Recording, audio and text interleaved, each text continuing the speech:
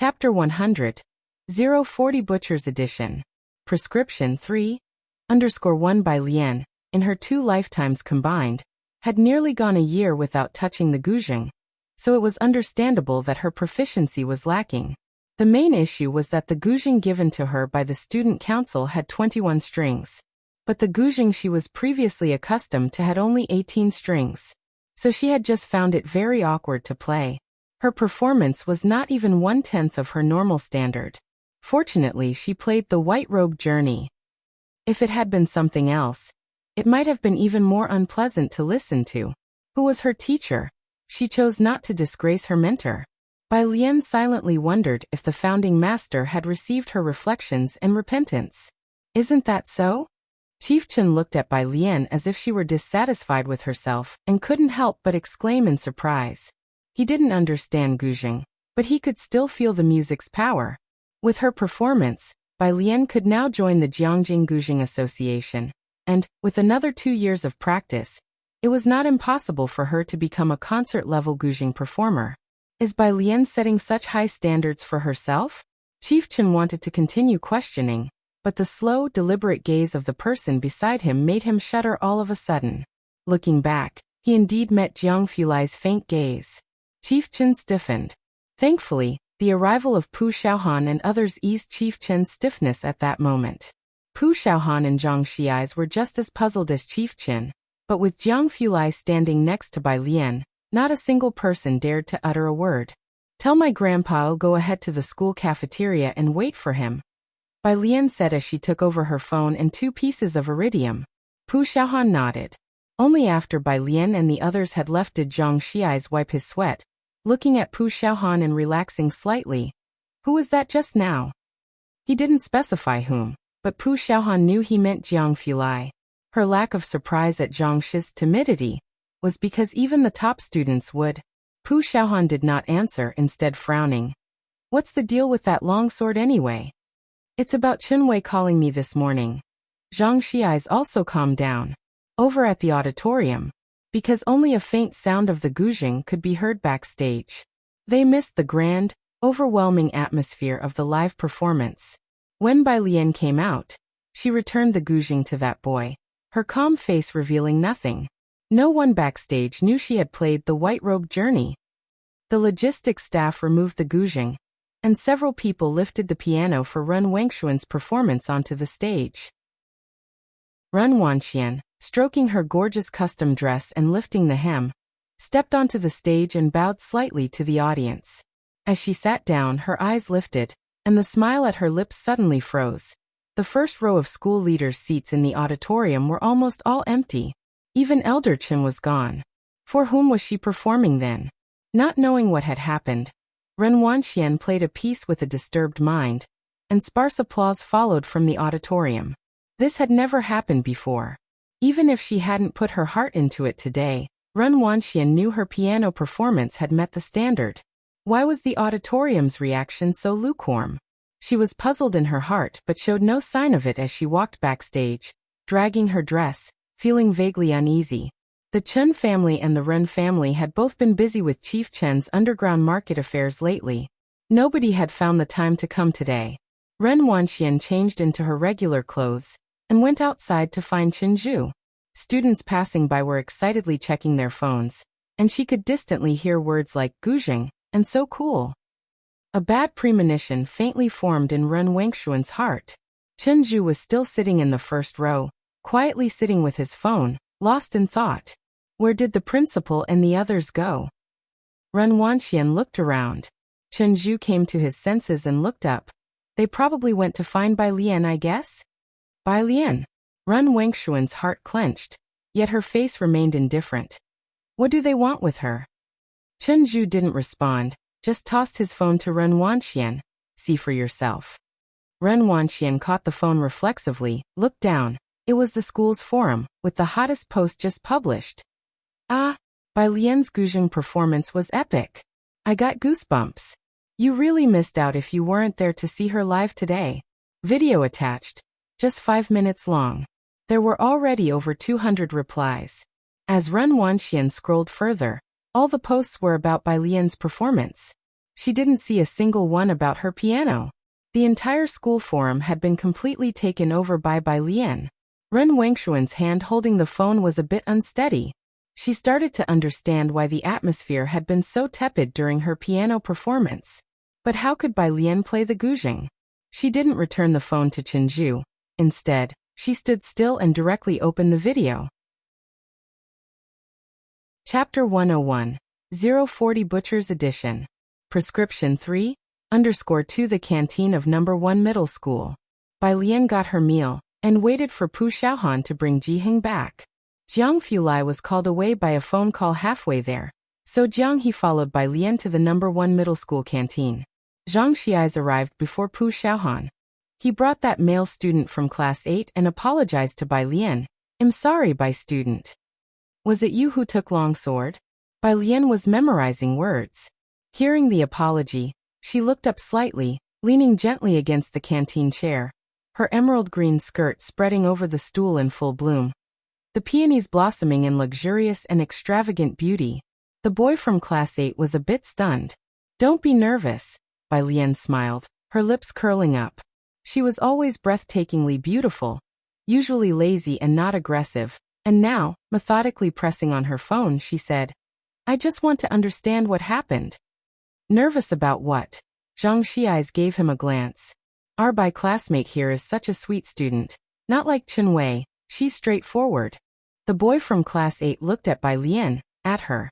"I just want to clear things up, otherwise I won't know who to annihilate." Expression. "Is this being sweet? Does class 15 have some kind of filter when it comes to Bai Lian?" Ren Wanxian agreed to me. The boy hesitated but chose to tell the truth. "I don't know why she didn't contact Chen Zhu." "Chen Wei, Ren Wanxian." Bai Lian withdrew her gaze and silently repeated these two names. Outside the canteen's main entrance, Pu Xiaohan brought Jiheng in. Pu Xiaohan was sweet-tongued, and Jiheng, carrying a big smoking pipe, looked at this gathering of students, likely all Bai Lian's good friends, and his usually stern face softened a lot. Upon seeing Jiheng, Bai Lian gestured with her hand for Zhang Xiai's to take the boy away. Right, she was originally going to perform a sword dance. And then her zither playing turned out to be even more amazing. She also said she didn't have any talents. Pu Xiaohan chattered all the way.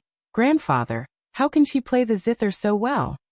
Jiheng was dressed in a black robe, neat and clean. Surprised by her words, he sat down and looked at Bai Lian. "You can do sword dancing too? I only heard from your uncle that you learned the zither for a year." "Only learned for a year?" Pu Xiaohan was shocked. "Alien, you've only learned the zither for a year?" Bai Lian, who had been learning since a child and for over a decade. She remained silent. But she couldn't refute it. "Let's eat." She passed the chopsticks next to her to Jiheng and Jiang He. It was then that Jiheng noticed the little boy beside Bai Lian. "Is this your first friend?" At the time, Ji Xiaojun had told Jiheng that Bai Lian had made a friend in Xiangqing. "Yes, grandfather, his name is Jiang He." Bai Lian picked up her chopsticks and raised an eyebrow at Jiang He. "This is my grandfather, you can just call him Grandpa Ji." Jiang He swallowed his food and then looked up slowly, very quietly. "Hello, Grandpa Ji." "Hello." Jiheng still had a pretty stern face. He always had this expression, serious and old-fashioned. Today was the school anniversary celebration, with performances in the morning and a half-day off in the afternoon. Bai Lian was always one not to waste time. So she'd go to the library to read and do homework during the holiday. She put Jiheng on a public bus. "By the way, we're having dinner at your uncle's tonight." Jiheng remembered this as he was boarding the bus and reminded Bai Lian, "Go straight to your uncle's house this evening." Usually when mentioned, uncle referred to Ji Xiaojun. Bai Lian, pressing her phone, her delicate brows and eyes lazy, replied, "Okay." The bus drove off slowly. After seeing Jiheng off, Bai Lian took Jiang He to the library. Pu Xiaohan, who didn't love visiting the library, tugged at Yang Lin, who had just finished a part-time shift, to follow along. The library wasn't crowded on a workday. Bai Lian found a table by the window on the second floor, a spot she and Jiang He often chose, and the group sat down and studied seriously. She hadn't answered many questions when her phone buzzed a few times. "White tank top. Sis, I just knocked that guy out from last time." My godfather gave me a mountain. Bai Lian glanced at the message. One white tank top. Sis, my godfather said he wants to give you a mountain too. Bai Lian made time to write 2 biology problems. No need, a gratuitous offer of services is either from a plotter or a thief. White tank top. Why not? Bai Lian couldn't be bothered to reply. White tank top. Sis, do you have time tonight? I have another matter to discuss with you. With the afternoon free, Bai Lian sent a location and told Mao Kuan to find her directly. The library was a bit far from Purist Street. It took Mao Kuan more than half an hour to arrive. Bai Lian put down her pen, picked up her phone and stood up. Jiang He stood up as well. Stay put, I'll just be at the library entrance to meet someone. Bai Lian stretched out a finger and leisurely pressed Jiang He's head back down. I'll be right back. Chapter 102. 040 Butcher's Edition. Prescription 3. _3 Jiang He oed, and then sat back down properly. Bai Lian looked towards Pu Xiaohan again. And before she could speak, Pu Xiaohan gave her an okay gesture to reassure her. Outside the door, Mao Kuan led 2 underlings, Xiaowu and Xiaoqi, as the 3 of them squatted silently at the doorway. Brother Mao, Xiaowu rubbed his head. This place isn't really for us, though Xiaoqi fits in quite well. Xiaoqi had a tender face and looked to be only around 15 or 16. His hair wasn't long, and he had neither dyed it nor styled it in any odd way. If he hadn't been following behind Mao Kuan, he would have looked more like a delicate high school boy. Mao Kuan, with a cigarette between his lips, didn't argue. As they were talking, Bai Lian emerged from inside, prompting Mao Kuan and his companions to immediately stand up. Sis, Mao Kuan scratched his head while introducing the 2 beside him to Bai Lian. This is Xiaowu and Xiaoqi, whom I picked up on Bachter Street.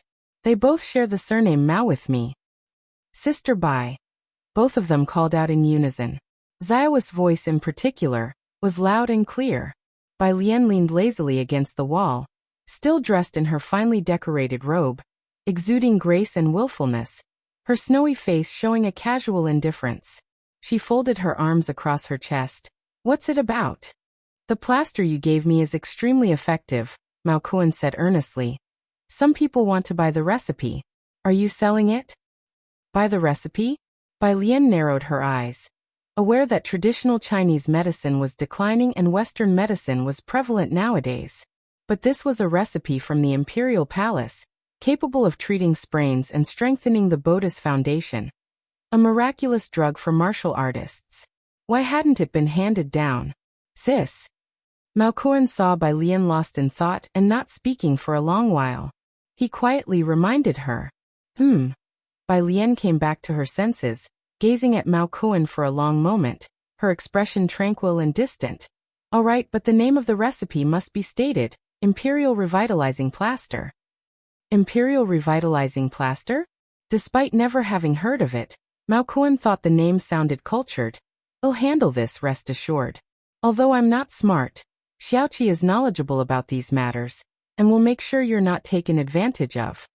Xiaoqi seemed not to speak much, just standing quietly behind until Mao Kuan called him. Then he would offer a reserved smile. Bai Lian just leaned there, looking at Xiaoqi. How old are you? 17, Xiaoqi responded. Not in school.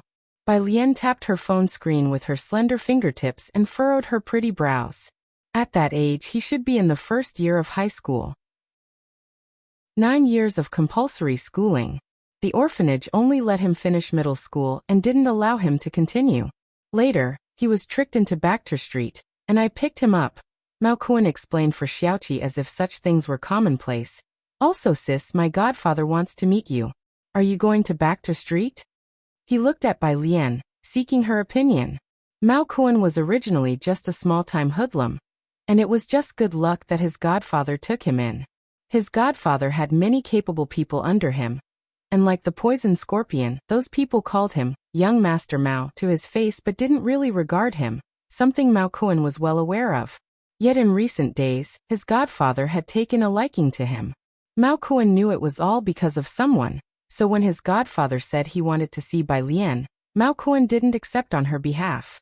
Bai Lian stood up straight, smoothed out her sleeves gently, but did not reply. Mao Kun immediately understood what Bai Lian meant. She did not want to meet. He always knew what Bai Lian was thinking. Suddenly, a ringtone sounded from the phone. Bai Lian glanced down and saw it was Pu Xiaohan calling. Her eyes narrowed slightly, and she answered immediately. From the other end of the phone came a cacophony of noises and intermittent cursing. "Ah, alien, come quickly." Bai Lian's head snapped up, and without a word, she strode into the library, her skirt tracing a proud, cold arc behind her. Mao Kun and the others exchanged glances, then followed her in. Chapter 103. Even if you invite Rin Qian himself over, 4th watch, _1 second floor of the library. At the entrance of the public restroom, chaos reigned. An elegantly dressed elderly woman was gently coaxing a 5 or 6-year-old child, who was crying incessantly, while looking coldly ahead. "Be good, my treasure." "I won't." The little boy struggled and wailed. "Grandma, he pushed me." The old grandma looked at the swelling on the boy's head with distress, and gave a cold glance to the bodyguards beside her. One of them immediately reacted, grabbing Jiang He, who was squatting aside. "Which family are you from? Where are your parents? Are you blind? You pushed our young master to the ground." "Grandma, I want his watch," the little boy said, breaking into laughter when he saw Jiang He being picked up. "His watch glows." Without a reminder from the elderly woman, the bodyguard immediately went to snatch Jiang He's watch. Suddenly lifted up, the silent Jiang He suddenly began to struggle violently. He was making strange noises with his mouth while trying to bite the bodyguard's wrist. The bodyguard didn't expect him to be so strong and got bitten accidentally. "You little beast." He hurriedly squeezed Jiang He's neck to make him let go, then firmly grasped his wrist and handed it to the little boy to please him. "What are you doing?" Pu Xiaohan and Yang Lin hurried over after hearing the commotion. Pu Xiaohan immediately called Bai Lian. Yang Lin didn't say a word, running over trying to stop the tall and sturdy bodyguard. The old lady sized up Yang Lin and Pu Xiaohan. Yang Lin's hair almost covered her entire face, a dead air emanating from her. She was wearing the most ordinary school uniform. The old lady quickly withdrew her gaze, indifferent to the two of them. Seeing her grandson struggling to remove Jiang He's watch, the old lady walked over and forcibly tore it off Jiang He's wrist. As soon as Bai Lian came upstairs, she saw Jiang He being choked and controlled by a man. He kept kicking and punching the man, making strange noises, and it was evident that he was on the edge of a breakdown. Yang Lin and Pu Xiaohan tried to snatch Jiang He away, but were easily blocked by the man. An old woman was forcefully taking off Jiang He's watch, and his wrist was already red. Bang! She raised her foot and kicked the man to the ground. Then she reached out and took over Jiang He. Jiang He was trembling all over, his eyes nearly unfocused, just shaking with cold. His neck was swollen, and his wrist was red as well. "Sis." Mao Kun had just come up when Bai Lian handed Jiang He to him. She then turned around and stomped hard on the man's chest. Mao Kun could clearly hear two cracking sounds, the sound of ribs breaking. Bai Lian's gaze slowly shifted to the old lady. She walked over slowly, her eyes narrowed. The smile that slowly formed on her lips was like that of a Rakshasa stepping over a sea of corpses. The old lady held her grandson protectively as Bai Lian's chilly eyes bore into her. She couldn't help but retreat backward. "Ah." Bai Lian stopped and stared at the black watch in her other hand, her almond-shaped eyes squinting. She directly grabbed the old lattice collar with one hand, choking her neck with the other, and slowly retrieved the watch. You. The old lady was suddenly lifted up, struggling to breathe, and began to speak in terror. "Do you dare? Do you know who my son-in-law is?" Bai Lian's fingers gradually tightened. Pu Xiaohan finally snapped out of it. She got up from the ground, held Bai Lian's hand and shook her head. "Alien." Bai Lian looked down at the old lady for a long while, finally releasing her grip before the woman suffocated. The old woman fell to the ground, coughing non-stop while clutching her throat. Bai Lian turned around to check on Jiang He. Jiang He was still shivering. She placed one hand on his pulse and wrapped her other arm around him to take him into her arms, her eyelids drooping slightly, a layer of gloom covering her overly delicate face. Mao Kun coldly looked at the old lady and her entourage, lowering his voice. "Sis, should I?" He made a slight slashing motion across his neck. What are you thinking? Bai Lian noticed that Jiang He was reacting to stress, glanced at Mao Kuan and said lightly, "It's a society governed by the rule of law." Mao Kuan, for some reason, he found what his sister said quite amusing. "All right," Mao Kuan didn't mind. "Call me if there's trouble. This kind of small matter doesn't require my godfather to take action." Alien. Pu Xiaohan didn't hear the conversation between Bai Lian and Mao Kuan. She just looked worriedly towards the old lady. "That person doesn't seem like an ordinary person." Mao Kuan scratched his head. "Really?" He couldn't tell. Meanwhile, the library staff who had pretended not to see Jiang He getting caught, seeing the old lattice side at a disadvantage, started to panic and called security to maintain order. "Madam Li, are you okay?" Chapter 104. Even if you invite Ren Qian himself over, fourth watch, _2 they helped the elderly woman up. Damn it. The old lady was helped to stand up, with her nearly frightened witless grandson beside her. She looked in the direction of Bai Lian, her voice hoarse as she said, "What are you all staring at for? Call the police." The police arrived quickly and took everyone involved in the incident to the police station. Bai Lian, with Jiang He, cooperated fully throughout the whole process. In the police car, Jiang He's body trembled continuously as he lay across Bai Lian's legs, while Bai Lian slowly patted his back. Parental contact information. The officer was taking notes in a small notebook. Jiang He was still laying across Bai Lian's legs. Bai Lian squinted her eyes. With her pupils still holding an unvanished fierceness, she sat there in her robe, her striking eyebrows and eyes relaxed lazily. She gave Ji Shan's number. Ji Heng was getting older, and Bai Lian did not want to trouble him to travel such a long way. The officer nodded, turned his head for someone to make contact, and then asked the next question. "Why did you hit them?"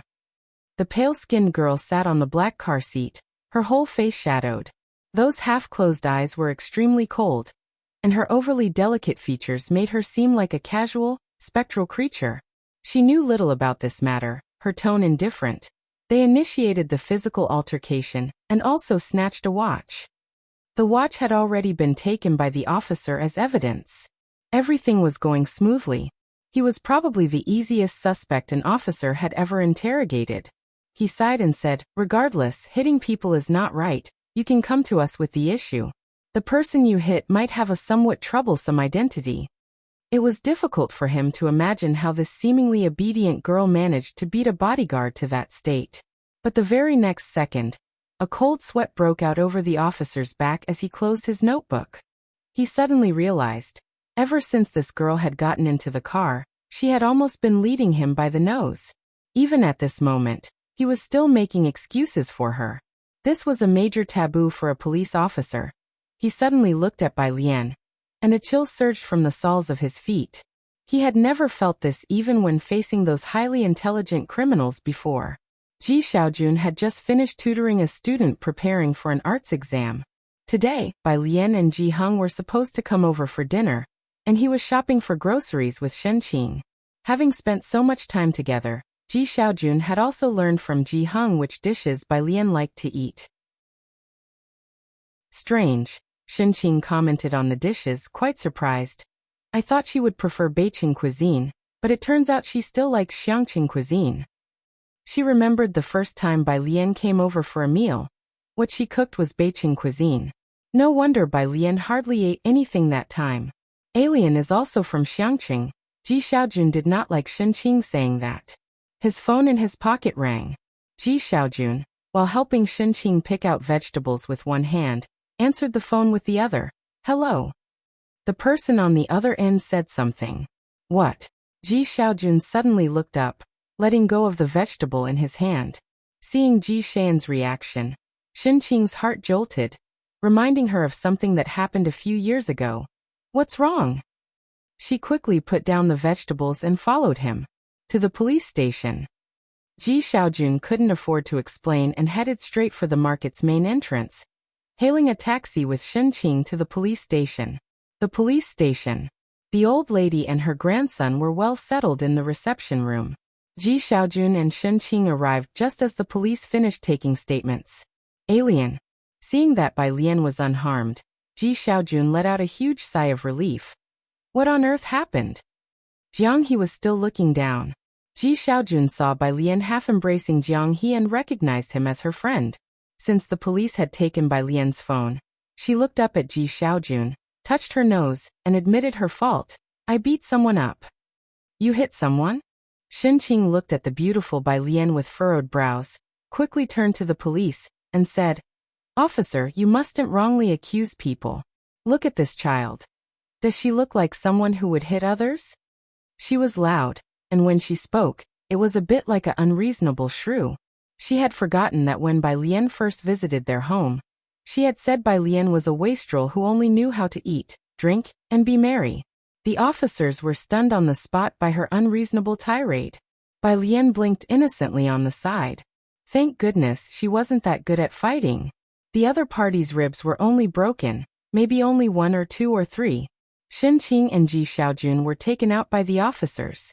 Bai Lian sat back down in the chair, resting her chin on one hand, while slowly patting Jiang He's back with the other, leisurely saying, Why haven't you recovered yet? If we wait much longer, Xiaomao is going to blow this place up. Chapter 105. Even if you invite Ren Qian himself over, 4th watch, _3 outside. Shen Qing was still talking incessantly with the police officer. Ji Xiaojun frowned, feeling that this matter was not simple. The police officer took Ji Xiaojun to the resting room to meet the old lady, and looking at Ji Xiaojun as if he were calm, he lowered his voice to remind him, It would be best for both of you to ask for each other's forgiveness. Bai Lian was still a student, and Jiang He was now having a stress reaction, so they separated the two parties. The resting room at the end of the corridor. It was the same old Mrs. Li and her grandson from earlier. As the police officer opened the door to the resting room, Shen Qing felt an unusual atmosphere inside. Chief, said the police officer who opened the door with great respect, I've brought the person. The chief did not reply. He was busy keeping up a placating smile. Mrs. Li, rest assured, I will handle this matter impartially. Old Mrs. Li was holding her grandson. If Bai Lian were here, he would definitely see. The watch that they said was taken for evidence was now being played with by the little boy. Old Mrs. Li's eyes, sharp as hawks, swept over Shen Qing and Ji Xiaojun. She set down her teacup with a clack. Why have you brought them here? Shen Qing, who was previously overbearing, changed her expression upon hearing the police officer address the person inside as chief. She didn't dare to say another word. Facing ordinary policemen, she could raise her voice, but a chief was not someone ordinary people could meet, usually only seen on TV news. She subconsciously grabbed Ji Xian's clothes. Didn't you hear what Mrs. Li said? The chief did not look at Ji Xiaojun or Shen Qing but glanced at the police officer. Now take them away quickly. The police officer hurriedly took the two of them out. Police comrade officer. Shen Qing's voice was tense. Auntie, the police officer lifted his eyelid, giving Shen Qing a look and said gravely, It seems you haven't grasped the situation. Do you know who your niece hit? Shen Qing was taken aback. You know about the Chun family, right? The officer looked at Shen Qing and Ji Xiaojun and sighed again. Why bother? For a watch to cause such a situation. She obviously wants to make it a big deal. You'd better be prepared. In the whole of Xiangqing, who didn't know about the two great families, the Chun family and the Ren family? Ji Xiaojun, Shen Qing, holding Ji Xian's sleeve, stammered, Call your brother. In the current situation, common people like them certainly couldn't intervene. It seemed they could only turn to the Ren family now. The police officer was about to leave, but he paused upon hearing Shen Qing's words. He looked at Ji Xiaojun and Shen Qing, both dressed simply, in surprise. Were these two also backed by powerful connections? The door to the resting room opened. Old Mrs. Li came out carrying her grandson. Her grandson was holding Jiang He's watch. The screen of the watch lit up with a blue light. It was silently glowing, displaying an incoming call. No one answered. It went off shortly after. Meanwhile, Bai Lian's confiscated phone also began to vibrate. But no one present noticed it. The little boy, holding the watch in one hand and posing with the other as if it were a little pistol, arrogantly shot at Ji Xiaojun and Shen Qing. Old Mrs. Li had obviously also heard what Xinqing had said to Ji Xiaojun. She almost sneered. In all of Xiangqing, who didn't know that Chen Gang was her son-in-law, and her grandson Chen Zhu was the future Jiangjing University student? Especially Chen Gang, who had been so influential in Xiangqing over the past month. Even the Ren family had to curry favor with him. Even Ren Qian had to treat her with respect when he saw her. You want to make a phone call? Old Mrs. Li set down her grandson, looked at Ji Xiaojun and Xinqing, and touched her neck with one hand, as if she could still feel the choking sensation when Bai Lian had grabbed her neck, her voice hoarse and sinister. Call whoever you want, but let me tell you this. I will not let go of this matter today, and I definitely won't spare those two, even if you bring over the Ren family or Ren Qian himself. My words stand. Chapter 106. 042 Ordinary background. Who would dare to provoke him? _1 The people at the station stood to one side, quite accustomed to the scene. Just because she dared to mention the name, Ren Qian. After the elderly lady finished speaking, the chief of police barely smiled and said to her, "The young master was frightened along with you, ma'am. Please go home and rest. Leave the follow-up to us." The chief didn't have the guts to keep the Chen family at the station. The two had only exchanged pleasantries in the lounge. They hardly questioned them further about the case. Madame Li responded reservedly. As for this matter, the chief respectfully saw her out. "Mr. Chen, about that, don't worry." Madame Li placed her grandson in the car and stood by it, stroking her own neck, and spoke with a chilly tone. "I understand your predicament. If this matter is handled well, I won't mention it to Chen Gang." The chief breathed a sigh of relief. "Thank you for your understanding, madam." He stood at the entrance, watching Madame Li's car drive away. "Chief," a police officer said hesitantly after watching the car leave. "Did they take the evidence with them?" Once they entered the library, they had collected the evidence following procedure. Gathering and investigating evidence. After understanding what happened, the evidence was taken by the Li family's kid back to their house. Now they had directly taken the evidence away. The officer, who had not been working long, felt it was inappropriate for the Li family to take others' belongings like that. "It's just a watch." The chief turned and walked back. The watch was the least of his concerns. "What about the information on the other two? Show it to me." Chen Gang was a ruthless figure in Xiangqing, a martial artist from his youth. His exiled family regained attention from Jiangjing thanks to him. Unapproachable and unsympathetic, if this issue wasn't handled well and Chen Gang took notice, his good days would be over. The officer promptly handed over the recently gathered information and the written record. The chief skimmed through it on the way. All information was narrated by Bai Lian, a student at Xiangqing High School, with grandfather Ji Heng and uncle Ji Xiaojun. A very ordinary student, from a very ordinary family. He casually closed the notebook with his hand, recalling multiple times, but unable to find a family surname Ji in Xiangqing. Not one of the big shots on Bachter Street had the surname Ji. Recently the surname Bai had been added to Blackter Street, but that had nothing to do with Ji. Madame Li was shrewd. She wouldn't dare to provoke someone truly influential. The chief and the officer walked on. Xinqing and Ji Xiaojun, who were waiting in the lobby, hurried over to speak with the chief. "I'm sorry," an officer blocked them sternly. "Our chief has other matters to attend to." The chief wasn't someone ordinary people could see whenever they wished. If it had not been for this matter concerning Madame Li, such a trivial issue wouldn't have required his attention. Watching the chief's retreating figure, Xinqing wondered, "What can we do now?" She had clearly heard what Madame Li said. Even seeking Ren Qian would be useless. In Xinqing's knowledge, Ren Qian was the most powerful person she could think of. "Let's first ask Alien exactly what happened.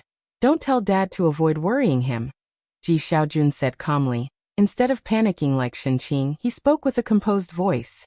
As for going to the Ren family, Ji Xiaojun didn't consider it for a moment. He held his phone, deep in thought. Xinqing had begun like a headstrong brat, but compared to Madame Li, she was far outmatched. The officer, witnessing Madame Li take the watch without a word from the chief, shared empathy for the weaker, and after saying that the chief couldn't be approached, he added in a hushed tone, Try to leverage your connections if you can. You shouldn't let the student end up with a criminal record. A criminal record would complicate future civil service examinations. Stay with Alien. Ji Xiaojun instructed Shenqing firmly. I need to step out. Thinking he was going to seek help from the Ren family, she quickly agreed. Okay, you go. Don't worry about her here. Meanwhile, Pu Xiaohan and Yang Lin returned to school, seeking Lu Lingxi. Most students, when faced with trouble, seek out their homeroom teacher, especially those in class 15. Hearing Pu Xiaohan's clear explanation, Lu Lingxi was alarmed. Bai Lian was pushed to hit someone? Her such a well-behaved, outstanding student forced to resort to violence?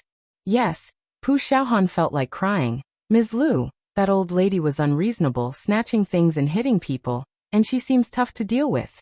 Bai won't get into trouble, right? You two go back first. Lu Lingxi gestured with her hand. I'll handle this matter. Chapter 107. 042 Ordinary background. Who would dare to provoke him?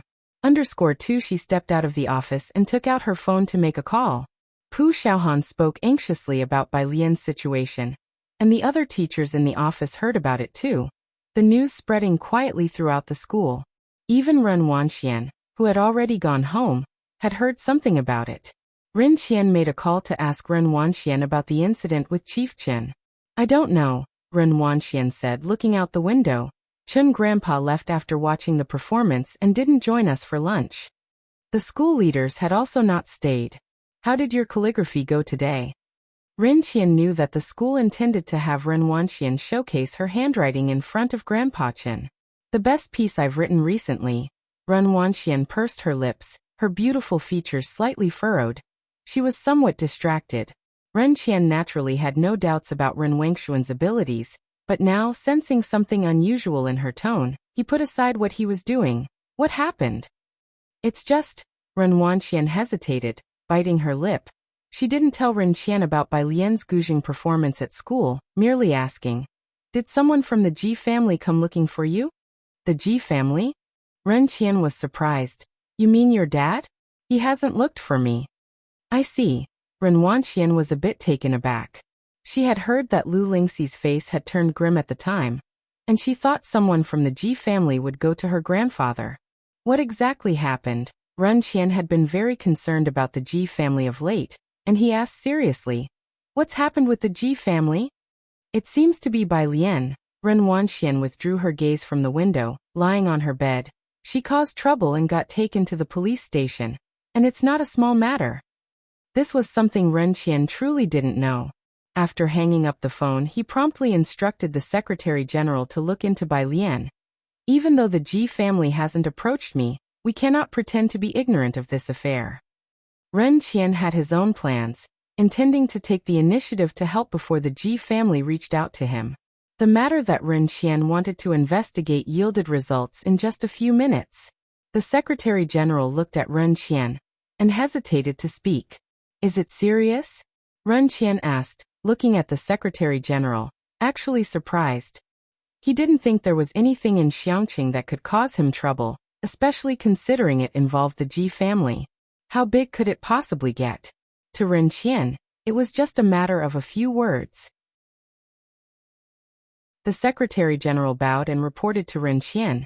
It's not that serious, but Miss Bai, she injured Madame Li, and Madame Li is very angry now. What?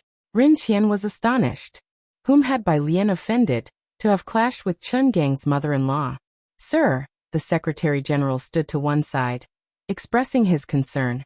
It seems that Grandpa Chen had the intention of acknowledging Chen Zhu as his foreign-born grandson. And this? Ren Qian was silent for a good long while. He knew the importance of the Chen family, and Bai Lian was worth the investment, but Grandpa Chen, even if given several more decades, he wouldn't find a chance to connect with the Chen family of Jiangjing. Eventually he waved his hand. Ren Qian slowly said, let's not deal with this matter for now. If the Ji family calls, you help me find an excuse to delay them. Understood. The Secretary General lowered his head. Xiangqing CRFS Dark Matter Research Institute. Jiang Fulai took off his glasses, his black coat open, his cool gaze fixed on the data. the fluorescent marker being slowly tapped between his fingers. No interaction between dark matter particles and other particles detected. Expand the variety of particles. Got it. Yuan noted down the important points. Standing behind Jiang Fulai, he observed him covertly, estimating the mood of young Master Jiang.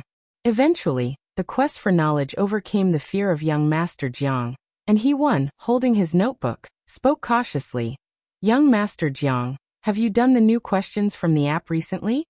Jiangjing University's app training camp has a basic question bank and a challenge question bank, with 20 new questions released each month. They cover mathematics, physics, chemistry, and biology, with 20 basic questions every month. Getting all the questions right grants 10,000 base points. The scores are determined by the system. The challenge question bank is composed of questions set by a group of tutors from Jiangjing University, randomly refreshed. Solving one question multiplies the monthly score by 1. The number of questions solved is equivalent to how many times the score is multiplied. The question bank is refreshed each month. The basic question bank is generally manageable, but for the challenge question bank, no one aside from young Master Jiang has completed it. The system's best answer is still young Master Jiang's. However, Jiang Fulai hasn't logged into the system for 2 years. He hadn't realized how he won and the others had spent these 2 years.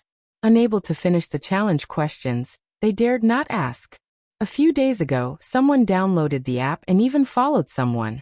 The people from several laboratories were almost brought to tears. But after waiting 2 weeks, Jiang Fulai neither brushed the questions nor left any answers. What kind of questions? Jiang Fulai picked up his phone and looked at the time. It was just past 4. Chapter 108. 042 Ordinary background, who would dare to provoke him? _3 Hewan quickly perked up. There's a question about photons, he spoke succinctly.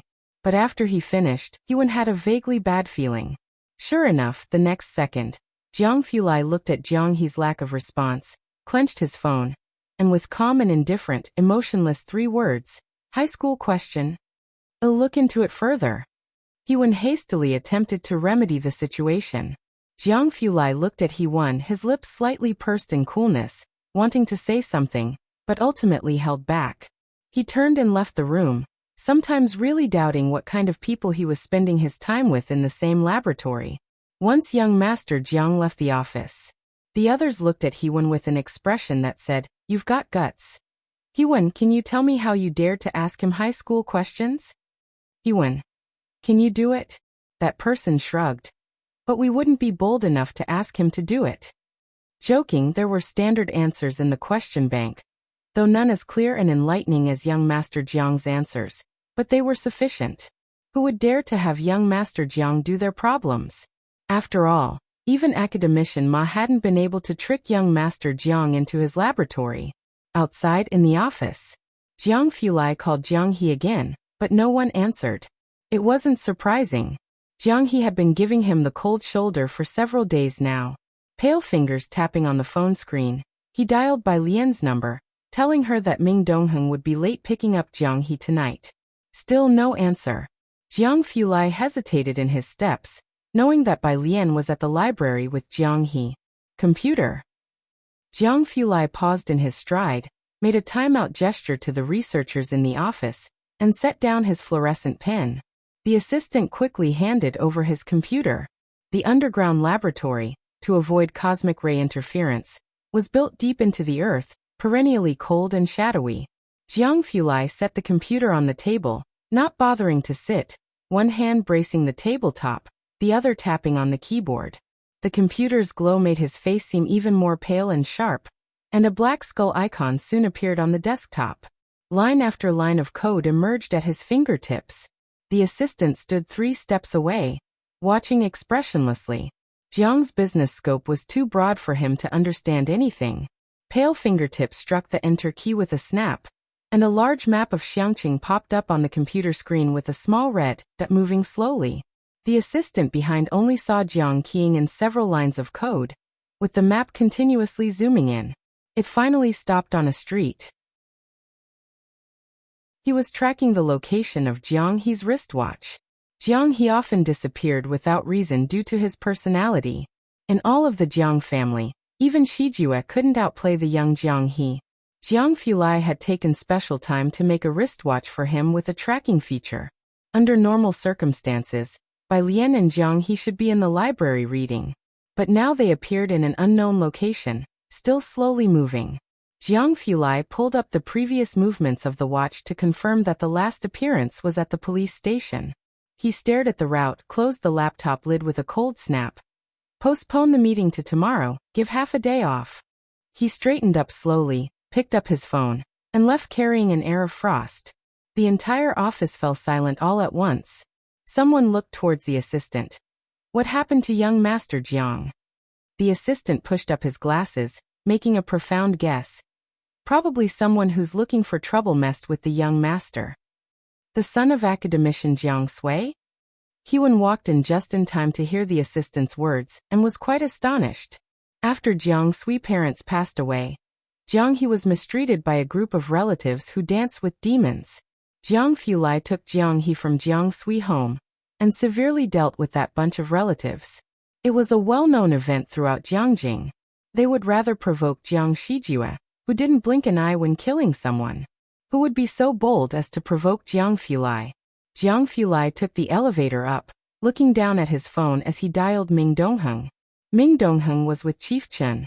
When he received Jiang Fulai's call, Chief Chen was exchanging pleasantries with someone. Is this drug really not for sale on a large scale? He had heard that there was a miraculous plaster on Bakhtar Street, which had a significant appeal to the Chen family and various special forces, no less than Wang Yufeng's minerals. The other person smiled. Sorry, there's no news from Dr. Bai at the moment. Chief Chen looked at the person and cursed inwardly, thinking they were tough nuts to crack in playing the old game of holding their goods dear. Had better not find that Dr. Bai, or he would kidnap him, no matter the cost. Ming Dongheng glanced at them and then stepped outside to answer the call, his tone respectful yet puzzled. Young master. Where are you? Jiang Fulai didn't wait for the driver. He picked up the car keys with his eyes downcast, his voice indifferent. But Ming Dongheng on the other end of the phone heard it with a shock. Bakhtar Street. Meet me at the police station. Jiang Fulai opened the car door, holding the phone in one hand and starting the car with the other. As the evening sun slanted through the windows, casting his fierce face in the hazy sunlight, Jiang He's watch was last positioned there. What? Ming Dongheng's heart skipped a beat. His hands became somewhat unsteady. What's the matter? Chief Chen, who was speaking to someone, noticed Ming Dongheng hastily standing up, lowering his voice. It's about Jiang He. Ming Dongheng couldn't delay. You keep an eye on this place, I have to take a trip to the police station. Seeing Ming Dongheng's complexion, Chief Chen didn't dare to ask further. Bakhtar Street wasn't close to Xiangqing police station. Ming Dongheng drove Chief Chen's car almost speeding all the way, blatantly over the speed limit in some sections. Passing policemen, recognizing the license plate number, dared not stop him. Xiangqing police station headquarters. Ming Dongheng parked the car. His car was eye-catching, and as soon as it appeared, someone saw it and quickly reported it upstairs. In the police station office, the chief heard the report and immediately stood up, shocked. Chief Chen's car? Why has he come here? Chief Chen's car was provided by Xiangqing, and he was always low-key. But anyone in Xiangqing with some connections knew what car Chief Chen drove. The chief quickly put on his coat and went to the police station entrance. But it wasn't Chief Chen at the entrance. Instead, there stood a tall, cold man holding car keys, standing next to Chief Chen's car. Seeing the chief come out, he merely gave them a cold glance, without saying a word. Whoever followed Jiang Fulai couldn't be just anyone. The chief did not recognize Ming Dongheng, but anyone who could casually drive Chief Chen's car was clearly not ordinary. He was intimidated by Ming Dongheng's cold expression, standing at the entrance not sure how to start a conversation with him. Just when the chief hadn't quite figured out what to say, a royal blue sports car with Jiangjing license plates approached from the end of the road. Screech a sound. It stopped at the entrance of the police station. Under the setting sun, the car's body radiated a fierce chill. Ming Dongheng recognized this as the car specially brought to Xiangqing for Jiang Fulai's daily use. He strode to the driver's side, and as the car came to a steady stop, he opened the door to let Jiang Fulai out. The chief glanced and saw a man in a black overcoat getting out of the driver's seat. Just a stately silhouette, simplistic and black, reflecting dark gleams in the setting sun. The entrance of the police station fell silent for a moment. Chapter 109. 043 If the handover isn't done well. Sen Chen Yongquan rolling back to Jiangjing. Second update. _1 Jiang Fulai didn't look at anyone. He merely tilted his head slightly to gaze at the sign above the entrance. Then he strode towards the police station.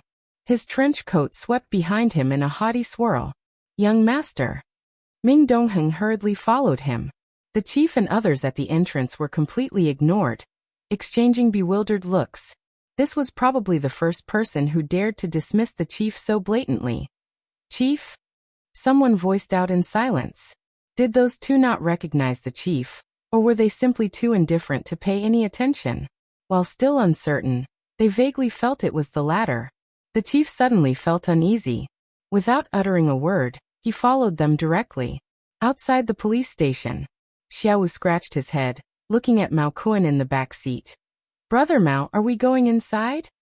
Mao Kuan pulled open the car door. Of course my sister is still in there.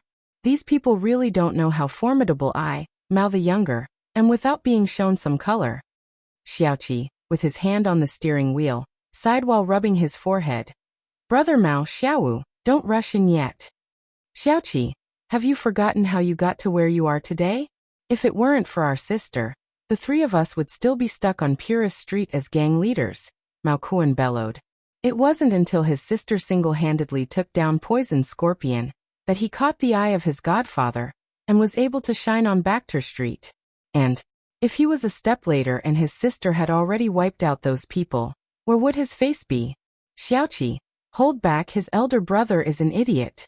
Let's wait. Xiaoqi inhaled deeply, trying to calm Mao Kuan. The two people who just went in aren't simple.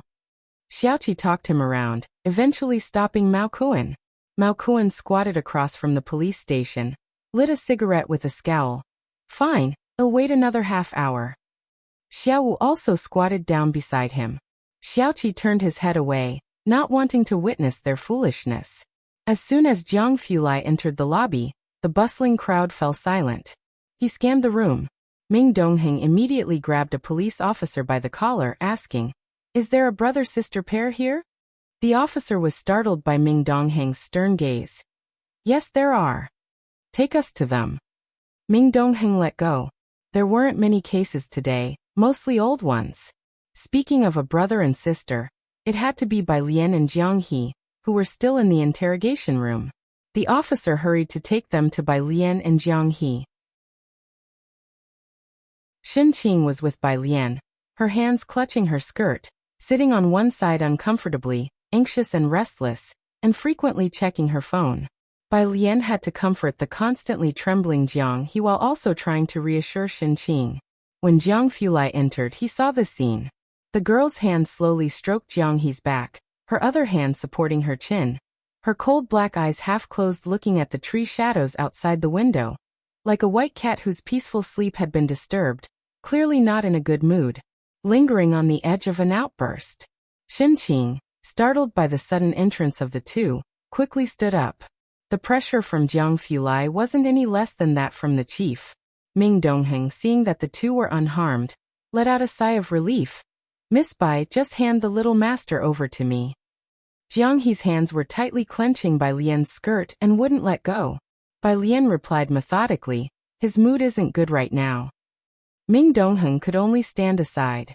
Jiang Fulai stood 2 steps away from Bai Lian, glanced at her, then lowered his gaze to the still clinging Jiang He, and for once refrained from making a sarcastic remark. He simply asked, Did you win? He didn't even ask if she had been fighting. Even Xin Qing didn't think she seemed like someone who would fight. Bai Lian. MHM. Bai Lian's gaze drifted out the window. Then that's fine. Jiang Fulai nodded, sweeping a look around the interrogation room environment. As soon as Bai Lian entered the room, she knew that the old lady had connections. She had expected Mao Kuan to arrive before her patience ran out, But to her surprise, Jiang Fulai came first.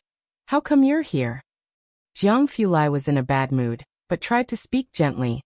No one answered your 2 phones. Where are they? They were confiscated. Bai Lian crossed her legs nonchalantly, not seeming too concerned. Jiang Fulai's cold glance swept to the side. Ming Dongheng immediately grabbed someone from behind. The phones?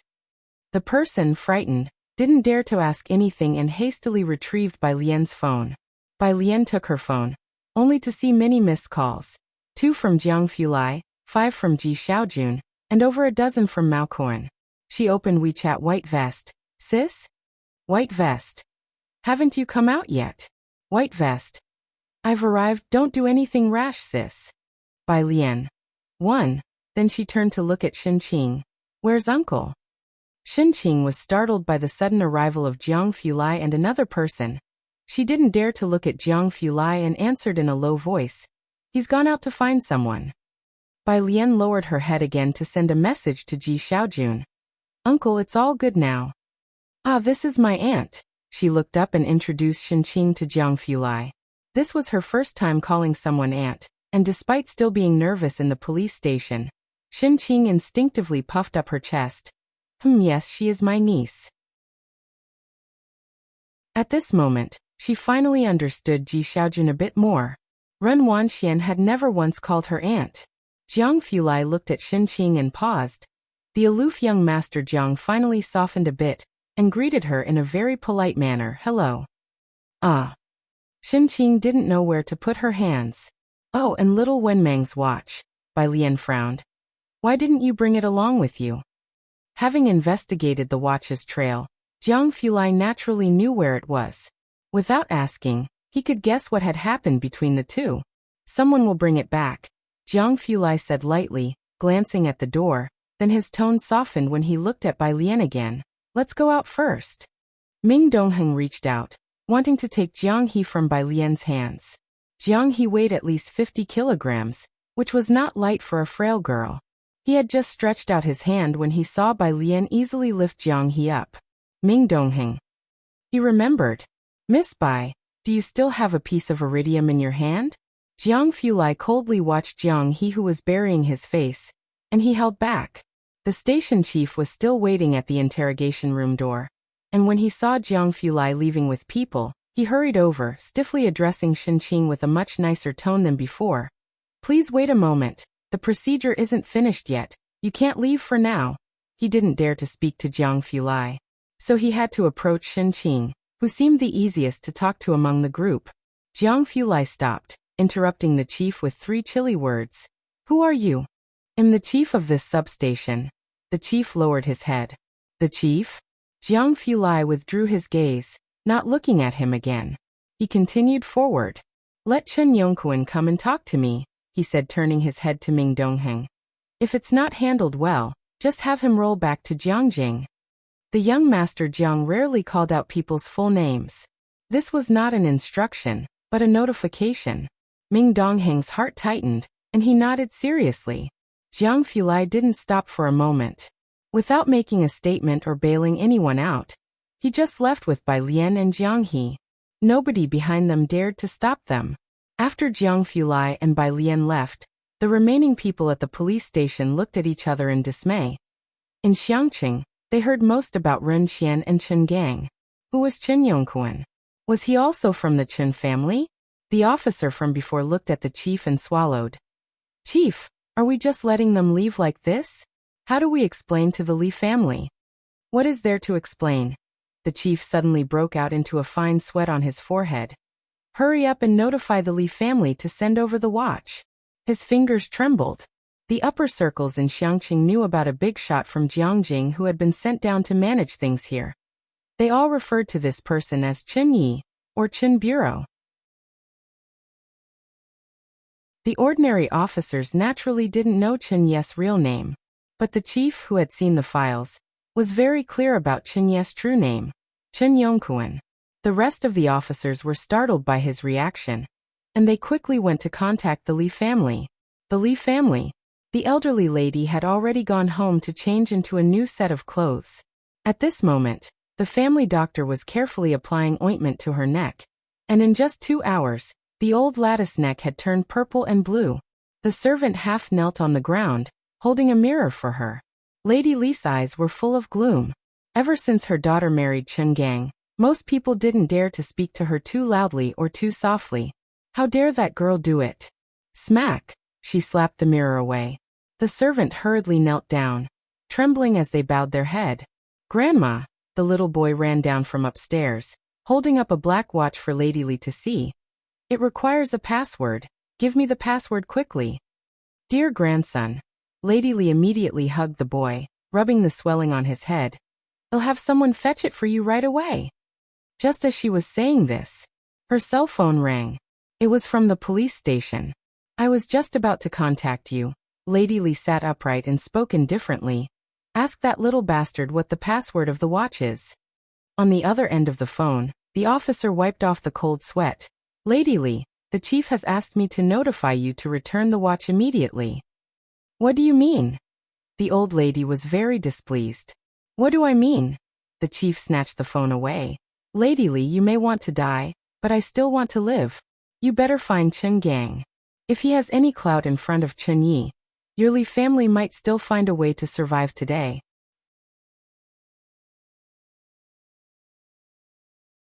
Chapter 110. 044 The Great Shuffle. Ji Mulan 1_1 The director made this statement to old Lady Li based on their past relationship.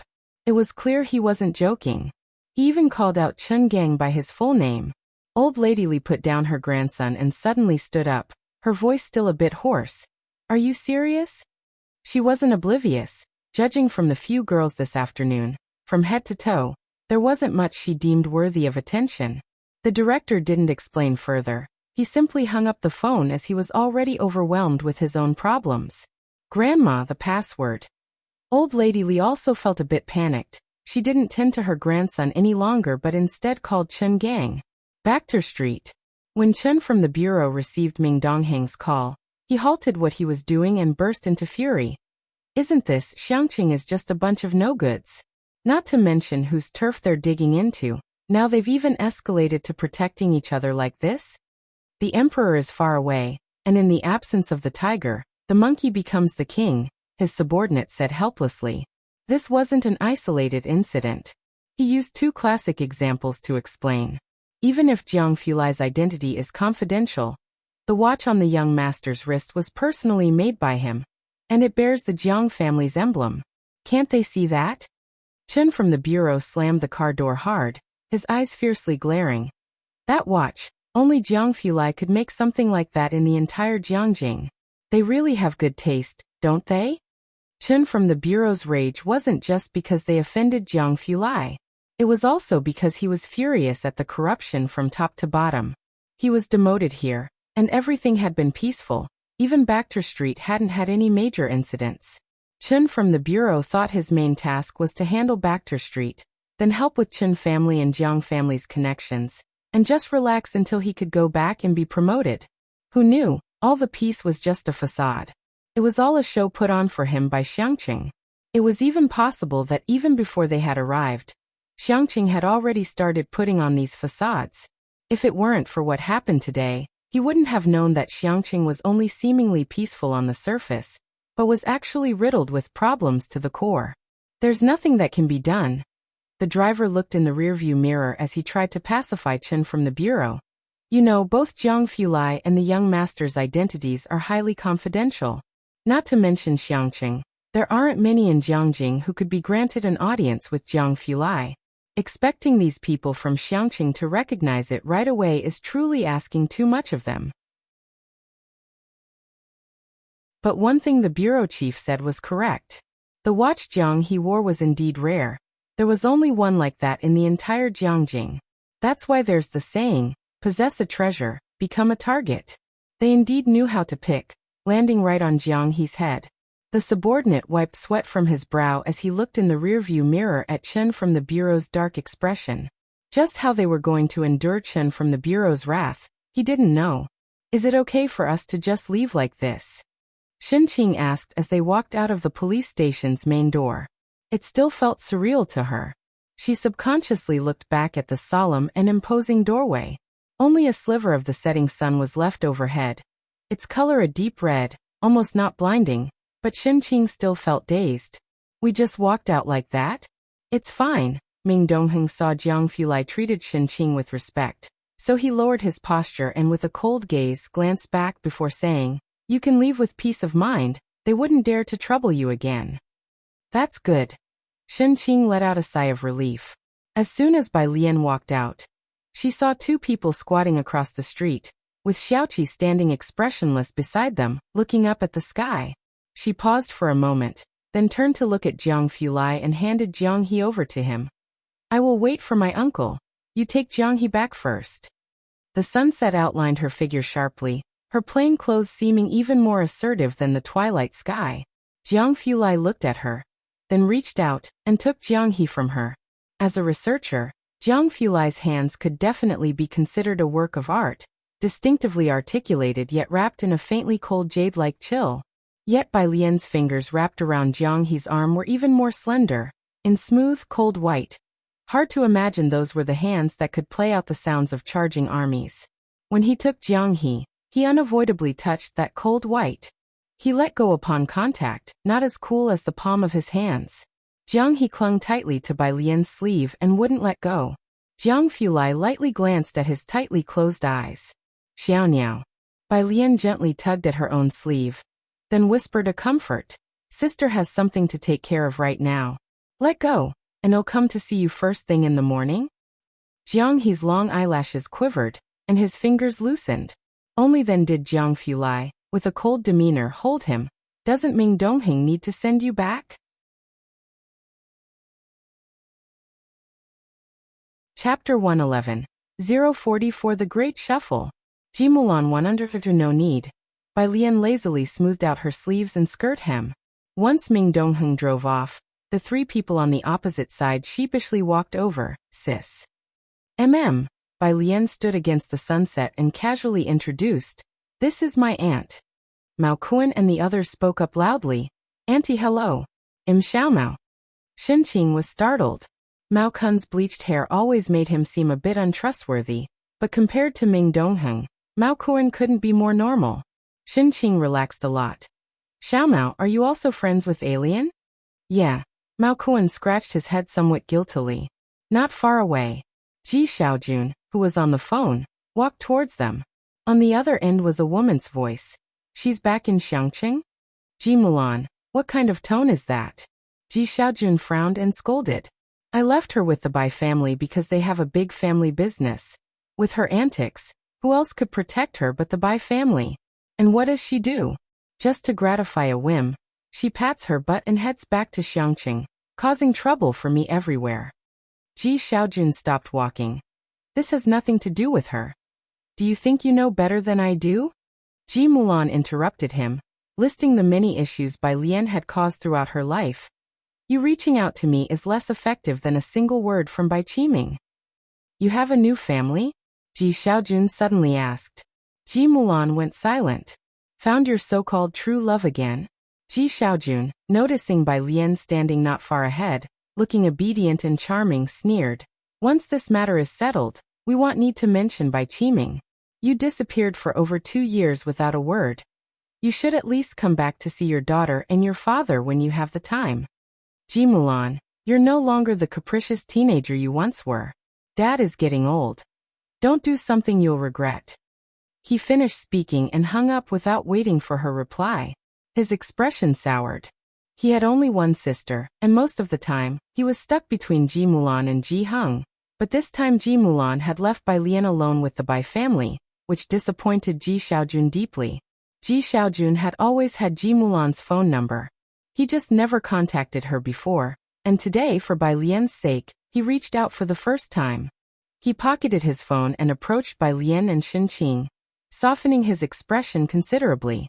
When he saw Mao Kuan and the other two with Bai Lian, he paused, his gaze lingering on Zioki's face for a moment. "Uncle Ji, hello," the three said with great politeness. Ji Xiaojun responded with a regaining his composure, emanating authority. He was much like Ji Heng in that he didn't talk much. Shinqing, on the other hand, was quite chatty, insisting on having Mao Kuan and the others over for dinner. We shouldn't, Auntie. Mao Kuan scratched his head. My godfather is looking for me. Shin Qing watched the trio leave with a touch of regret. She had a good impression of the three, especially Xiaoqi. Let's go shopping for groceries. Dad will arrive soon, Ji Xiaojun said, withdrawing his gaze and patting Bai Lian's shoulder. Let's not talk about this with your grandfather, to avoid worrying him.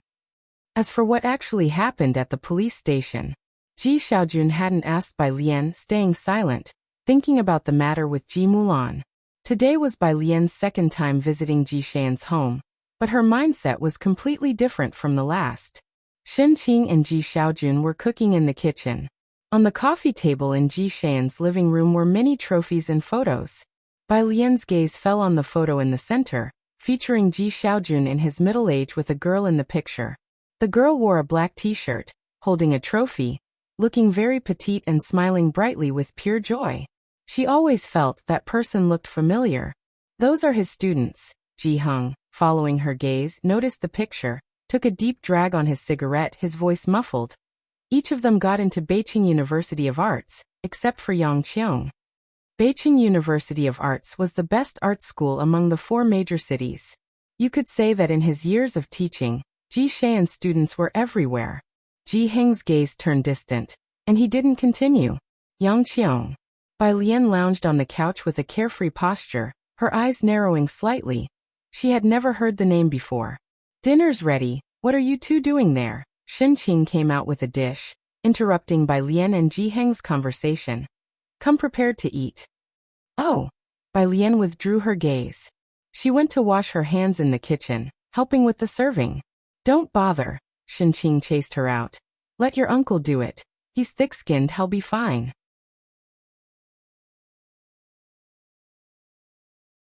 Chapter 112. 044 The Great Shuffle. Ji Mulan 1_3 Ji Xiaojun, who just picked up his soup, really wanted to put it back. The doorbell rang, and Shin Qing paused in her movements, still feeling restrained around the Ren family. Alien, go open the door, it should be your little uncle who has arrived. Bai Lian went to open the door. Only Ji Xiaorong had come. This was normal. At a Ji family dinner, how could anyone from the Ren family possibly attend? Ren Wanxian had only been to Ji Hung's place a few times, countable on one hand. Shall we not mention the matter about Alien to your brother? Shin Qing caught Ji Xiaojun in the kitchen, glancing at the living room and lowering her voice. Ji Xiaojun shook his head, his voice very indifferent. If Alien said it's nothing, then there's no need to bother for now. What kind of relationship do we have with the Ren family that we could possibly climb up to? Seeing Ji Xiaojun act this way, Shin Qing knew he cared a lot about the Ren family. I'm looking out for you, she snorted coldly. She had once thought about pleasing the Ren family in every possible way. But lately, it seemed she had moved on. The Ren family. At dinner time, there were only 3 people. Ren Wanxian, Ren Qian, and Ren Jiawei. Today was Ren Wangshuan's school anniversary, and not a single person from the family had attended. If it were any other time, she would have been angry about it. Therefore, Ren Jiawei and Ren Qian had both brought her gifts and had made a special effort to have dinner with Ren Wanxian. But today, Ren Wanxian was surprisingly well-behaved and did not get angry. Did Teacher Cho and your senior brother come back? Ren Qian suddenly remembered this and asked Ren Wanxian. Teacher Cho was Ren Wangshuan's calligraphy teacher. Highly accomplished in the Liang style, she had significant influence in the calligraphy world. Although she was from Xiangqing, she had moved to Beijing a long time ago and rarely returned. It had cost Ren Qian and Ren Jiawei a great deal to hire her as a teacher for Ren Wanxian. Ren Wanxian nodded. Yeah, they should arrive in Xiangqing tonight. Ask Teacher Cho when she's free for me to visit. Ren Qian spoke seriously. Let Mr. Qin know when it's time. The entire Ren family did not dare to neglect this matter. As the two of them were talking, Ren Qian hadn't seen Ji Xiaorong yet and turned to Ren Jiawei. Where's Xiaorong? Ren Jiawei reached for a tissue, leisurely wiping her hands. He's gone to the Ji family for dinner. No need to wait for him today. Gone to the Ji family for dinner? Ren Qian had no objections to Ji Xiaorong dining at the Ji family's home. He wasn't too concerned with the Ji family members. What surprised him was the timing of it today. Quite inconveniently, right after the incident with Bai Lian, Ji Xiaorong was having dinner at the Ji family, which made Ren Qian inevitably overthink. Across the table, Ren Wanxian also looked up at Ren Qian. After dinner, Ren Qian, holding his teacup, planned to discuss the matter about Teacher Cho and Mr. Chun with Ren Jiawei. Suddenly, a servant's voice came from outside. The master has returned. It was Ji Xiaorong. Ren Qian paused in his step, glanced outside, then suddenly set down his teacup and headed upstairs. Jiawei, I'm a bit tired. If Xiaorong needs anything, let him come find me tomorrow. Having said that, he vanished at the staircase. Ren Jiawei looked puzzledly at Ren Qian's retreating figure. What's wrong? Ji Xiaorong came back only to see Ren Jiawei deep in thought. No, it's nothing. Ren Jiawei touched her chin, contemplating, then suddenly sat up straight. Did something happen at the Ji family? Or did you recently upset my dad? The Ji family? Ji Xiaorong paused, then patted the back of Ren Jiawei's hand. It's nothing. I've just come from my brother's place. We're planning to buy alien a Guzheng. Oh right, do you know any Guzheng teachers? When Ren Jiawei heard this, she relaxed. Ji Xiaorong, seeing that her focus had shifted, glanced upstairs and then frowned as he sent a message to Ji Xiaojun. The following day, Ren Qian got up much later than usual. Ji Xiaorong had spent the night at the old house with Ren Jiawei. It was only when a servant informed Ren Qian that Chen Gang had come to visit out of the blue that he went downstairs. Just as he reached the bottom of the stairs, he saw Chen Gang waiting in the lobby. Reminded of the incident with Bai Lian, Ren Qian took the initiative to speak. Rest assured, no matter what happens, I'm on your side. Uncle Chen. Ren Wanxian also came down with her school bag. Chen Gang managed only a weak smile. He was not in the mood to joke with Ren Wanxian. Focusing only on Ren Qian, Mr. Ren, you're the only one who can help with this matter. Can you contact Bai Lian for me? Ren Wanxian bowed her head, slowly changed her shoes. Her hand paused upon hearing Chen Gang's request. Ren Qian felt a jolt in his heart, sensing that things might not be as he had imagined. What do you need Bai Lian for?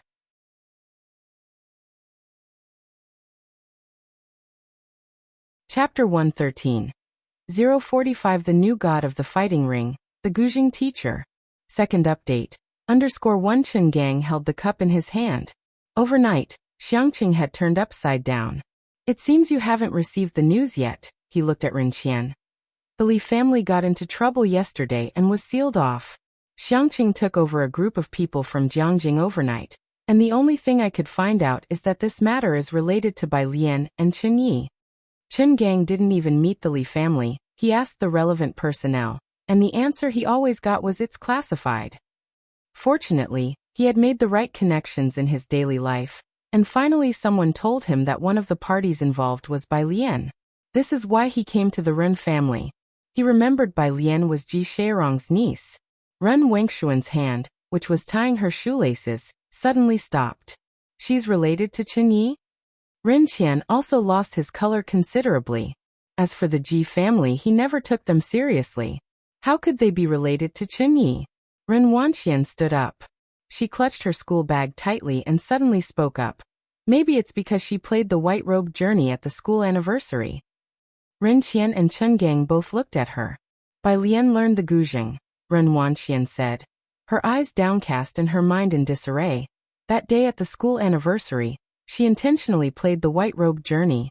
Everyone knows the Chen family likes the white robe journey. It must be because of this. After finishing speaking, she took her school bag and went to school. Behind her, Ren Qian also recovered his composure, saying to himself that the Ji family, how could they possibly be connected to Chen Yi? If it was because of the white robe journey, then it made sense. So, did Ren Qian suddenly realize that Bai Lian was actually fine? Not only fine but had also gained Chen Yi's appreciation? Ren Qian suddenly took out his mobile phone, trying to call Ji Xiaorong, but the call didn't go through. He sat on the sofa in a daze, feeling regret for the first time. So, the Ji family didn't really want to ask for his help yesterday? Then his actions last night. Ji Xiaorong must have sensed it. As you can see, I can't get in touch with Bai Lian either. Ren Qian looked at Chen Gang and sighed. I think you should not get involved in the Li family's affair. It was just for show. and now that it's been discovered by Chen Yi, you'd better back away if you can. As for Bai Lian, Ren Qian then made a phone call to Ren Jiawei's assistant. The two of them spoke for a few moments. After hanging up the phone, Ren Qian looked at Chen Gang. It seems like they are looking for a Guzheng teacher for Bai Lian. On Jiang Fulai's side, Director Chen had been waiting downstairs since dawn. When Jiang Fulai appeared dressed in a black shirt, he quickly stood up, respectfully handing over Jiang He's watch with a shamed expression. Jiang Xiao, the arrangements with the Li family and Xiangqing have been completed. It was almost a complete overhaul. Jiang Fulai just stood there, his cold gaze sweeping over him. Like the calm, dark sea before a storm. Director Chen's body trembled. Just as Director Chen was about to cry, a lazy voice came from behind him. Where is Jiang He? Director Chen turned in relief, turning his head sharply back. He then saw Bai Lian walking in nonchalantly from the outside, dressed in the most basic school uniform. Her long hair pinned up behind her head, her face against the rising sun, holding a string of red Chinese knots in her pale fingers. Jiang Fulai retracted his gaze and then reached out to take the watch. He's upstairs and won't come down. Oh, go take a look. Bai Lian put down her school bag. She had promised Jiang He that she would visit him and naturally wouldn't break her word. Jiang Fulai took Bai Lian upstairs to see Jiang He. Jiang He had been frightened yesterday and had slept all night after taking a sedative. Now he was already awake, sitting in front of a small table, quietly painting with a brush in his hand. Bai Lian walked quietly to his side. Jiang He was drawing the Xiangqing building. The Xiangqing building. It was also her profile picture. The lines here are wrong. Bai Lian watched for a while, then bent down, took his hand, and lazily helped him with a few strokes. The building is supposed to be in a state of disrepair. With her hand on Jiang He's, she added a few soulful strokes to his craftsmanlike drawing. Jiang Fulai didn't come close, just leaning against the door, watching intently as she taught Jiang He to paint.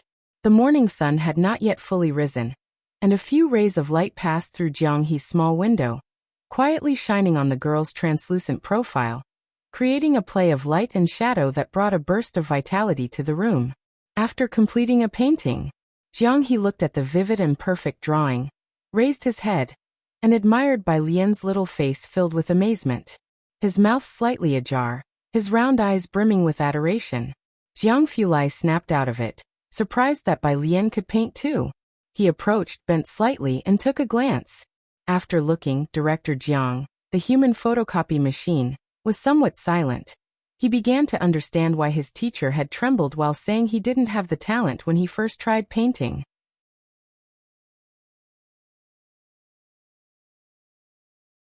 Chapter 114. 045 The New God of the Fighting Ring, the Guzheng Teacher. Second update. _2 Bai Lian leisurely set down her paintbrush, leaning on Jiang He's desk with one arm, and tilting her head to examine the painting she finished moments ago. Her verdict was, Jiang Xiaoniao, with your skills, did your teacher really not die of frustration? Though he was only 7 but already an award winner, Jiang He. Was she not here to see his work today?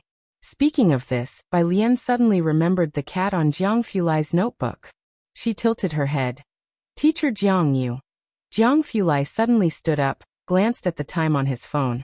His expression unchanged, his tone calm, as if aloof. Your class is about to start, I'll take you to school. At this hour, taking the bus would definitely make her late for school. Bai Lian glanced at him and didn't refuse. Okay. But as they were going downstairs, Bai Lian, following leisurely behind Jiang Fulai, spoke up again. Teacher Jiang, besides the fact that your cat doesn't look much like a cat, everything else is good. Jiang Fulai picked up his keys, heaved a light sigh, as he knew that notebook was nothing but trouble. Downstairs, Police Chief Chen and Ming Dongheng stood aside, swept by an icy glance from Jiang Fulai, and strove to pretend they heard nothing. Once the two had left, having dodged a bullet, Police Chief Chen finally breathed a sigh of relief. He sat on the couch, poured himself a glass of cold tea, gulped it down, and then said to Ming Dongheng, Miss Bai is my lifesaver, I can't do without her. Ming Dongheng crossed his arms, looking at him dispassionately. It was hard to disagree. By the way, Police Chief Chen remembered something, looking at Ming Dongheng. Do you know about the new god listed in the fighting ring? Bacter Street Fighting Ring, where gods are made. The Muay Thai champion Tong Pa became a legend there, and took the world by storm. All the major forces were watching closely. Ming Dongheng shook his head. He had been recently searching for his master, and was not focused on this matter. This person isn't using his real name, just an alias. Police Chief Chen tapped his fingers on the couch. In just a week he climbed from last place in the fighting ring to the top 10. Ming Dongheng startled. The Ming family and Chen family both revered martial prowess. No weakling could stay close to Jiang Fulai. With the ring attracting masters from all over the globe, including champions like Tong Pa. Even making it to the top 10 was a tall order. What's the alias? There weren't many top fighters in the world that could rank in the top 10, and Ming Dongheng counted them off in his mind. The alias is quite peculiar. Police Chief Chen put down his teacup, looking at Ming Dongheng. It's white tank top. Chen Jingyu might come looking for him. White tank top. Ming Dongheng repeated the name silently. Pretty cool name. Bai Lian sat in the passenger seat. She rolled down the window, resting her elbow lazily on it, her gaze fixated on the receding scenery outside. Every time she rode in a car, it felt as fresh and exciting as the first time. Haven't you been doing the problems on the app? At a red light, Jiang Fulai stopped the car, recalling that morning when he checked and saw someone still had a 0 for their score, the very last place. Bai Lian leaned back in her seat, supporting her cheek with her palm.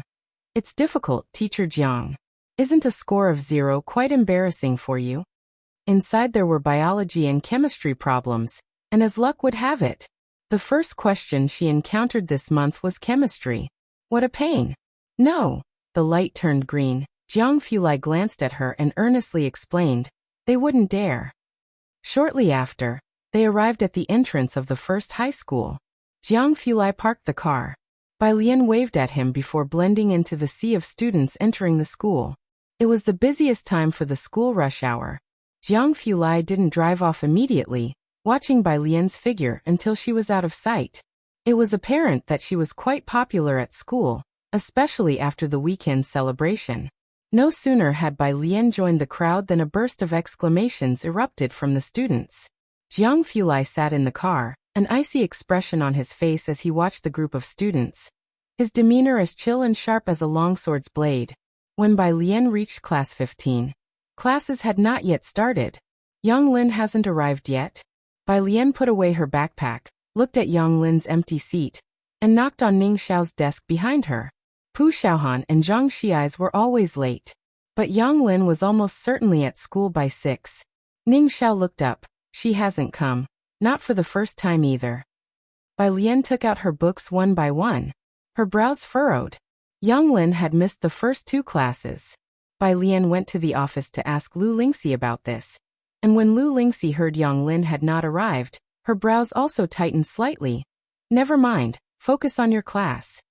Lu Lingxi clearly knew something, yet said nothing more, only asking Bai Lian about her day yesterday. Bai Lian shared what she felt she could tell.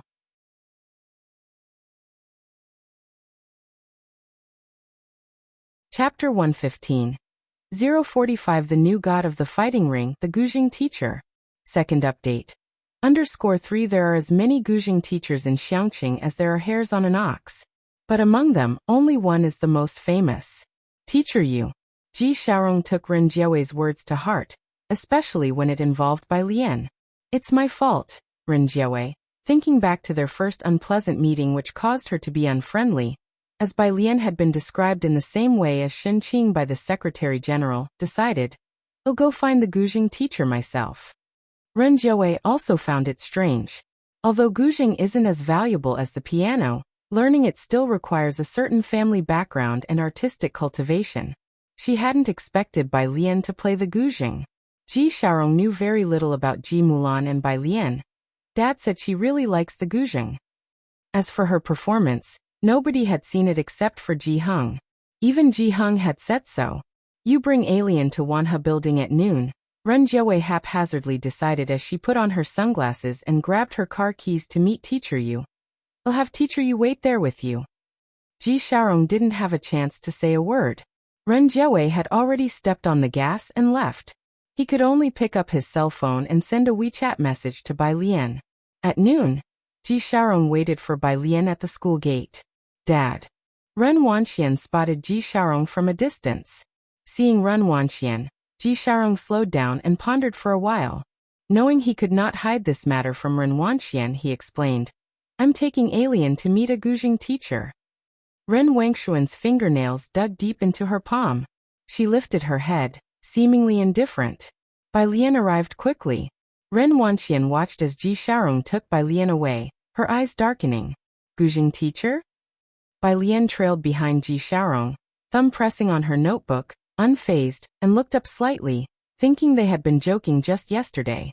Was this for real? Bai Lian opened her mouth, intending to say it wasn't necessary, but seeing Ji Xiaorong's excitement, she touched her nose and followed.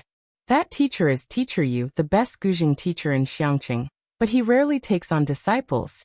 Ji Xiaorong walked while introducing Teacher Yu to her. With that, he pushed the door open and entered the private room. Inside the private room, Ren Jiawei was making polite conversation with Teacher Yu. Upon seeing Bai Lian enter, Ren Jiawei stood up and introduced her to Teacher Yu respectfully. This is the student I wanted to introduce to you, Bai Lian. Teacher Yu was over 50 with slightly graying hair and a pair of dark, turbid eyes. He held his teacup, his gaze subtly sizing up Bai Lian. Bai Lian's fingers were slender and fair, without a single callus. Anyone who learned Guzheng would inevitably get calluses. Without calluses, it was almost an exception, an outsider. I heard from Manager Run that you want to learn Guzheng. Teacher Yu frowned slightly as he looked at Bai Lian and asked, Why do you want to learn?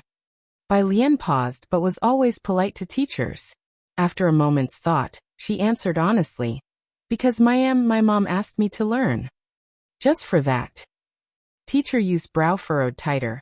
He didn't think Bai Lian was lying, but his expression became even more serious. Then tell me, how many major schools of Guzheng are there now? Are there still schools for Guzheng now? Bai Lian raised her eyebrows. Back in her day, there had been only one school. Had her senior brothers and sisters split up? Teacher Yu knew from Bai Lian's expression that she was unaware. Anyone with even a bit of Guzheng knowledge would know the 9 major schools. He stood up leaning on the table. You know nothing. How are you going to learn the Guzheng? Young lady, the Guzheng is a sacred art, not something for you to seek attention with. I'm sorry, Manager Run, I cannot accept this student. Upon opening the door, he saw Ren Wanxian standing outside, which startled her. She subconsciously glanced at Bai Lian standing inside, then whispered softly, Dad. Ji Xiaorong suddenly remembered, pulled out his phone, and opened a video. Wait, Teacher Yu, I have a recording of Alien's Guzheng performance. Could you take a look first?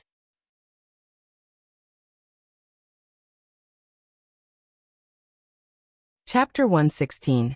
046 really doesn't need a Guzheng teacher. Wang Yufeng.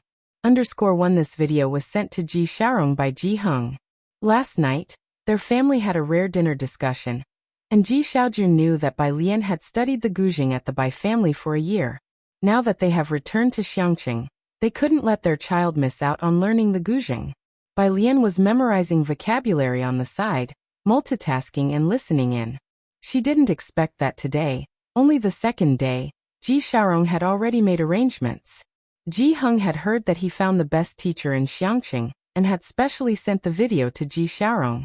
Mr. Ji. Teacher Yu looked steadily at Ji Xiaojun. The Guzheng is a collision between emotions and the soul. Its existence is not to show off to people, not to pander for attention. It's the cleanest, most pure form.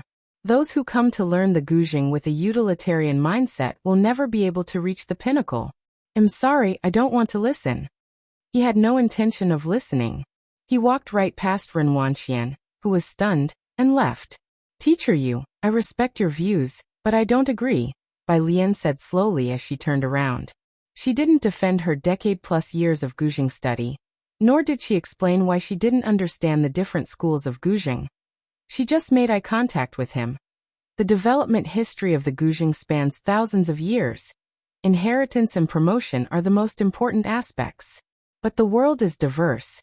And this is the charm of civilization and heritage. While we like the guzheng, we can also like many other things. People need to eat.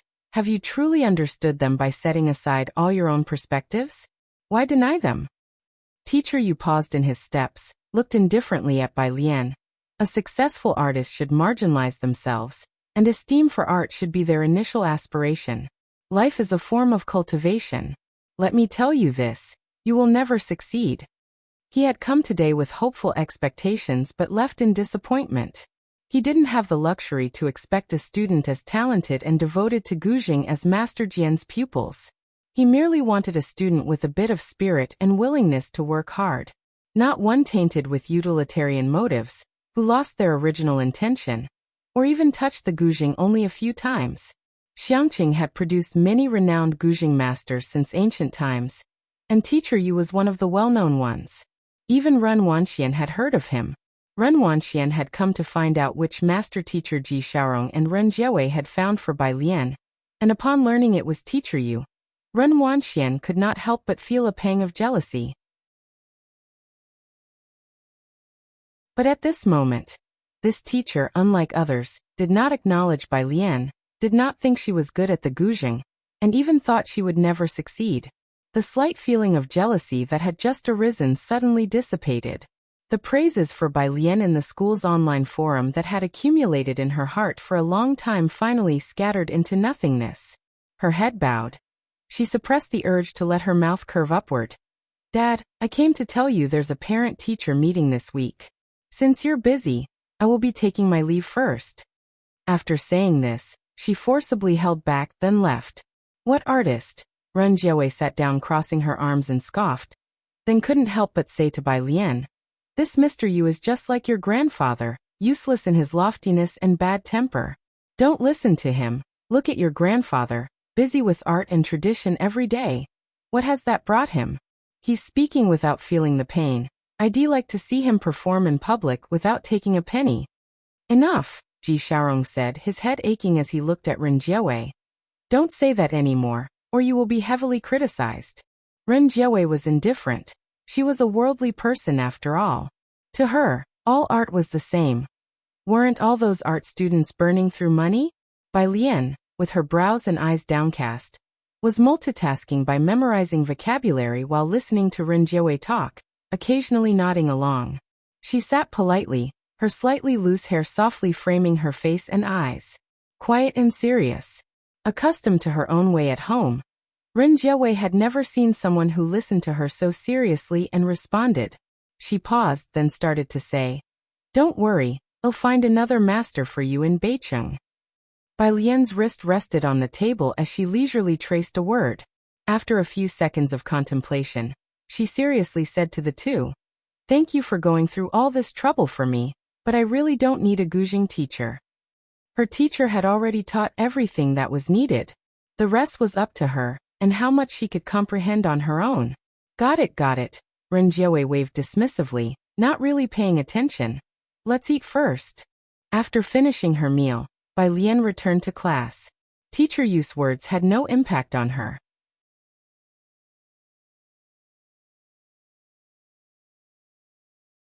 Chapter 117. 046 really doesn't need a guzheng teacher, Wang Yufeng. _2 She was only thinking about the ancient zither. After flipping through her notebook and sketching a miniature zither, Bai Lian couldn't help but flip to the drawing of that black cat and raised her eyebrows involuntarily. She wondered if that teacher Yu would dare to tell Jiang He to his face that his drawing was too stiff and artisanal. Yang Lin hasn't come back yet? Ahead, Pu Xiaohan looked back, glanced at Yang Lin's usual spot, and frowned slightly. What does she always go off to do? You don't know either? Bai Lian came back to her senses and pulled out a pen, looking towards Pu Xiaohan. Pu Xiaohan shrugged her shoulders. Having been classmates for over a year, Pu Xiaohan knew almost nothing about Yang Lin.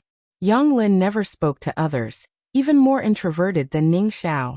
The only bit they knew was because of Bai Lian. They roughly knew that Yang Lin's family situation wasn't good, and she was always working part-time. Other than that, they didn't know much about her. Bai Lian opened her pen cap and glanced at Yang Lin's empty seat. She considered asking Lu Lingxi about it tomorrow.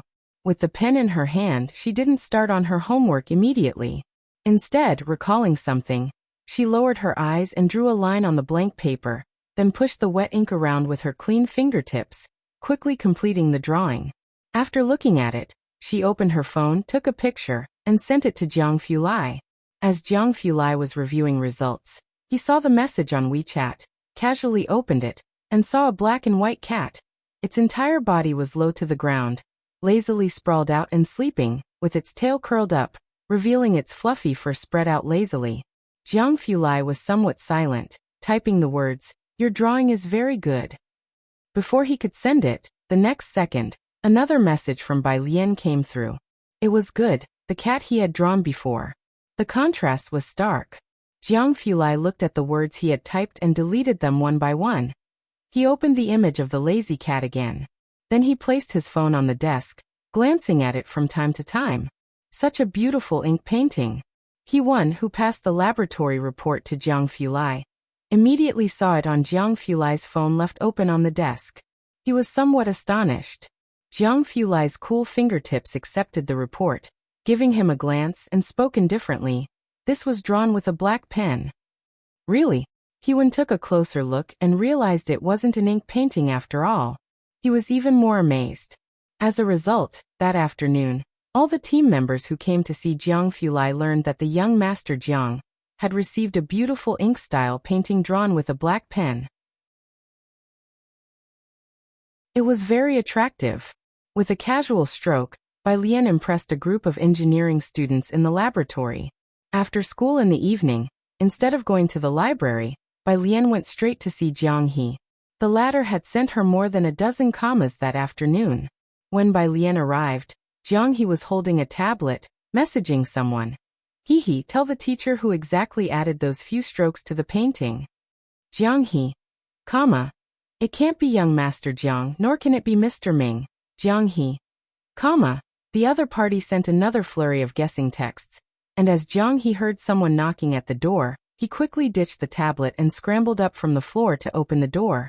Bai Lian squatted at the doorway, leisurely pulling out a piece of paper from her pocket and handing it to Jiang He. Jiang He unfolded it and saw it was a cat lying on the ground. His eyes blinked in surprise. Study hard. Bai Lian stood up. Jiang Fulai hadn't been managing the lab much these days and wouldn't come back until midnight. Bai Lian remembered the app Jiang Fulai had mentioned, opened the question bank for the month, and the chemistry question from last time popped up. She glanced at it and casually took a screenshot and sent it over. Jiang He had been playing with a Rubik's Cube by her side all along. After finishing a set of papers, Bai Lian and Jiang He agreed that she would come to see him again tomorrow before she went downstairs. Downstairs, Chief Chen was talking to Ming Dongheng. Wang Yufeng did injure his leg, which led to a relapse of an old illness. Chief Chen had received information from inquiries made in the black market, and then complained to Ming Dongheng. Today he is not fixing the door.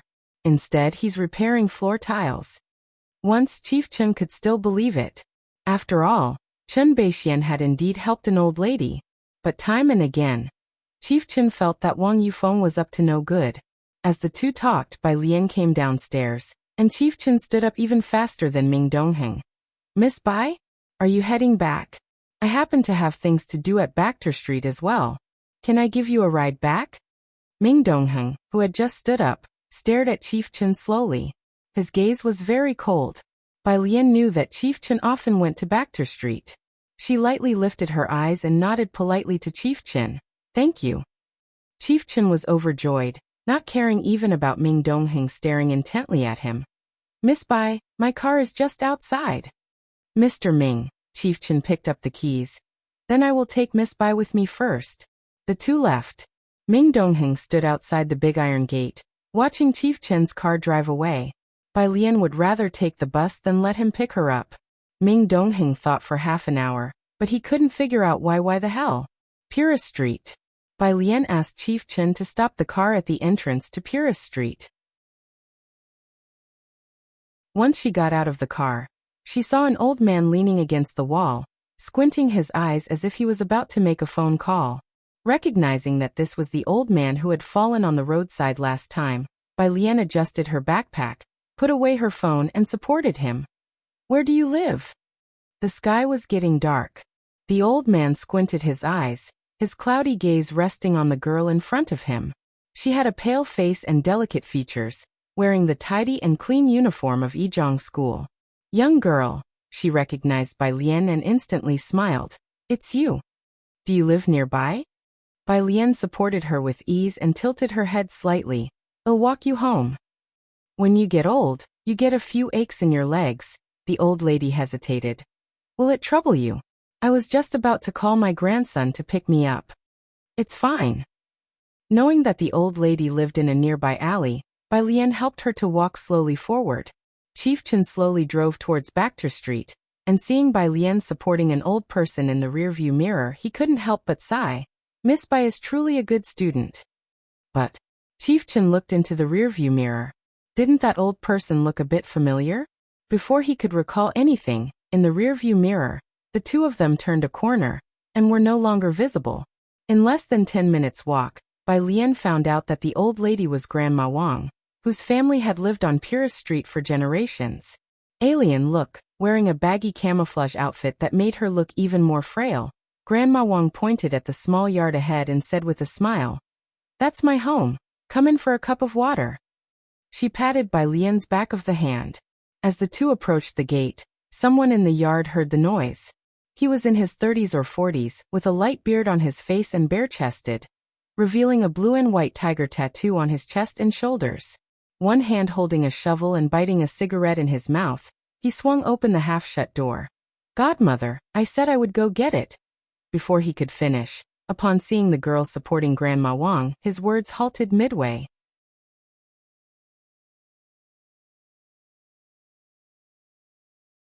Chapter 118. 047 Director Jian doesn't care about his master's post. Second update. _1 Bai Lian looked at the other person, her eyes pausing momentarily upon the sight of the person's bare arms. She couldn't help but look up to the sky. "Little Wang, put your clothes on." Grandma Wang misinterpreted her glance and scolded him before comforting Bai Lian warmly. "Don't be afraid. Little Wang's tattoos might look fierce, but he is actually very honest. You don't need to be scared." Wang Yufeng looked at Bai Lian and silently reached for his jacket hanging to the side, putting it on. Bai Lian also recognized him. This was the person she had once saved in the alley. Without changing expression, she helped Grandma Wang to the main room. Once inside, she saw 3 ancestral tablets placed there. In front of the central tablet was a dry sunflower. She looked at the 3 neatly arranged tablets for a moment before shifting her gaze away. "Classmate," Wang Yufeng, having properly put on his shirt, poured a glass of water for Bai Lian and Grandma Wang, then offered with a smile, "Have a drink of water." After finishing her water, Bai Lian prepared to go home. By that time, it had already become dark outside. Leaning on a walking stick, Grandma Wang stepped out and looked at Wang Yufeng, who was filling soil in the courtyard. "Little Wang, it's not safe when it's dark. Escort Bai Lian home." Wang Yufeng looked at Grandma Wang, hesitated as if he wanted to say something. He turned to look at Bai Lian, who was holding her school bag, her pale fingers tapping on her phone to study words. A wooden hairpin slanted in her hair, her school uniform spotless, and she lazily glanced at him, raising her eyebrows, with an expression that said, "Try looking at me one more time." Wang Yufeng immediately averted his gaze. In such a manner, did he think she needed his escort? He quietly set down the shovel and escorted Bai Lian to the door. Both of them tacitly said nothing in front of Grandma Wang. Once outside, Wang Yufeng finally spoke in a muffled voice. "Do you live here too? I've never heard about it before." "Just moved in." Bai Lian spoke slowly, chopping off another word. "No wonder." Wang Yufeng nodded. He had thought as much that someone so tough had shown up on Purist Street. "I don't come to my godmother's place very often. Let's exchange contact info. If my godmother needs anything in the future, just contact me directly," he said, pulling out his mobile phone, all earnest. Bai Lian gave him a glance. This time she didn't refuse. Wang Yufeng walked Bai Lian to the Ji family's main gates, made sure of the location, and then slowly made his way back. At the mouth of the alley, a black car was waiting for him. The man standing by the car looked down, full of guilt. We couldn't find him. Wang Yufeng's stern eyes slightly lowered, the night completely enveloping his face. He looked at the black-clad thugs and spoke slowly. You can't even handle a doctor. You have really disappointed me. Meanwhile, Chen Gang, exhausted, left the detention center. Chen Zhu, who had been waiting outside, immediately went up to him, asking, "How did it go?" Chen Gang, pressing his brow, got into the car. To the Ren family. The Ren family. Rin Qian had been waiting for Chen Gang to come. I've got a hunch. Chen Gang, having figured out a bit of the situation, sat down on the couch. The deeper reason is that they're deceiving their superiors and subordinates alike. The Li family just happened to catch the bullet, a warning to others. A new official needs to assert authority with 3 strokes. Although Chen Elder didn't need these 3 strokes, he wouldn't allow others to step on his head. Reorganizing Xiangqing was just a matter of time. Ren Qian, holding his teacup, equally at his wit's end. I've asked Chen Elder and he can't be reached, not even on behalf of Master Xian. The Li family was no longer important now. Ren Qian tapped his fingers on the table. I've asked the principal. After Bai Lian's performance, Chen Elder indeed went to find Bai Lian. What? Chen Gang was startled. It seems she really plays the guzheng well.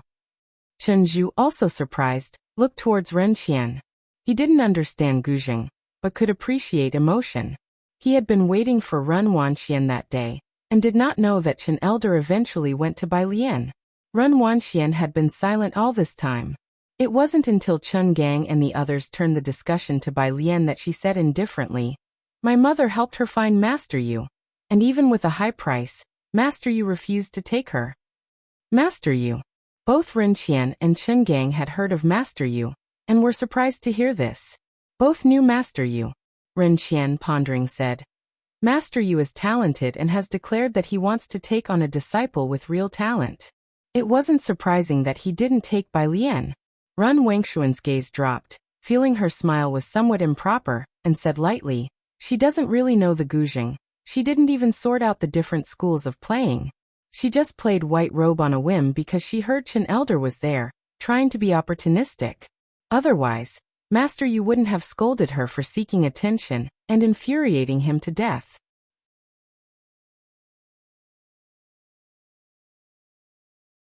Chapter 119. 047 Director Jian doesn't care about his master's post. Second update. _2 Qinzhu watched Ren Wanxian and suddenly spoke up. Bai Lian was not cutting corners. She hadn't originally planned to play the zither. Ren Wangshuan's smile froze. She looked up, incredulously, at Qinzhu. Qinzhu, however, did not look at her.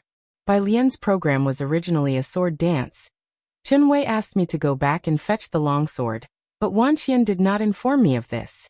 The longsword went missing unexpectedly, which is why Bai Lian ended up playing the zither instead. You. Ren Wanxian pursed her lips. She did not know why Qinzhu, who had always stood by her side, was suddenly turning against her. Chen Gang hadn't expected Chen Wei to be involved in this matter either, and his expression turned cold as well. Wanxian. Ren Qian rebuked loudly, looking at her. You'll come with me to apologize to Bai Lian tomorrow. Ren Wangshuan's mouth fell open. At Ren Qian's side, the Secretary General discreetly shook his head at Ren Wanxian. Ren Wanxian took a deep breath, holding back, her nails almost digging into her palms. She lowered her head. I understand, Grandpa. Jiang Fulai didn't get home until almost 1 in the morning. Jiang He's mood had improved quite a bit. Sitting on the living room carpet playing with blocks, the empty house filled only with the slight clinking noises of the blocks. It was very quiet. Jiang Fulai lowered his eyes, unhurriedly unbuttoning his coat while opening a picture Bai Lian had sent him. A chemical question. He glanced at it and hung his black coat properly. As he passed by Jiang he paused. Jiang He was sitting cross-legged by the blocks, attentively arranging them, with a piece of white paper by his feet. On the paper was a lazily sprawled cat. Jiang Fulai squatted down, his fair and slender fingers picking up the paper. Jiang He, who had been focusing on the blocks, suddenly looked up at Jiang Fulai. Jiang Fulai stood up, and despite not having rested much during the day, he didn't show any signs of fatigue. His noble features still exuded an innate gracefulness. In front of Jiang He casually folded the paper, then slipped it into his pocket. Jiang He stood up. Jiang Fulai glanced at him with a rather good mood. His presence dominating from a higher position, he spoke with gentlemanly grace. "It's 1 o'clock already. If you don't sleep, you might not grow as tall as your sister Bai." On the side, Ming Dongheng, who had seen it all, Jiang He watched Jiang Fulai go upstairs. Then he looked down. He tapped on the watch that had been returned after being lost, and selected an icon of an ancient tower. Illiterate frowny face, illiterate frowny face, illiterate frowny face, The high school senior who had just finished showering and was preparing for bed was hit by a barrage of vibrations. And they didn't stop. Bai Lian set down her hairdryer. She glanced at the frenzied Jiang He, reached out to click on someone else's WeChat, and immediately sent out a video call while she picked up a vocabulary book with one hand. She never wasted any time. On the other end of the phone, Jiang Fulai, who had just gone to the study to pick up a pen and paper, paused at the sight of the video invitation, adjusted the angle slightly before extending a finger to tap the green button. "Ah, where's Jiang He? Hand the phone to him." The girl on the other end spoke lazily, leaning against the window, studying her vocabulary. She said just the one line in a languid tone. There was no response for a while. Bai Lian couldn't help but look up. She had just taken a bath, lounging leisurely against the window, dressed in a snow-white long-sleeved silk pajama set. Her half-wet ink-black hair not tied up as usual, cascading behind her head and on the windowsill, a banyan tree from the courtyard in the background, and the moonlight shining down, casting her profile in an especially dazzling light. A faint red flushed at the corner of her eyes. Strikingly beautiful. The long hair unfurled added another kind of scenery to the view. Jiang Fulai thought lightly that wooden hairpins weren't bad. He should send her a few more. "He's downstairs." Jiang Fulai withdrew his gaze, lifting his long legs to go downstairs in search of Jiang He, his tone quite light. "What happened?" Bai Lian continued studying a word very casually. "Ask him what the heck he's doing."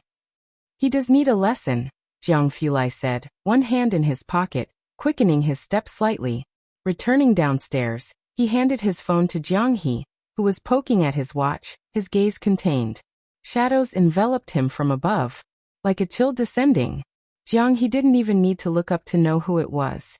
He ignored the other person. "Xiaoniao," on the phone, Bai Lian drawled. "Try sending me another comma, why don't you?"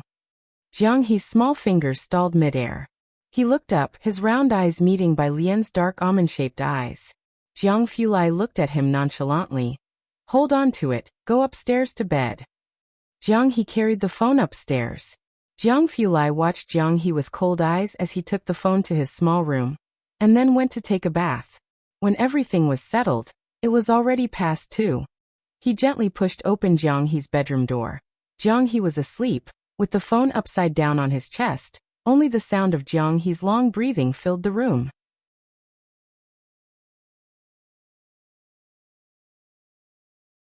Chapter 120.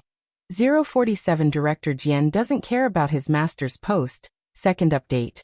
_3 Jiang Fulai tucked the blanket round Jiang He, whom he had kicked open, and then turned off the light. Only then did he gently pick up his smartphone and leave the room. The door was closed properly. Jiang Fulai put the smartphone back into his pocket, went to the study to deal with some documents sent from the Jiang family, and then returned to his own room. The whole house still vast and quiet. He absent-mindedly picked up the remote control to close the curtains, when suddenly he heard a lazy yawn coming from the smartphone in his pocket. "You last longer than I do." He was startled and looked down to light up the screen. On the other end of the phone, Bai Lian was laughing lazily. "I'm going to sleep first." The video call ended. Jiang Fulai realized belatedly. So there had been someone there all along. The next day, Bai Lian got up a little later than usual. Ji Heng, who hadn't been woken up by anyone for the first time, was slightly unaccustomed. Bai Lian sent Jiang He a period, and then went straight to school, without the time to make a detour to see him in the morning. Yang Lin was still absent from class today. Bai Lian slowly took out her books and homework from her school bag, starting to ponder. Outside the door, Run Wanxian suddenly appeared. A person from the Crown Prince class, It was Ren Wanxian. The students of class 15 suddenly fell silent. Ren Wanxian did not look at anyone. She just looked indifferently at Bai Lian. Bai Lian, the principal wants you to come to his office. Having said that, she left directly. After she left, Zhang Xi's looked at Bai Lian. It's Ren Wanxian who came to notify you, sis. When did you even get to know her? The rest of class 15 was also curious. Bai Lian packed up her school bag and just quirked an eyebrow. Pu Xiaohan looked at Bai Lian and suddenly remembered the incident during the last school anniversary. She leaned back.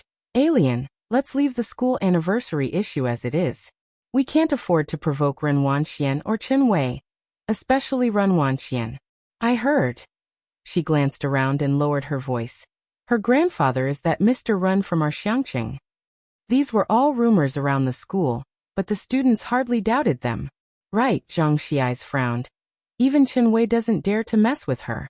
You can blame me for what happened. When you go to the principal's office, don't mention it. Don't upset her because of this. That's enough. Bai Lian rose unhurriedly. I know what I'm doing. She knew where the principal's office was. The principal's office.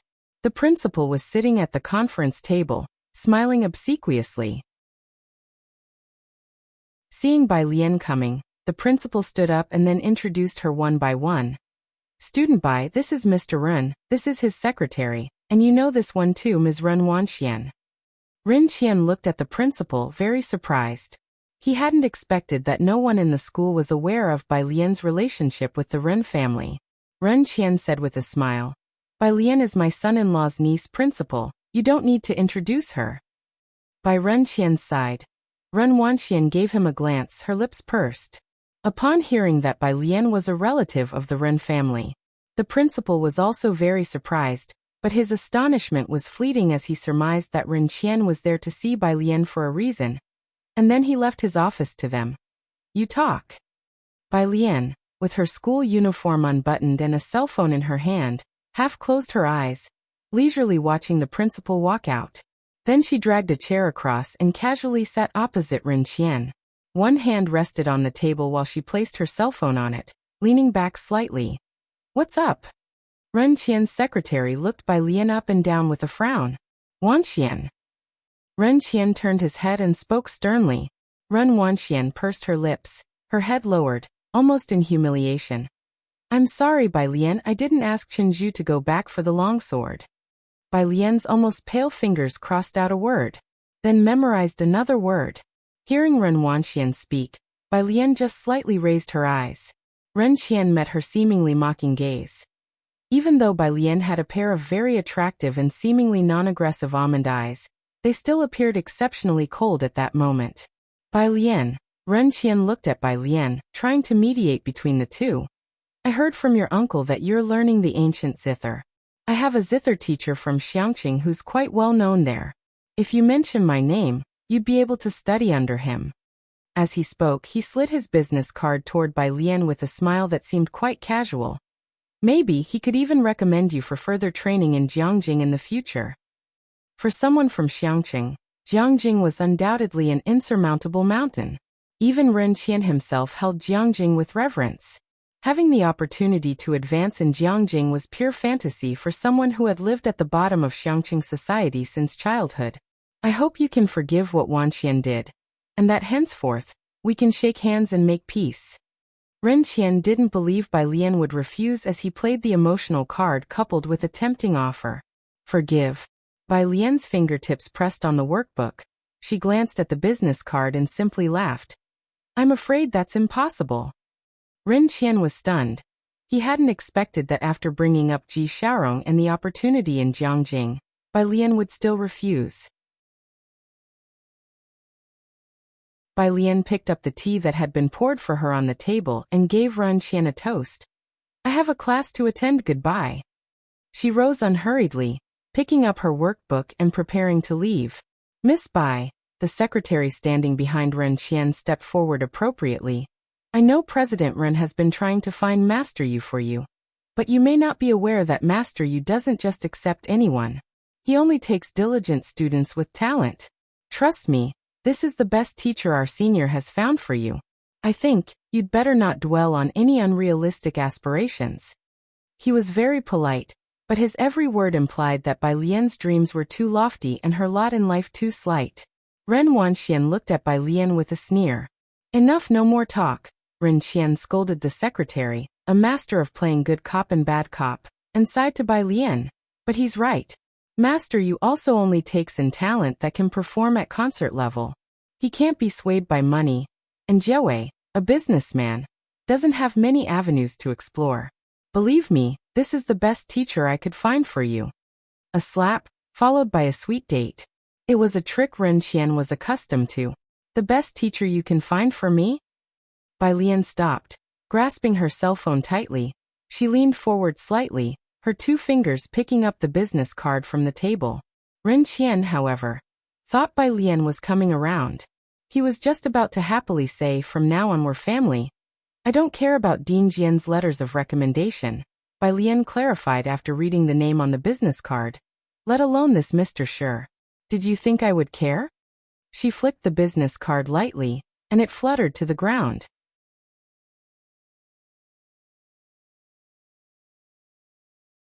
Chapter 121. How is the performance of Jiangjing's teacher, number 048? Bai Lian tilted her face slightly, the slanting morning sun casting an ethereal glow on her profile, as cold as jade. She gave a slight nod to the 3 people, then turned and walked out of the office with an air of calm detachment. It was not about losing face. She really didn't care about that business card. Ren Qian had always been able to control his emotions, his every action aimed at ensuring his own welfare first and foremost. To plug the gaps above and cover the bases below was the principle upon which he survived. This reshuffling in Xiangqing had unavoidably affected him. His misjudgment that Bai Lian could play the guzheng, let alone the white robe journey, was something he had not anticipated. But it wasn't as if Ren Qian had no remedy. Now Ren Jiawei was eagerly trying to find a guzheng teacher for Bai Lian, and Ren Qian could tell that Bai Lian also wanted to seize this opportunity to leave a better impression on Elder Qin. So he did his best to find a well-known guzheng teacher in Xiangqing, yet he had not expected Bai Lian to react this way. Even Ren Wanxian was very surprised. Dean Jian. Ren Wanxian was the first to react. She turned back to look at the secretary. Who is that? Which Jian?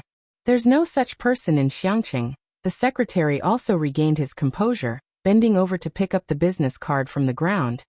Mr. Ren, since she looks down on it, we'll find someone else.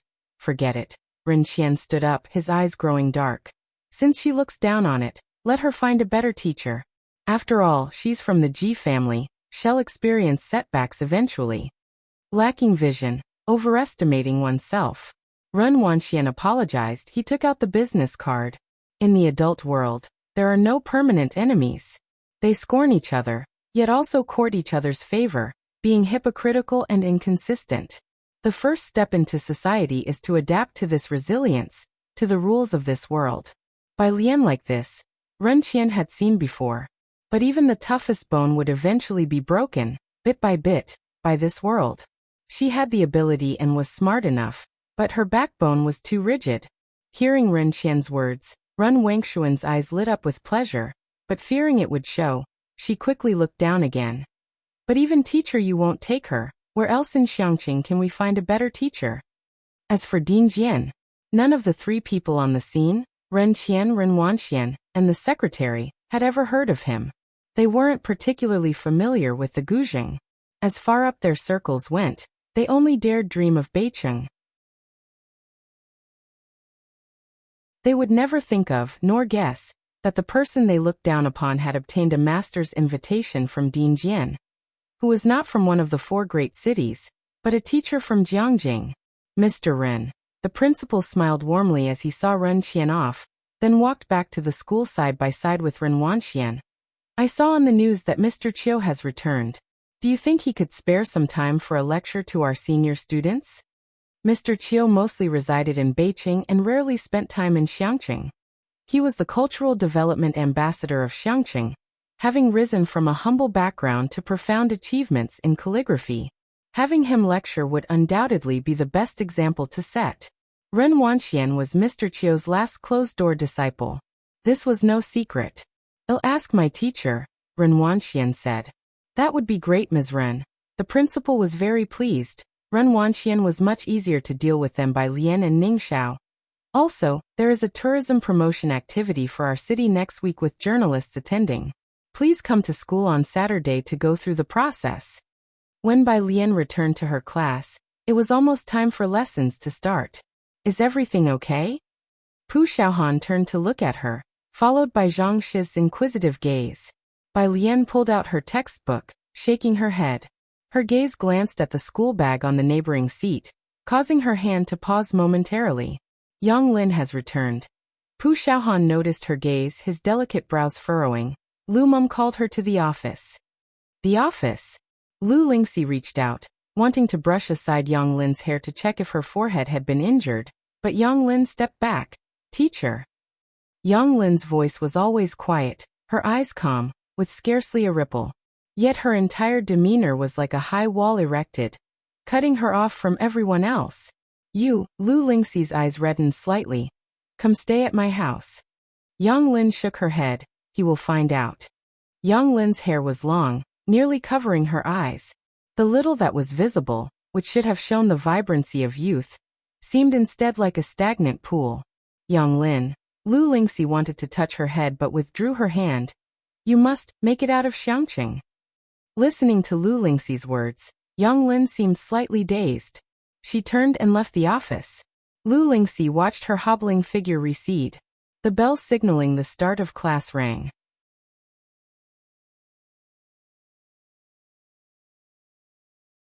Chapter 122.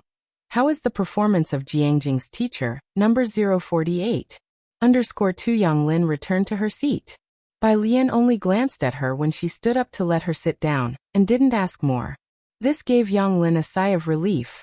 The rest of the class had grown accustomed to it, and Yang Lin was inconspicuous enough that not many people paid attention to this side. Yang Lin took out her test papers and a pen. When Bai Lian saw the bruises on her wrist, her brows furrowed. As the class ended, Yang Lin was still bent over, working through questions. Bai Lian took out her phone and sent a message to Mao Kuan. Bring me a box of medicinal plasters. She sent her school's location to him. Mao Kuan, on the other end of the phone, hesitated upon seeing the position of Xiangqing No. 1 Middle School, then replied. No problem, sis. Bai Lian glanced at her phone. Jiang He had sent her 2 messages. Jiang He was not the comma little prince today. Bai Jian. Question mark. Little Wenmeng. Cat. Little Wenmeng typed laboriously and sullenly. My brother won't give it to me. A cat? Bai Lian rested one hand on the table, crossed her legs, and connected these 2 messages in her mind.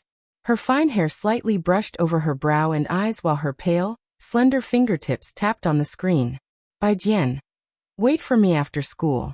I will draw you another one. Bai Lian took out another piece of paper and started drawing anew. At noon, after Bai Lian finished eating, she went to wait for Mao Kuan outside the school gates. But this time, it wasn't Mao Kuan who came. It was Xiaowu and a woman in black. She was dressed in tight leather clothes with a denim jacket over them. Standing at the school gate looking at the entrance, the sunlight casting specks of light on her face. Xiaowu squatted on one side, smoking. I've told you, I can do it alone. You should be guiding Zioki's design. Sun Chun withdrew her gaze and smiled seductively. I'm just worried about you being clumsy. Xiaowu wanted to argue his case, but he caught sight of Bai Lian coming out. He hurriedly stood up. Sis. Bai Lian, in her school uniform, walked towards them, facing the light. Xiaowu, with a ruffian's appearance, had even dyed a tuft of hair red. The gatekeeper had been staring at them for a long time. Now seeing a good student like Bai Lian actually walking over, the gatekeeper wished his eyes were glued on Xiaowu. Xiaowu. It was totally absurd. Hey, race the medicine. Xiaowu handed a box of ointment to Bai Lian, then looked at Sun Chun and said, This is Sun Chun, whom you met on Bachter Street last time. She and Xiaoqi are working on a design flaw. It's a logo, a brand, corrected Sun Chun, glancing at Xiaowu with a pure English accent. She looked at Bai Lian. Well, show it to you once the 2 of us get it sorted. All right. Bai Lian accepted the round, deep green box of ointment, twirling it in her hand, and nodded casually. Just show it to me when you're done. Her response was crisp and decisive. Sun Chun was momentarily stunned as she watched her. What's up? Bai Lian pocketed the box of ointment casually, giving her a lazy look. She raised an eyebrow. Her dark pupils clear and calm, simply looking at her. No different from the way she looked at others.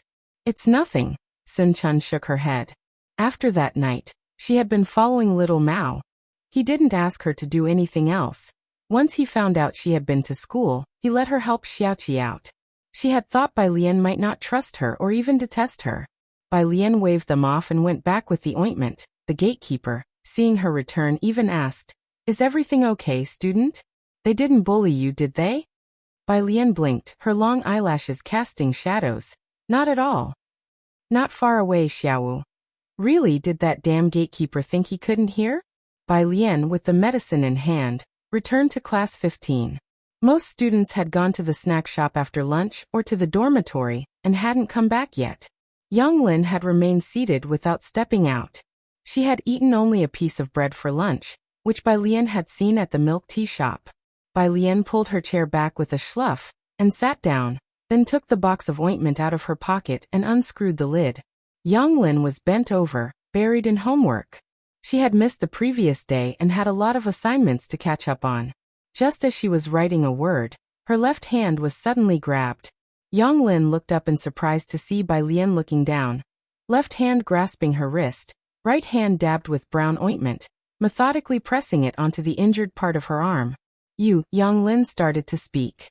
Bai Lian lifted her head slowly, corner of her mouth curving into a slight smirk, though her eyes held no laughter.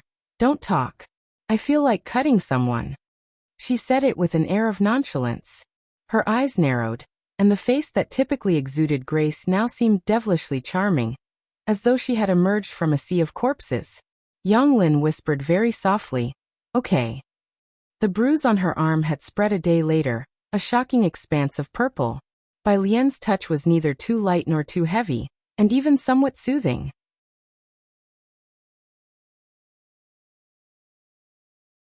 Chapter 123. How is the performance of Jiangjing's teacher, number 048?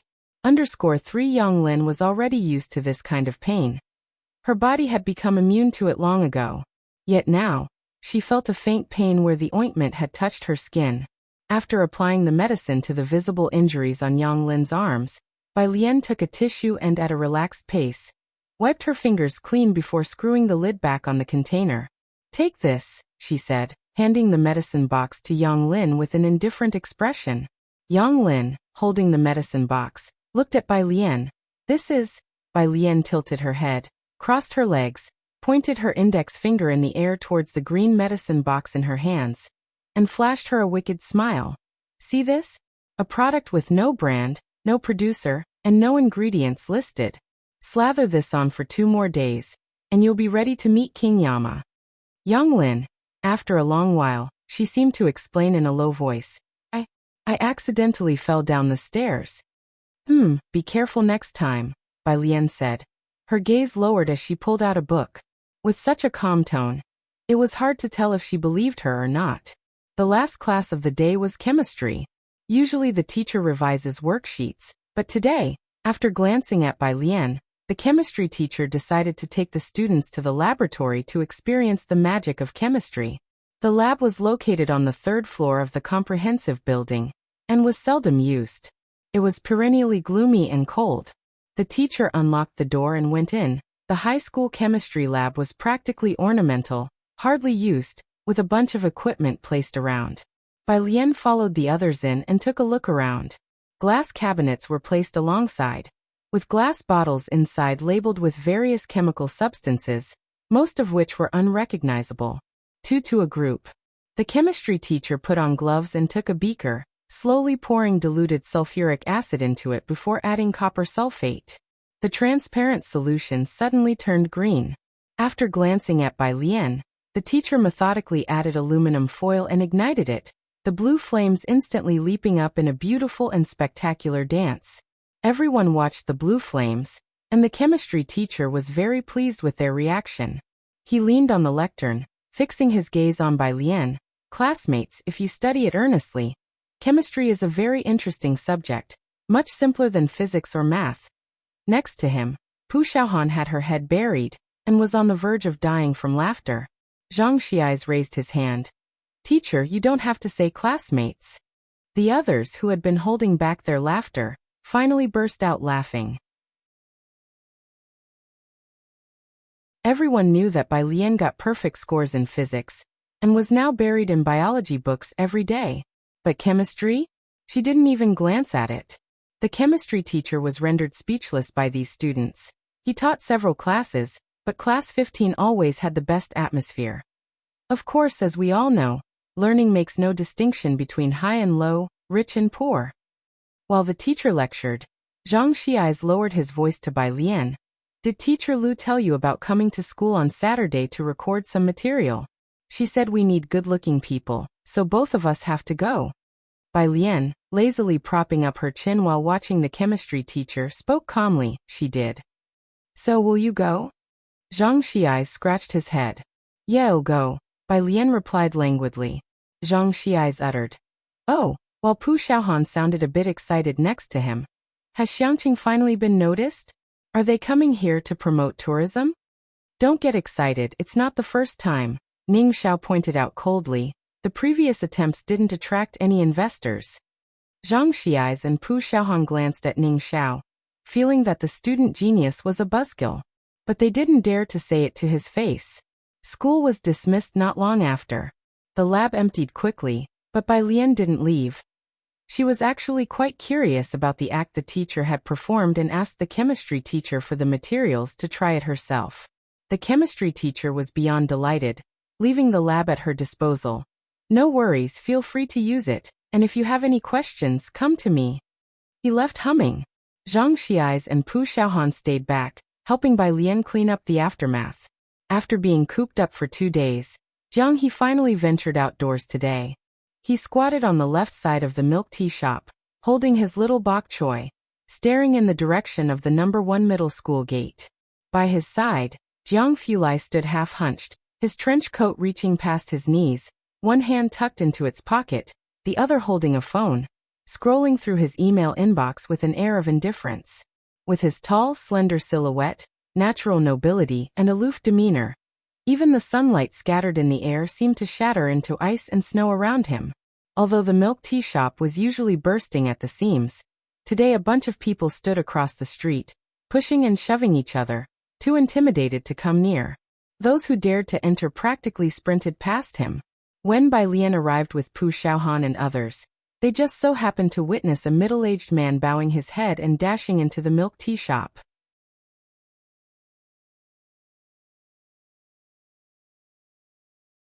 Chapter 124. How is the performance of Jiangjing's teacher, number 048? _4 Bai Lian must have sensed them, as Jiang Fulai slightly lifted his head. Perhaps finding Jiang He annoying, his eyes were as cold as frosty mountains, his thin lips tightly pursed, and his pale and frosty gaze swept over Pu Xiaohan and Zhang Xiais. Zhang Xiais passed the beverage in his hand to Bai Lian. Feeling the gaze and lifting his head, his footsteps halted. You see, Zhang Xiais never liked listening to his deskmates' conversations, because most of the time he couldn't understand them. At those moments, Zhang Xiais would feel like the idiot Pu Xiaohan referred to. But the person in front, that person didn't even need to speak, just a glance. Yes, just like now, a single glance was enough for Zhang Xiais to feel like an idiot. Ah, said Zhang Xiais, looking at Pu Xiaohan and Bai Lian with an expressionless face. I'm going to play basketball. He quickly fled the battleground. With sheer nerve, Pu Xiaohan greeted Jiang He, Xiaoniao. Hearing this nickname, Jiang Fulai's eyebrows twitched. He glanced at Jiang He, then stuffed his phone back into his pocket and sneered. Jiang He buried his head in his knees, too depressed to speak. Bai Lian held the beverage Zhang Xiais had offered her in one hand, and with the other, she took out a neatly folded piece of paper from her pocket and handed it to Jiang He. Only then did Jiang He slowly lift his head and reach out to take it. Jiang He unfolded the paper at a leisurely pace. On the blank paper wasn't a cat. It was a graceful crane lifting its delicate long legs, half-spread wings as if to fly to the jade capital. Jiang He blinked, amazement sparkling in his eyes. Even the normally timid Pu Xiaohan couldn't help but speak. You drew it so lifelike? As Bai Lian passed the paper to Jiang He, she suddenly remembered someone snatching a child's possession. She looked up, about to say something to Jiang Fulai. Her phone vibrated twice in the pocket. Bai Lian looked down and saw it was an unrecognized number. She glanced at it and lazily pressed the green call button, answering, "Hello." The person on the other end probably didn't expect her reaction, and was silent, only the faint breathing coming through the radio. Bai Lian remained silent as well. The two seemed to be engaged in a silent standoff. After a long while, a female voice on the phone said, "I will be in Xiangqing tomorrow." Bai Lian wasn't in a good mood today either. She arched an eyebrow, her response cold and brief. "Who are you?" The woman on the other end finally couldn't stand it anymore and spoke. "You're asking who I am? Have you become so muddled that you can't even recognize your own mother's voice?" "Oh," Bai Lian replied, still with that same indifferent air. "Anything else?" On the other end of the phone, in the car on the highway, Ji Mulan abruptly hung up the call. The refined man skimming through files beside her glanced at her and said, "You need to give the child some patience." "I just hope she doesn't cause any trouble," Ji Mulan said with a hand to her forehead, clearly exasperated. "She's currently living with my dad and that man." "She's always been in Xiangqing?" The man turned to Ji Mulan, pondered for a moment. "If she's in Xiangqing, perhaps you could bring her back to Jiangjing with you. She's about the same age as Jiyue. They're sure to get along." Hearing him say this, Ji Mulan tapped her phone gently. If Bai Lian could go to Jiangjing, she certainly could have better prospects. Right, she's in her senior year just like Jiyue. Jiyue is smart, but alien is a different type altogether.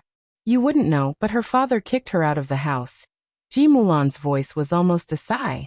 The man was used to being around exceptionally talented people. Ji Mulan had to manage his expectations in advance, just to lower them a notch. That way, when he finally met Bai Lian, the disappointment wouldn't be too great. "She's in her senior year too," said the man, surprised. "How are her grades?"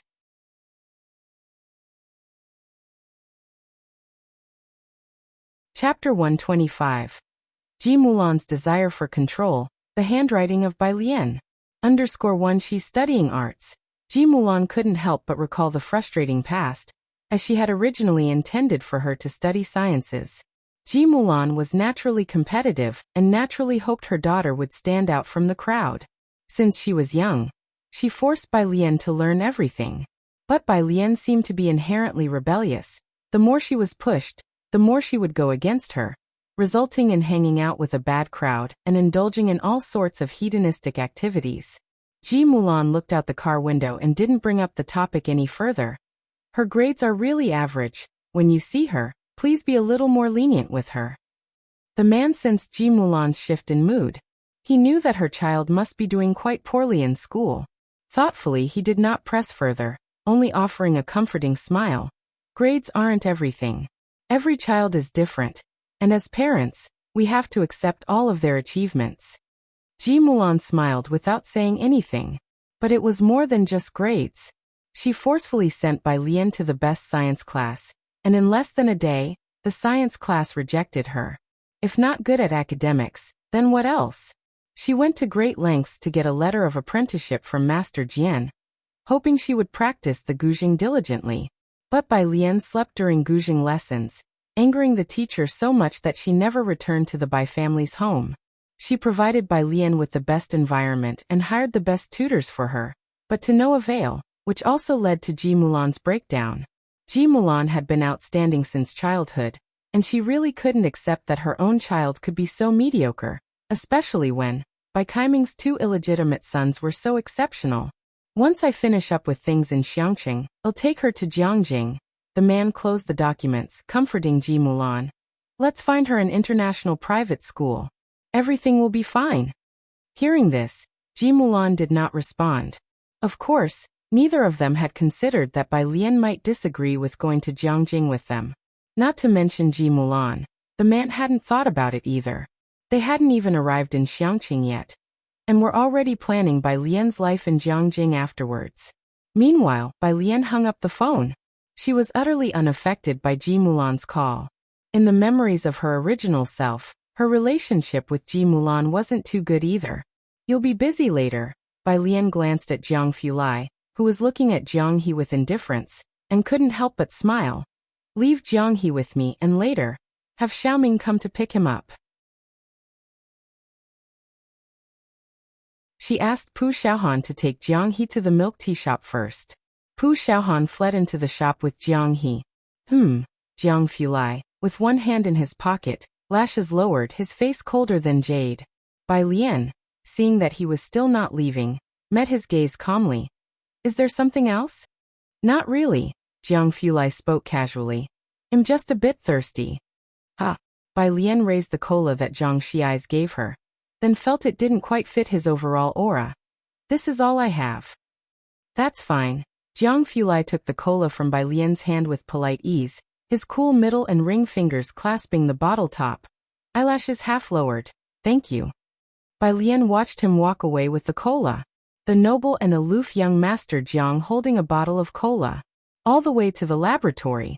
Most people couldn't help but take an extra glance at the cola in his hands as he passed. In the lab, Hewen would get scolded a bit less than usual. When he went to report for the group, he couldn't help but stare more at the cola on the table. Jiang Fulai picked up his glasses, slowly placing them on his nose with deliberate ease. His eyes slightly narrowed, calm yet detached. Do you want it? Hewen quickly averted his gaze. He wished he could put an impassable boundary between himself and the cola. He took 3 steps back. No. Young Master Jiang, I've never liked cola since I was a kid. Hewen almost wanted to cry, but Jiang Fulai just glanced at him. And then he leaned forward slightly, casually handing the cola to Hewen, his fine hair falling softly. You want it?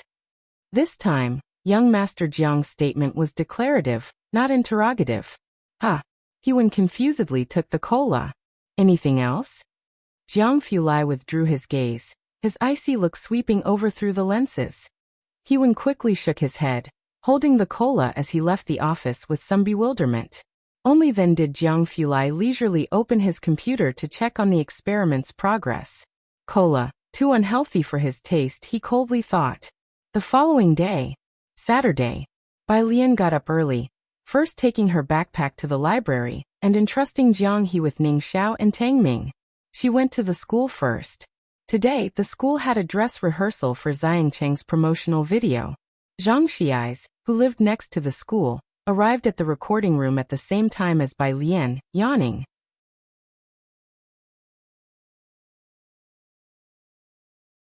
Chapter 126. Ji Mulan's desire for control. The handwriting of Bai Lian.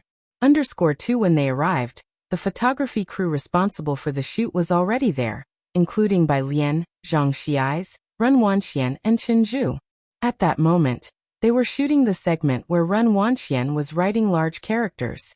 What Xiangqing is most famous for is its ancient capital as well as the inscriptions left on the city walls by Bai Xiangjuan. Both the Liang-style calligraphy and the Guzheng are extremely popular.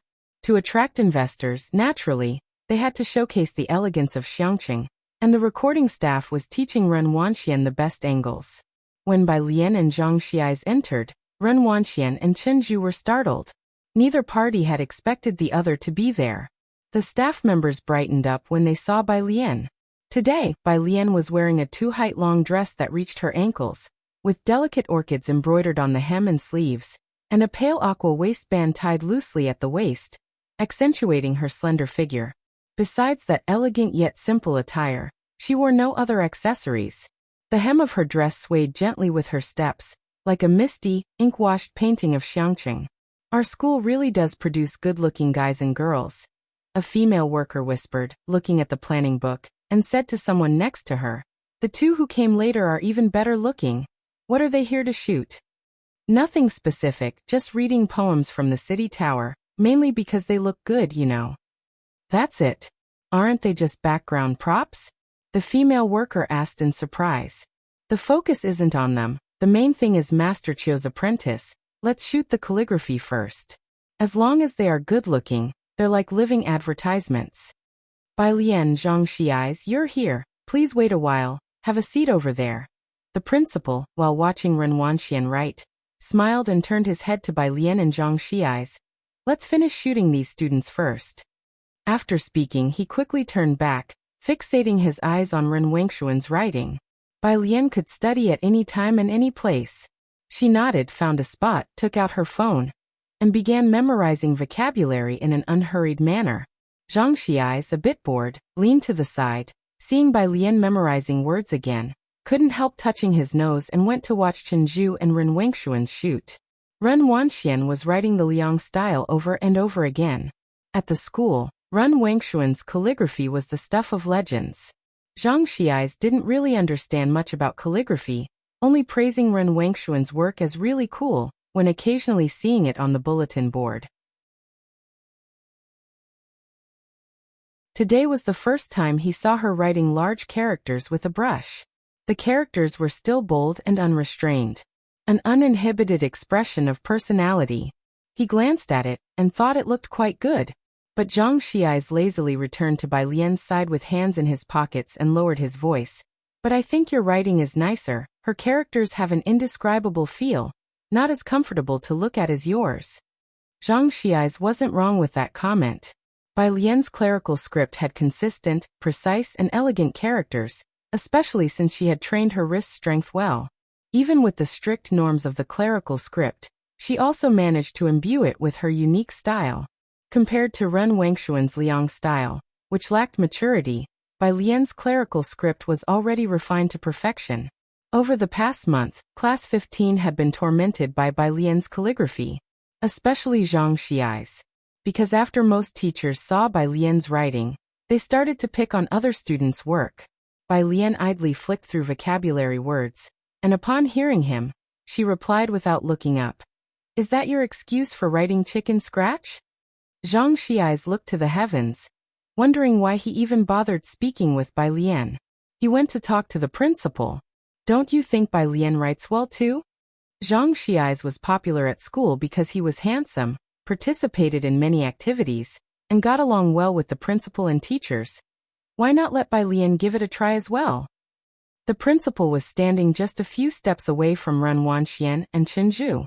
They both heard that sentence. Ren Wangshuan's lifted wrist halted. Bai Lian knows how to write large characters? A trace of inquiry crossed her face. The principal, hearing someone praising Bai Lian's calligraphy for the first time, looked at Zhang Xiais with surprise. Really? Why hasn't anyone mentioned this? Chenju looked up at Zhang Xiais. He had seen Bai Lian's characters. Bai Lian writes clerical script. Clerical script? Ren Wangshuan's thoughtful expression disappeared, and the corners of her mouth twitched upwards. Bai Lian practiced clerical script, which was actually looked down upon in the calligraphy world. Zhang Xiais was still trying to sell Bai Lian's clerical script to the principal. He glanced at Ren Wangshuan's characters. Bai Lian writes much better than the student from Class 8, Principal. You can't be biased. After Ren Wanxian finished a character, the photographer collected her work and laid down a new sheet of paper for her to write on. She remembered Bai Lian even saying that the Bai family's Liang style was mediocre at best. Birds of a feather flocked together, after all. She didn't want to talk much with Zhang Xiais. After all, he had never studied calligraphy, and explaining it to him would be like playing the lute to a cow. But he was trying to raise Bai Lian up by belittling her calligraphy. She glanced at Bai Lian and then said, Zhang Xiais, do you know that the clerical script is actually sneered at in the world of calligraphy? Because it lacks artistry, it doesn't even qualify to be called calligraphy. You compare your clerical script with my Liang style? You might just make others laugh their heads off. Zhang Xiais already had a bone to pick with Ren Wanxian. Last time, if it hadn't been for Bai Lian's gouging skills, Wanxian would have made a fool of herself. He was deliberately targeting Ren Wanxian today and upon hearing this, sarcastically said to her, Then the calligraphers need to wash their eyes. Your writing is not even close to our Lian's clerical script. He glanced at the large character placed to the side, puts his hands in his pockets, and mouthed to Ren Wanxian, Trash, far inferior. You, Ren Wanxian, too angry to keep her hands steady, but still maintaining her etiquette, couldn't bring herself to say something like what Zhang Xiais had said. Principal, since he thinks my Liang style is not good, then find someone who writes well to do it. Always prone to impulsive behavior, she abruptly put down the brush with a smack, as if intending to leave, and walked out of the classroom, leaving everyone behind.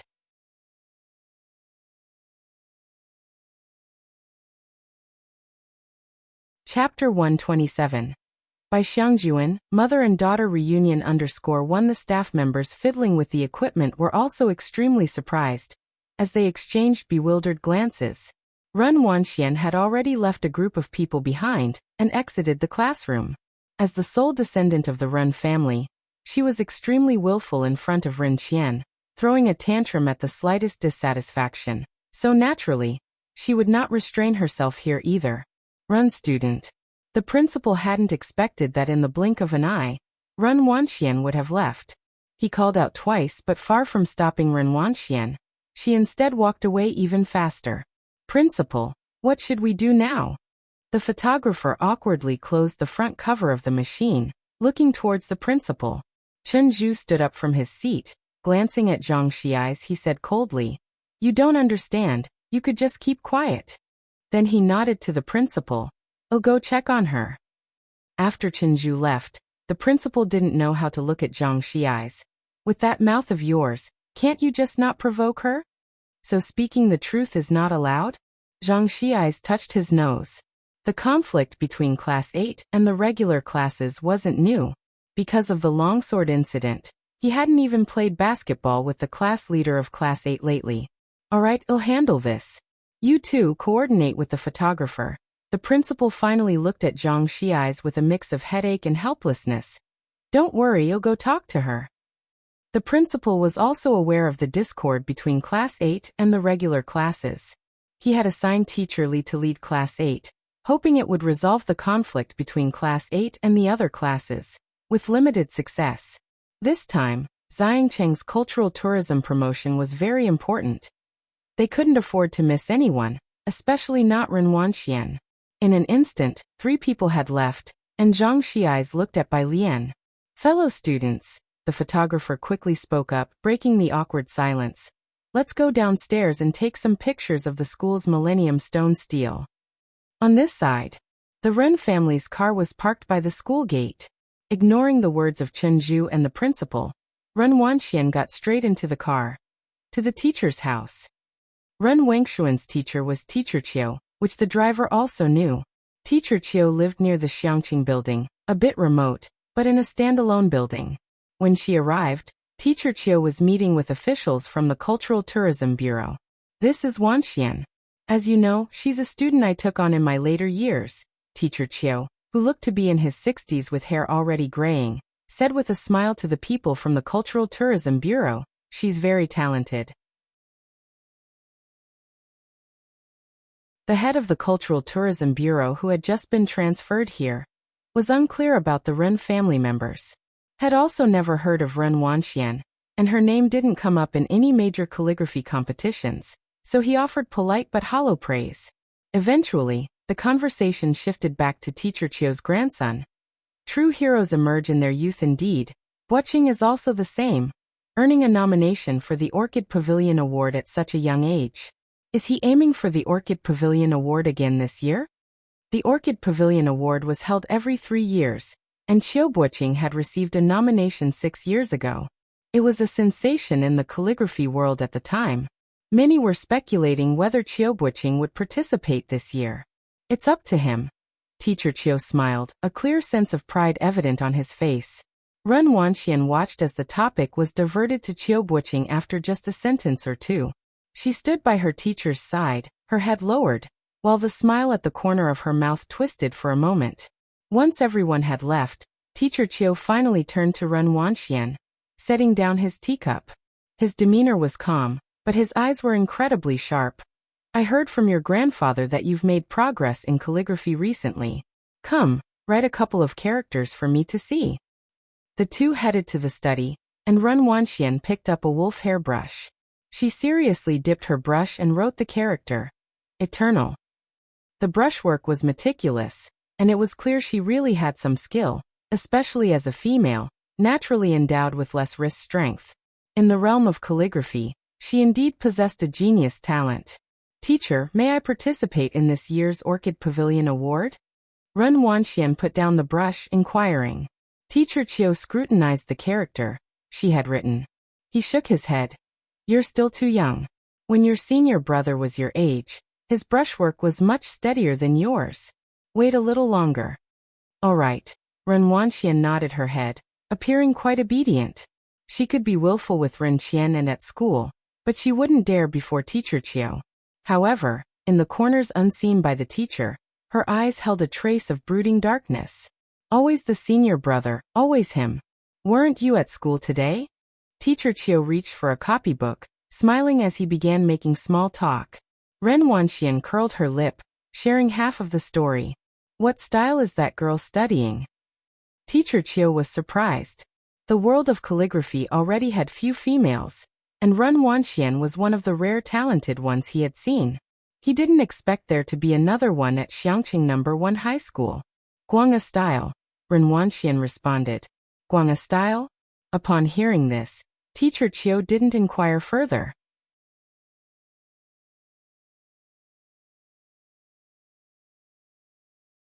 Chapter 128.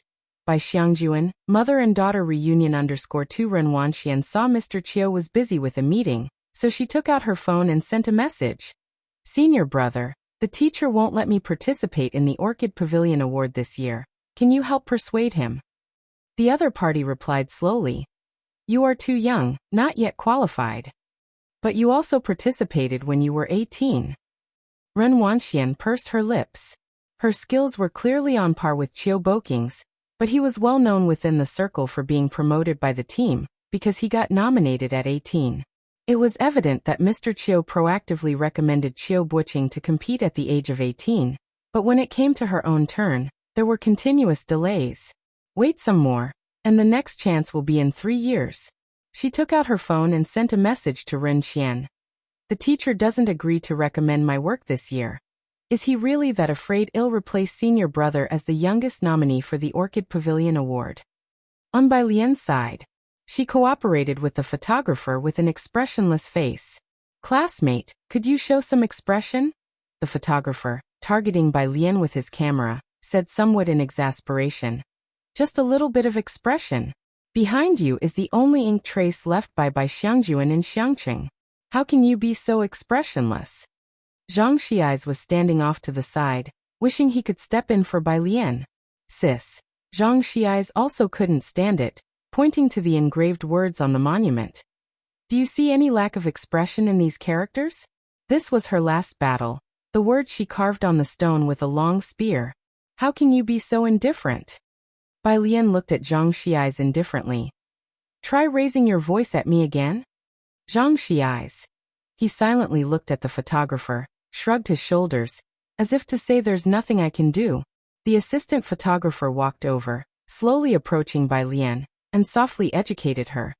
These are the last words she left for the Bai family army before she died. Just imagine, it was her final battle. She ordered General Chen Yi to lead the young soldiers to retreat, leaving only the elderly elite troops to follow her to death. Just think about that feeling. Bai Lian turned her head to look at the huge piece of stone a few steps away. This was the most central monument in Xiangqing No. 1 Middle School. She knew this stone. But this was also the first time Bai Lian had looked at it since coming to school. The monument taller than a person, weathered by history. The characters that the long spear had carved into the stone were deepened by people, leaving only one sentence. Drinking wildly as I fight my enemies, one man, one arrow daring to storm Fengdu.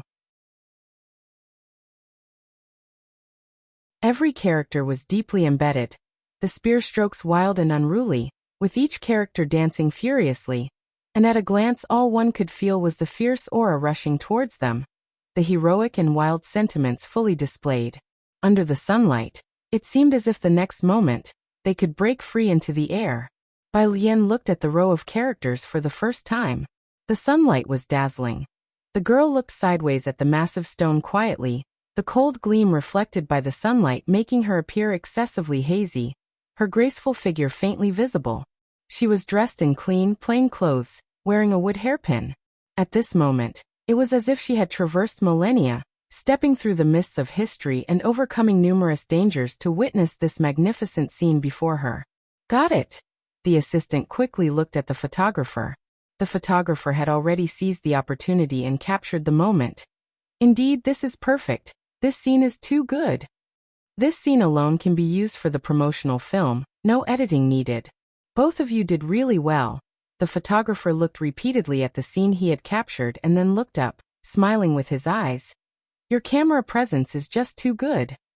With these two attributes, they could make it big in the entertainment industry, especially this girl. The emotion in that one fleeting moment was simply incredible. After the shoot, Bai Lian and Zhang Xiais exited the school gate. Today is Saturday, and the milk tea shop still had many customers. The two had just come out when Yang Lin was leaving the milk tea shop, her hand almost entirely healed. Hi, Zhang Xiais greeted Yang Lin. Yang Lin glanced at him but didn't speak. Zhang Xiais was used to it. Bai Lian withdrew her gaze from Yang Lin. The three of them walked forward together, with Zhang Shi's home not far ahead. Bai Lian was heading to the bus station while Yang Lin went to Zhang Shi's home's flower shop, picked up a lily and left money. Yang Lin lived in a tube building. She walked up the long, dark staircase, where untidy garbage was scattered about.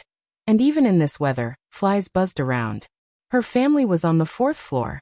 There were many households on each floor of the tube building, with over a dozen families on the 4th floor alone. Yang Lin's home was on the left side of the staircase. Just as she reached the 4th floor, an elderly lady from the right side opened her door and saw Yang Lin whispering, "I just saw your dad come back."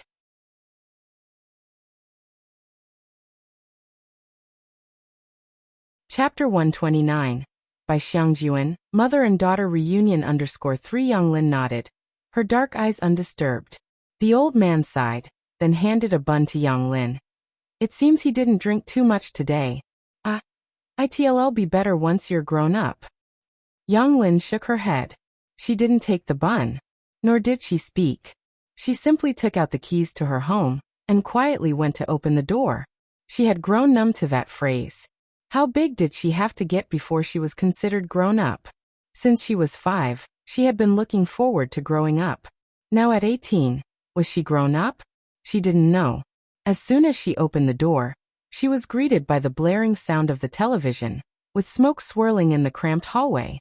A middle-aged man who hadn't bathed for days was sitting on the sofa, with fried chicken and some cans on the table, and chicken bones littering the floor next to the old couch. He must have won some money. He glanced at Yang Lin, then immediately wobbled to his feet, his lengthy hair matted together, mumbling as he pulled out a handful of change. "Xiaolin, I'm sorry. Dad drank too much the day before yesterday. Have you eaten yet?" Yang Lin ignored him, until she saw that the lock to her room had been tampered with. Startled, she then charged over and flung open her room's door to find everything in disarray. Bang, she slammed the door closed and locked it securely. Crawling under the bed, she retrieved a locked metal box. The lock was intact. She let out a sigh of relief, then collapsed onto the floor, breathing heavily. It took her a long while before she pulled out today's earnings from a compartment in her backpack and neatly placed them in the metal box. Only then did she slowly tidy up her room and brought out a fresh, vivid lily, placing it in a plastic bottle on the windowsill. Yang Lin sat on the bed, quietly observing the lone lily. Its slightly flared petals were as pure as snow, an elegant white, the only splash of color in the entire room.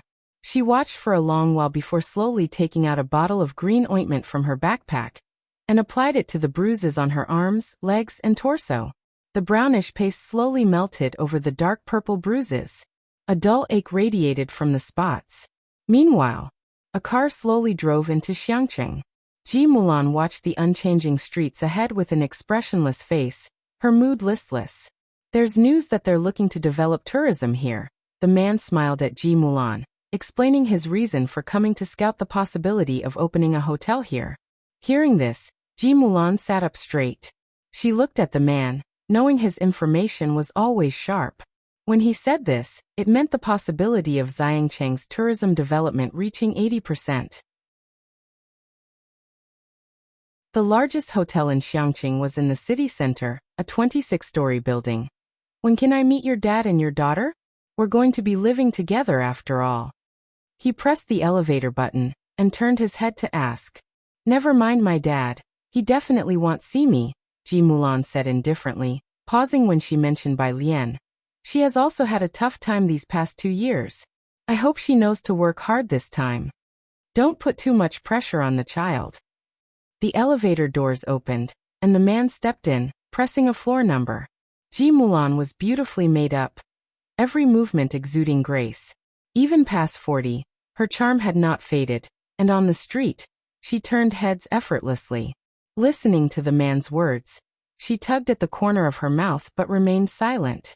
His son was highly accomplished, so naturally he could utter that phrase with ease. Had their positions been switched, he might not have preserved her composure. After exiting the elevator, Ji Mulan calmly dialed a number. Bai Lian was still in the library. She was in the middle of working on a biology paper when she received a call from Ji Xiaojun. Biology was much simpler than physics. Even high school seniors like Ji Heng could solve a few of the questions. Alien. On the other end of the phone, Ji Xiaojun had just finished teaching a child. He was holding a drawing board, frowning. Your mom's back, you know? She called me yesterday, Bai Lian replied. Yeah, nodded Ji Xiaojun. Come with me to see her later. We need to have a proper talk. Oh, Bai Lian drawled out her response. After they hung up, she leaned back in her chair comfortably and flicked Jiang He's forehead. I'm going out for dinner later, you heading home first? Jiang He, holding his head, looked at Bai Lian with wide eyes. I'll wait for you. Bai Lian. Okay. She waited for Ming Dongheng to arrive from Bachter Street before heading to Wanhe Building. Wanhe Building? Ji Xiaojun hadn't gone in yet. He was sitting on the outside steps, smoking and waiting for Bai Lian. His brow furrowed. Uncle. Bai Lian watched him for a while before standing in front of him, raising an eyebrow. Why not go in? Ji Xiaojun stubbed out his cigarette. He looked at Bai Lian, seemingly hesitant to speak. She just stood there in front of him, memorizing vocabulary words while she waited for him to talk, in no particular hurry. There's something I need to tell you in advance. Take it slowly. Ji Xiaojun looked at Bai Lian. It took a long moment before he patted his sleeve, stood up, and after another lengthy pause finally said, Your mom brought an uncle along. Bai Lian was slightly surprised. For about 10 seconds as she grasped what Ji Xiaojun meant, she smiled lazily. That's nice. This was the modern age, where women were free to divorce and not be bound by societal norms. Bai Lian was happy for her. Ji Xiaojun had hesitated so long because he feared Bai Lian would be upset. Her father was accepting an illegitimate child, and her mother was on the brink of remarriage. He had imagined 1,000 different reactions from Bai Lian, but he never expected this one. All right, you really have grown up, he sighed deeply, casting his gaze downward and patting Bai Lian's shoulder. Let's go join your uncle inside. Inside the private room, Ji Mulan was sitting next to a man. Relax, the man reassured Ji Mulan with a smile. I've already got someone arranging everything, it's going to be all right. He had found a school for her daughter just as Ji Mulan had requested. However, the man was a bit concerned. He actually didn't recommend that Ji Mulan's daughter attend that particular school. International schools typically had students who advanced straight through from a young age, with high competitive pressure. And Ji Mulan had mentioned her daughter studied liberal arts, and that her academic performance was not very promising. Entering this school would bring immense pressure. A significant gap could be quite discouraging. He was mulling this over when the sound of the service staff at the door rang out, followed by the door opening. It must be her daughter's arrival. Ji Mulan and the man both looked up towards the door.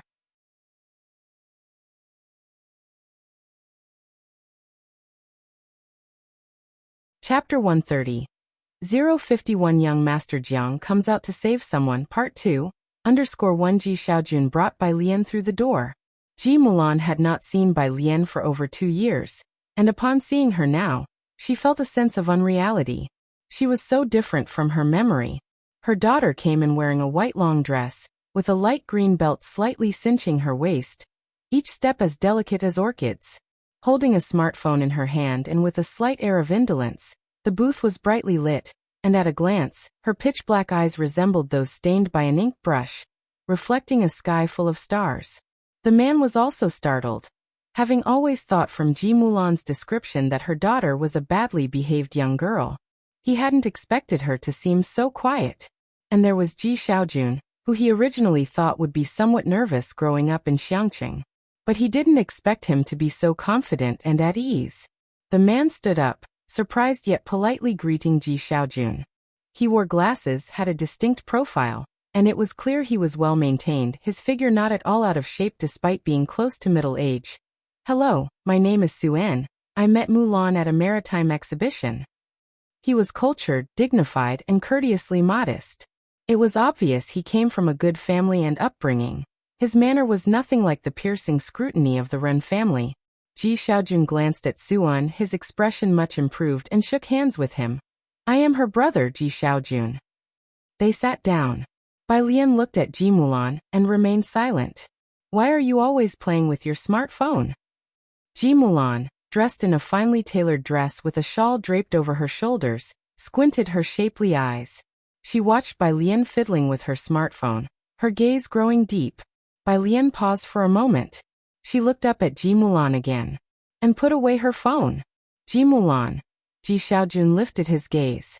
Ji Mulan then withdrew her own and, without looking at Bai Lian, said to Ji Xiaojun, "I will take her to Jiangjing. Suen has found her an international private school. Although most of it is science-based, there are arts courses too, and one can go directly to a foreign university after graduation." This was not a discussion. It was a notification. Before Ji Xiaojun could speak, Bai Lian, with her eyes lowered and voice unhurried, said, "I won't go." Ji Mulan was about to get angry, but glanced at Suen and feared he would see her as a joke. So she stood up abruptly, glowering at Bai Lian. "Come outside with me." Bai Lian looked up, her long and powerful hands pressing against the table as she stood. Ji Xiaojun wanted to follow but was deterred by a look from Bai Lian, and he hesitated. Across the table, Suen smiled and said, "Mr. Ji, let the mother and daughter talk. You tell me about Mulan's childhood." After a moment's hesitation, Ji Xiaojun did not follow them out. He knew from earlier conversations with Ji Mulan that Suen was from Jiangjing. He also knew that Bai Lian would have a better future if she went to Jiangjing. On the corridor, Ji Mulan, in her elegant high heels, was barely taller than Bai Lian. "Do you know how much effort it took to get you into that school? Your uncle said you've become more obedient. From now on, don't be so troublesome. The Su family's rules are much stricter than the Bai family's, just so you know." 2 years had passed, and facing Bai Lian again, Ji Mulan's heart was still troubled. The Bai family expelling Bai Lian was undoubtedly a slap in her face. She couldn't swallow this indignity. "Am I just an object to you?" Bai Lian turned off her smartphone and spoke up. She just looked at Ji Mulan, her almond-shaped eyes dark and deep, devoid of any other emotion. "What do you mean?" Ji Mulan looked at Bai Lian, her chest heaving with emotion. "Am I not doing this for your own good? How much have I sacrificed for you? I hired the best tutors, got you into the best classes." Bai Lian listened silently to her finish. She did not feel much about everything Ji Mulan said. "Am I just a tool for you to show off?" Bai Lian said softly. 2 years, it took 2 years for you to come back and see me. I was alone at the Bai family, dealing with Bai Qiming, Bai Xiaoqi, Bai Xiaoka. If you wanted what's best for me, why didn't you take me away with you?" Ji Mulan was taken aback, then quickly recovered, frowning. "You staying at the Bai family was the way for you to receive the best education. I was thinking of your best interests. It doesn't matter now. My household registration is with my grandfather, so you don't have to worry about my future life." Bai Lian nodded politely to Ji Mulan, walked a few steps, then stopped. "Oh, and one more thing." She turned back, a loose smile on her lips. "Go visit grandfather sometime."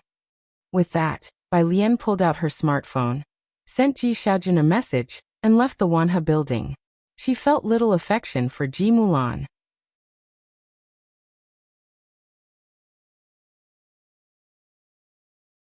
Chapter 131. 051 Young Master Jiang Comes Out to Save Someone, Part 2. _2, but the memories surfacing in her mind were slowly searing her emotions. She stepped out of the Wanha building, then squatted down, silently looking up at the moon in the sky, her dark pupils reflecting the cold moonlight. She wrapped her arms around her knees, and after a long while, she finally took out her phone. On the phone was a photo she had sneakily taken at the dinner table just now. It was of Ji Mulan. She stared at the photo, her fingertips gently brushing over the face on the screen, and then she whispered very softly, "Mother." Ji Mulan. She looked a lot like her mother. Jiang Fulai had just returned. He originally planned to take Jiang He out for dinner first. But while driving through the streets, he caught sight of a white figure squatting on the side of the road. "Stop the car," he said abruptly, sitting up. The car slowly came to a halt. Jiang Fulai, from across the street, silently gazed at Bai Lian through the window, past myriad lights, past a long river, just as the first time. She was looking at the moon, and he was quietly watching her. She wore plain clothes, squatting with her back to the street light, her snow-colored skirt spreading on the ground, blooming like orchids.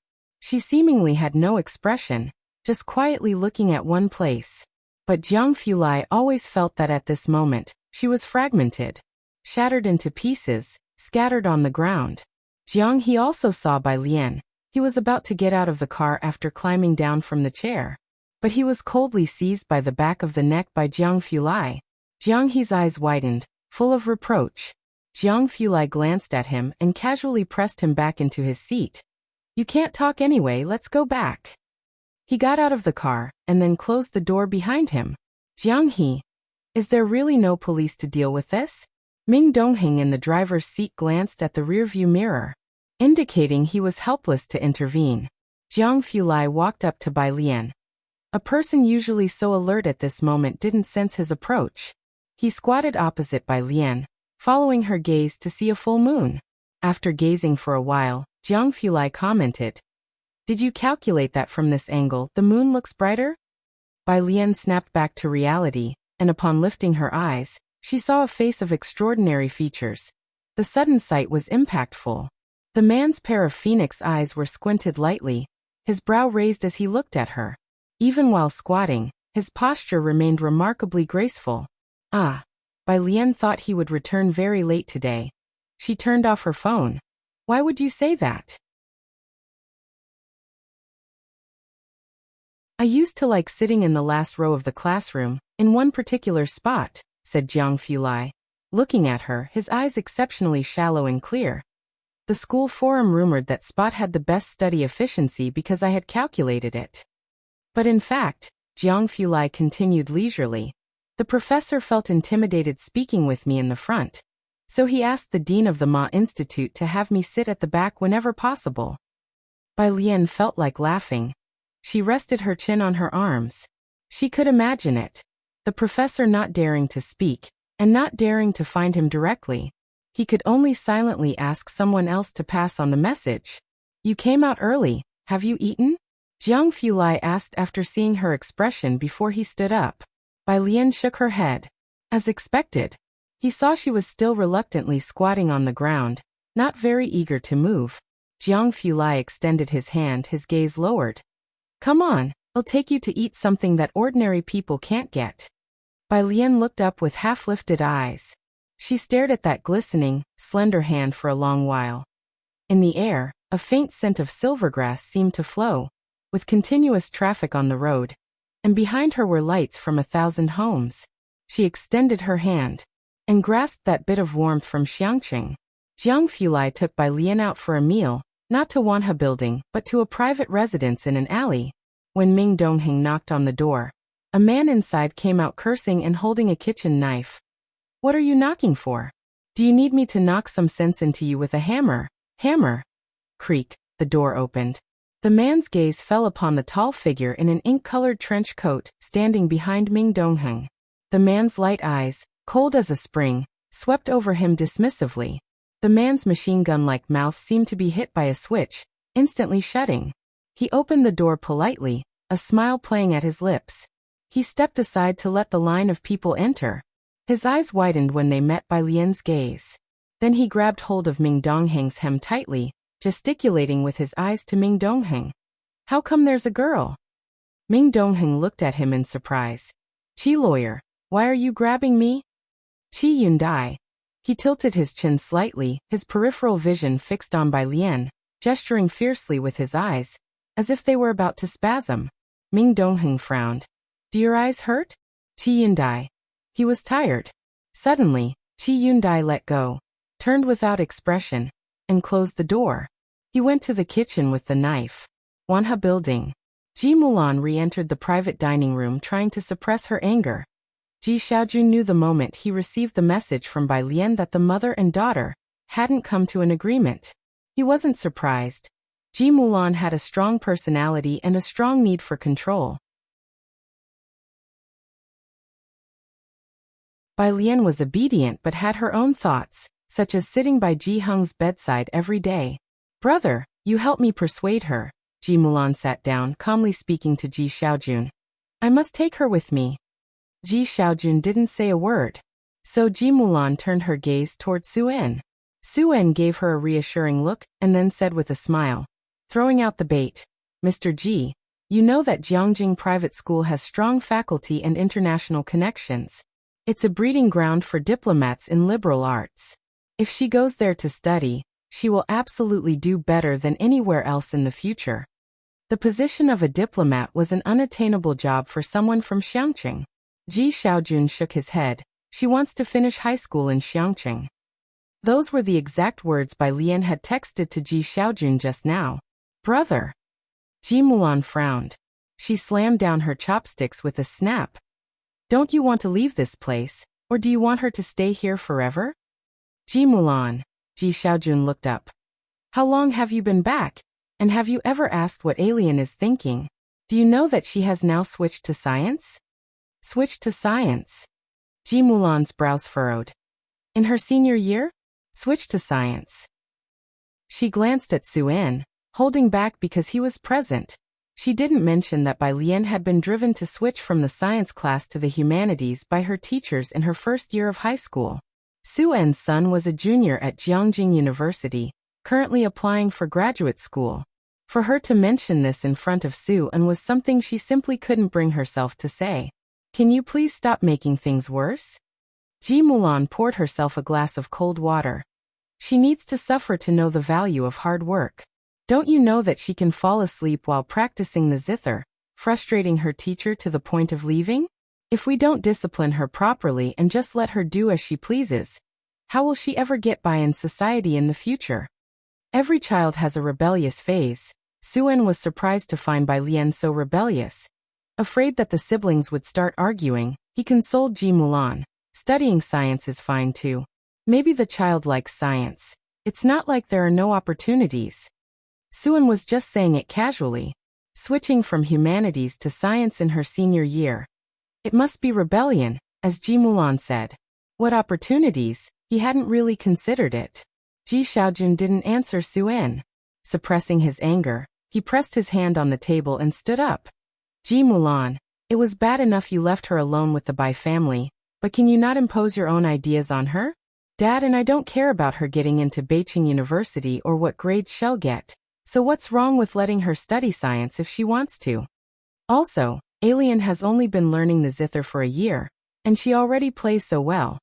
What more do you want from her?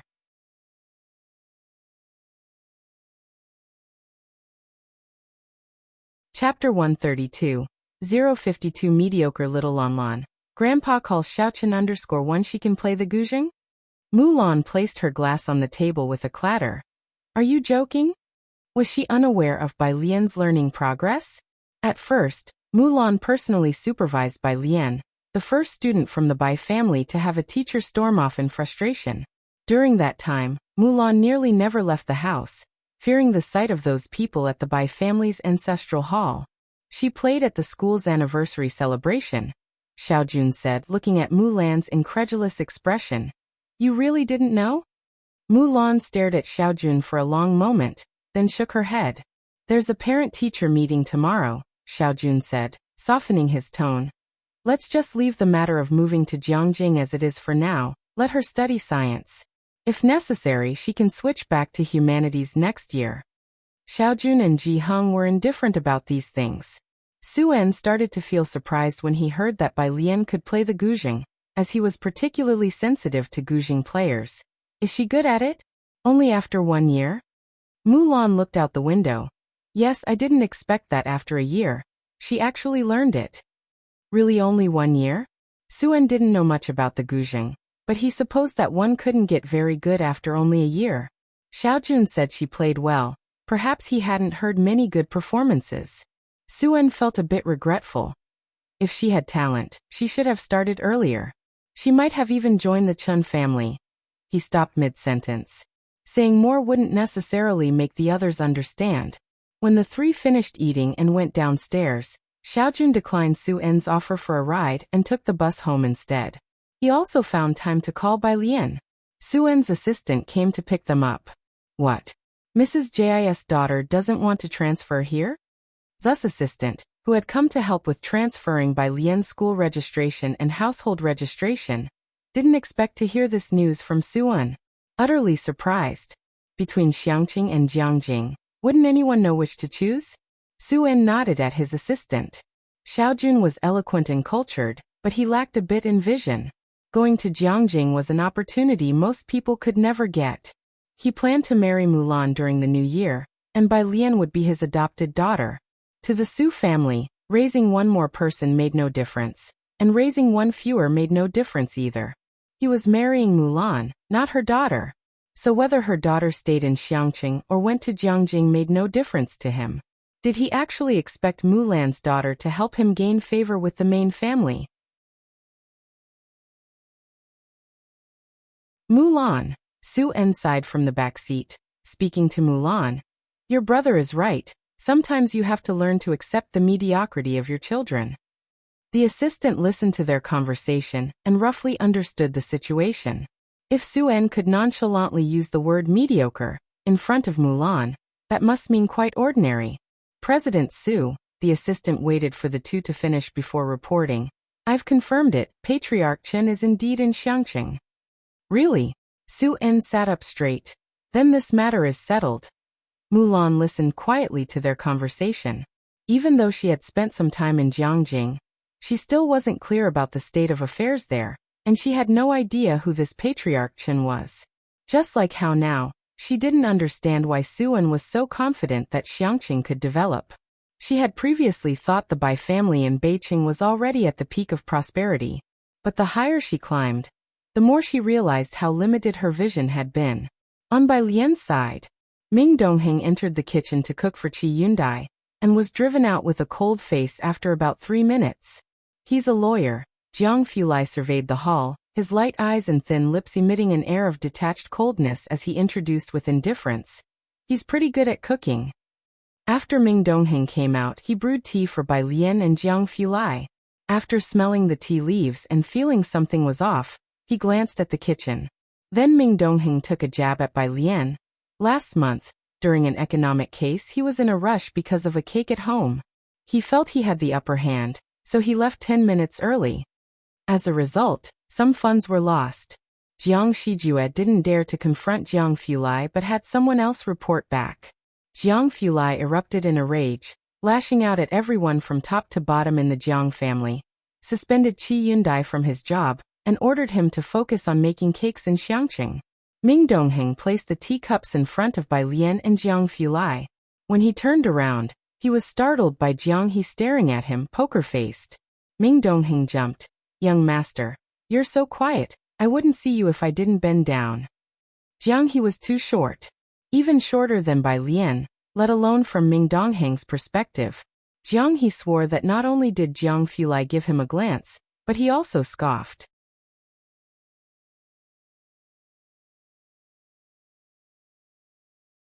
Chapter 133.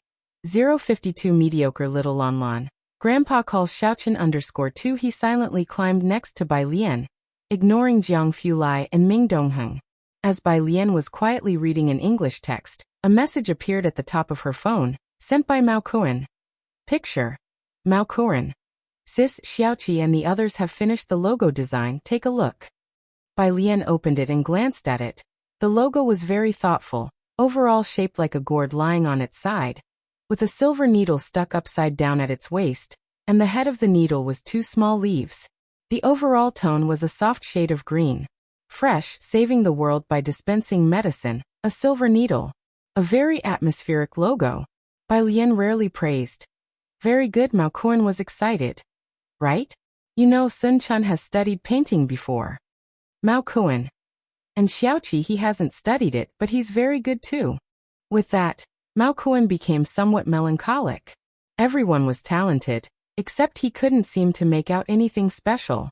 After dinner, Ming Dongheng drove to Purist Street. Bai Lian didn't message Ji Heng, and since Ji Heng didn't pick her up today, Jiang Fulai got out of the car and walked into the alley with her. I can go by myself. Bai Lian looked at the dark alley. Jiang Fulai, with one hand in his coat pocket, merely glanced at her upon hearing this, saying nothing as the shadow cast by the streetlight behind him partially covered his face. Bai Lian truly wasn't afraid of this stretch of road. She had traversed even darker paths before. But Ji Heng would always be here waiting for her. And now with Ji Heng absent, it was another person who accompanied her through this long and dark road that seemed to have no end. It was as if since coming into this world, she had never been alone. Have you ever been to the Snow Mountain? Jiang Fulai tilted his head slightly, his voice clear yet not cold. But not exactly unapproachable either. Bai Lian shook her head. Jiang Fulai, usually brisk in his pace, walked with a swift wind even in the lab, but now he walked at a leisurely rate. Under the moonlight's cloak, his sharp contours seemed to soften. Over 6,000 meters. When I used to feel down, I'd stay up there for a long time, sunlit golden mountain, clouds billowing and mist rising, purifying everything. If there's a chance, I'll take you to see it. Ji Heng's house was just up ahead. Bai Lian stopped, her white dress immaculate in the moonlight, her smile lazy. Okay. She waved at him, as a sign that she had arrived. Jiang Fulai stood still, his figure upright. He didn't speak, but he visibly seemed in a good mood. Only when Bai Lian extracted her keys and opened the gate, did he turn and vanish into the night. The yard was dark, not a single light on, shrouded in a thin mist.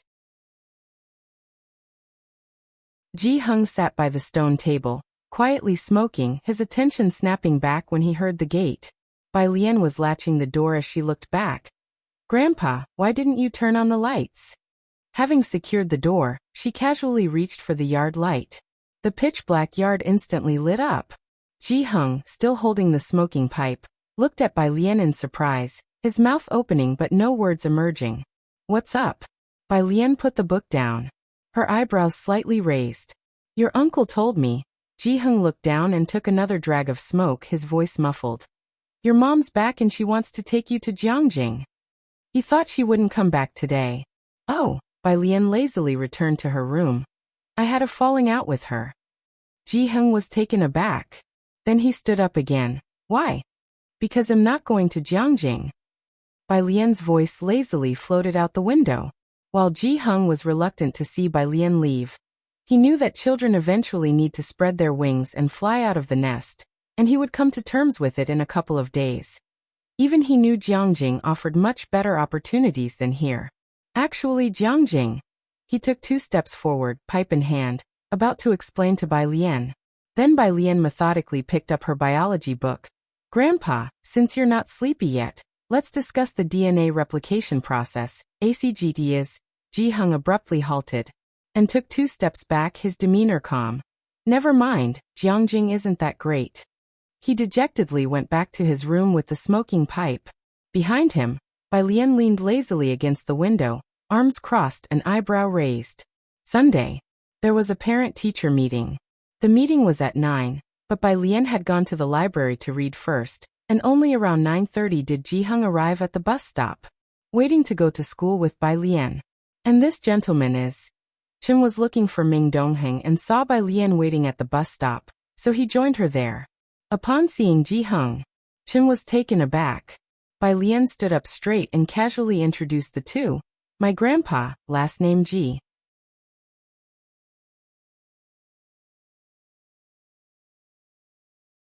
Chapter 134, 052 Mediocre Little Lon Lon.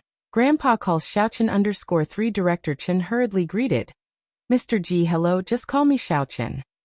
Hello, Ji Heng nodded, probably Bai Lian's friend, and said while holding an empty cigarette holder, Xiaochen. Director Chen chuckled and passed Ji Heng a pouch of tobacco. Give mine a try. Ji Heng looked at Bai Lian. Bai Lian lifted her head and said wordlessly, Go ahead, take it. Thank you. Ji Heng's face softened considerably toward Director Chen. Director Chen's eyes lit up. He stood in place, watching Bai Lian and Ji Heng leave.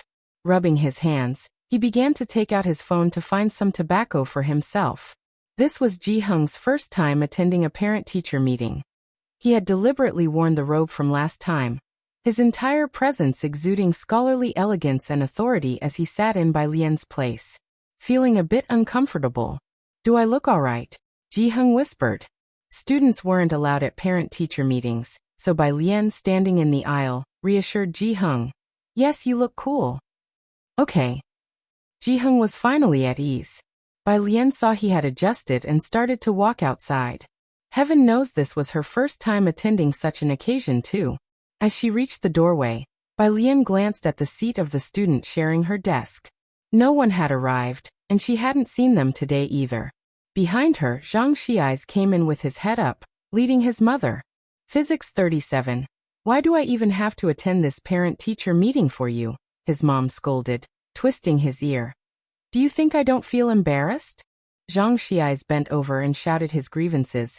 Mom, I told you I got 39, not 37. Don't listen to the physics teacher's nonsense. What, those 2 points are very important to you? You can ascend to heaven with them? His mom scoffed. Zhang Xiais. You're right about everything. Zhang Shi's mom, face stern, deeply resented having to attend this meeting for him. Upon seeing Bai Lian, she softened a bit. By your physics, Zhang Xiais, startled, quickly shoved his mom inside, then slammed the door shut with a bang. Swift and decisive. Next time you'll surely bless me to score 50, right? He prayed to Bai Lian with hands clasped together. Bai Lian, just 50. Even in dreams, so unambitious.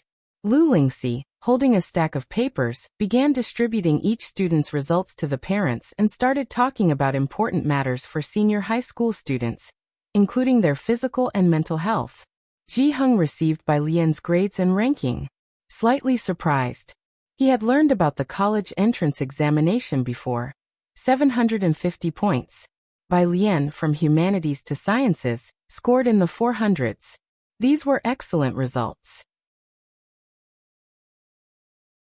Lu Lingxi talked at length and Ji Heng listened attentively, even taking notes. By the time the parent-teacher meeting concluded, it was already past 10 o'clock. Not fond of crowds, Ji Heng waited until most of the class had left before slowly making his way downstairs, with Bai Lian waiting for him at the cake shop outside. Dressed in his distinctive robe, his unique demeanor stood out immediately in the crowd. The Secretary General, standing at the bottom of the building, spotted Ji Heng at once. His gaze fleetingly swept over the report card in Ji Heng's hand, and the Secretary General gave a sarcastic smile at 450 points. Ren Qian was busy today and had no time to attend Ren Wangshuan's parent-teacher meeting.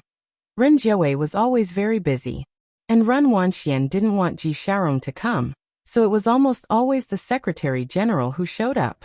He didn't see eye to eye with the Ji family members. Secretary General. The principal, hearing of the Secretary General's arrival, hurried over with several leaders to greet him. This was the person second only to Ren Qian. The Secretary General gave them a slight nod. When the principal approached the Secretary General, it was clearly for a reason. He smiled and got straight to the point. Yesterday, Miss Ren had a conflict with a student from class 15. It's just a little friction between students. We hope Miss Ren is generous and will continue to shoot tomorrow. Ren Wanxian had already spoken to the Secretary General about this incident. He merely glanced at the principal and the others while walking forward, scoffing. Principal, do you really think it's just a little friction? The principal was taken aback. The students of Class 8 have good living conditions and can afford a small cafeteria. That's what their parents and grandparents worked for, the Secretary General said with a smile as he looked at the principal. How the other students live, that's their ancestors' issue, principal, do you understand? The words of the Secretary General were veiled yet mocking. Was he implying that students from other classes were jealous of Class 8 students and deliberately targeted them? The principal pursed his lips without speaking immediately. The lady is with her senior brother. The Secretary General looked faintly at the principal. I believe you've also heard of him. He might help our miss to submit an entry for the Orchid Pavilion Award this year. Everyone knew about the Orchid Pavilion Award, which had an influence not unlike the 100 Flowers Award in the entertainment industry. Those present were all quite astonished. The Secretary General enjoyed their expressions before speaking. Our miss isn't opposed to continuing writing. Possibility arose. The eyes of the principal and the others lit up. Have the people from Class 15 apologize to our miss in person. The Secretary General spoke slowly but with authority. Only then will she continue to write.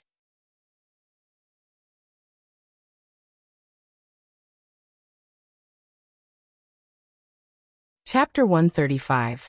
053 refuses entry to Jiangjing, who doesn't know a bit of Liang style yet. Second update. _1 Having said that, the Secretary General didn't wait for their response and headed straight for the door. Behind him, the principal and the others exchanged glances. Suddenly one spoke up. I'll go find Teacher Liu, and have Zhang Xi's and the others apologize to Ren Wanxian. The principal sighed but did not object. Indeed, yesterday's incident was Zhang Shi's fault, and students from Class 15 should apologize to Ren Wanxian. Although it seemed a bit much, the principal always had to think about the bigger picture. There was no one else in the entire school who could film that shot other than Ren Wanxian. The Secretary General had essentially represented Ren Qian's stance. This wasn't just the Secretary General's attitude, but also Ren Qian's. The bunch of students from Class 15 were indeed lively and lovely, and he had a good relationship with them. But to offend Ren Qian over this trifle, and consequently be unable to shoot the video, was simply not worth the loss. Outside at the milk tea shop, Bai Lian was brushing up on her work while waiting for Ji Heng at the milk tea shop. The place was as crowded as ever. Qi Yundai, expressionless, finished his morning tasks and, taking off his chef's hat, was about to leave coldly. Nobody in the kitchen dared to speak to him. It was only when Qi Yundai observed Bai Lian sitting outside that he turned around 180 degrees. Miss Bai, what brings you here? Qi Yundai took a seat opposite her. He was very surprised. Today, Bai Lian was dressed in sky blue long sleeves, with each black button fastened meticulously. One hand held a black pen, the other casually pressed down an exercise book, lazily working on questions. Upon hearing him, she raised an eyebrow indifferently. Master Qi, because of his delicious cooking, Bai Lian had quite a bit of respect for him. Just call me Xiao Qi. Qi Yundai sat across from her. The unwelcoming expression on his face was gone, and he began to complain. I've been making cakes for over half a month now, you know. He really missed his cases. He would even prefer to go back to teaching that group of blockheads. He had almost forgotten what his main job was.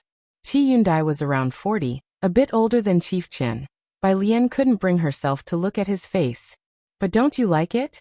Bai Lian listened to him attentively, her fingers writing a string of neat characters. Qi Yundai spoke despondently. No, that was in the past. He was paying for his youthful recklessness. When Ji Heng came to find Bai Lian, he found Qi Yundai chattering nonstop in front of her. A stranger arrives. Instantly, Qi Yundai's face turned cold, and he regressed to his expressionless self. Bai Lian introduced Ji Heng to him. Qi Yundai stood up graceful. Mr. Ji, hello, I am Xiao Qi, the cake chef here. Yet another stranger. Following Bai Lian, Ji Heng felt that in this past month, he had met all the people he was meant to meet in his lifetime. Hello, Xiao Qi. Ji Heng, holding his pipe, greeted politely. But he wasn't particularly warm. Qi Yundai only complained to people he knew well. Bai Lian praised his cooking last night. Jiang Fulai was a bit nicer to him, so unilaterally, Qi Yundai counted her as one of his people. In front of Bai Lian he could vent. In front of others he remained a cold, heartless cake-making machine. Mr. Ji, Qi Yundai returned to the kitchen and took out a bag of freshly baked cakes. This is a new product with less sugar. Take it home and try it. He placed the bag of cakes in Ji Heng's hands. Before Ji Hung could react, Chi Yundai greeted Bai Lian and turned to leave. It was Ji Hung's first time receiving these little cakes. He looked down and subconsciously glanced at Bai Lian. With her slender legs crossed, Bai Lian tapped on them as she methodically finished a problem, one hand propping her chin, and lazily smiled at Ji Hung. The cake is delicious. In meeting your mother later, Ji Hung didn't sit down. Holding his pipe, he stood in front of Bai Lian, his weathered eyes deep. Will you come with me? Ji Hung had decided to accept Ji Mulan's invitation. If it had been 2 years earlier, Ji Hung would never have agreed to meet Ji Mulan. But now, simply because of Bai Lian, Ji Hung was willing to see her, especially since Ji Xiaojun had mentioned that the person Ji Mulan had found this time had better character than Bai Qiming. He decided to check it out. No. Bai Lian rested her wrist on the table, calmly capped the pen with her other hand, and spoke in a light tone. Ji Hung nodded. Okay. Not wanting to see Ji Mulan again, Bai Lian headed back to the library to plan dining out with Jiang He. It was a small restaurant near the school. With her legs propped up, her slender, fair fingers pulled out a menu hidden under the teacup, and she tilted her chin toward Jiang He, casually asking, Is there anything you don't eat? This wasn't her first meal with Jiang He.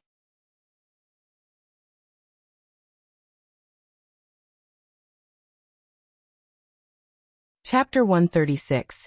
053 refuses entry to Jiang Jing, who doesn't know a bit of Liang style yet. Second update. _2 But it was the first time she had ordered dishes for him. Jiang He slowly looked at Bai Lian.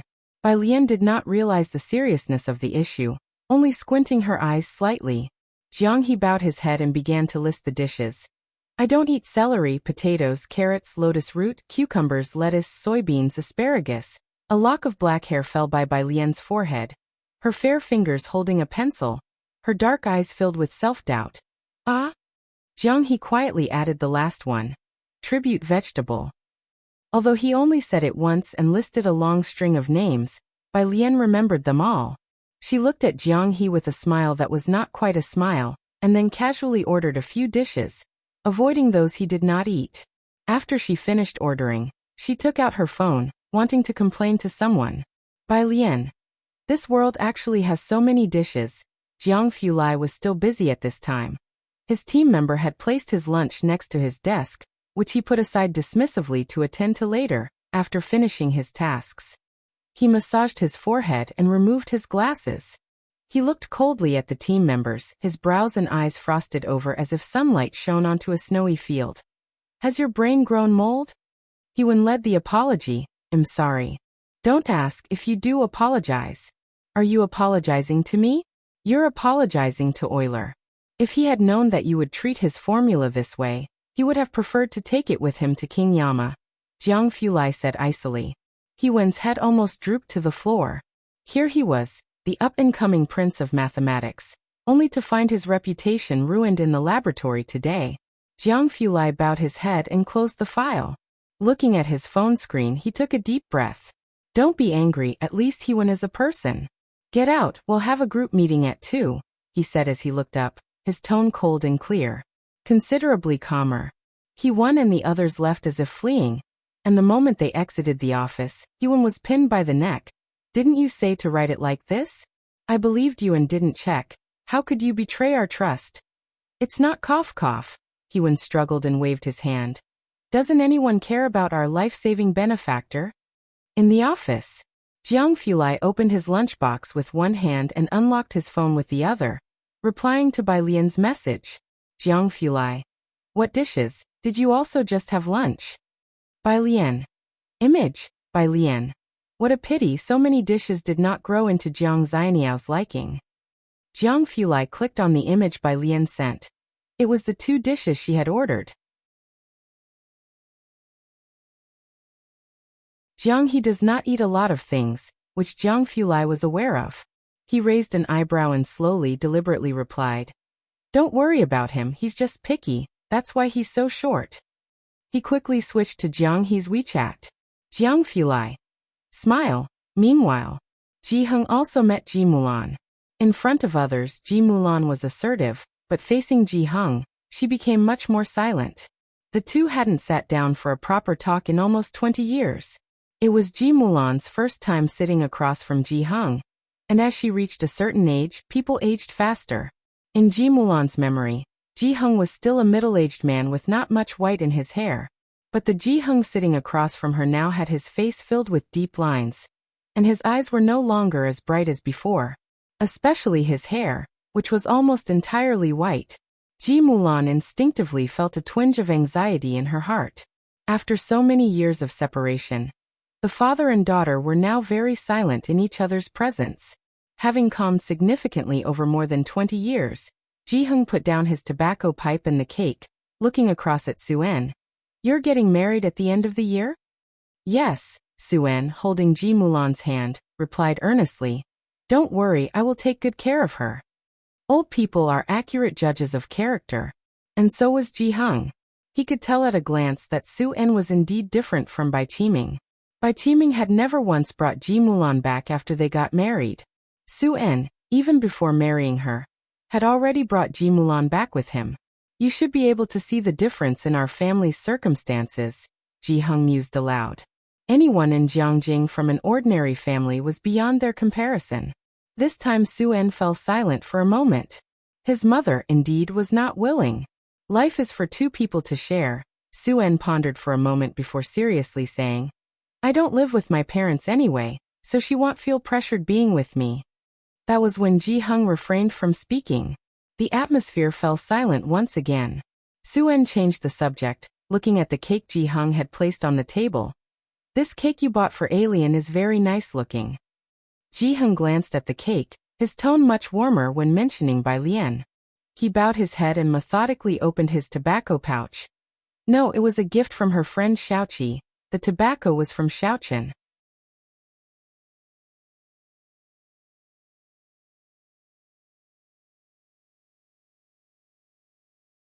Chapter 137. 053 refuses entry to Jiangjing, who doesn't know a bit of Liang style yet. Second update.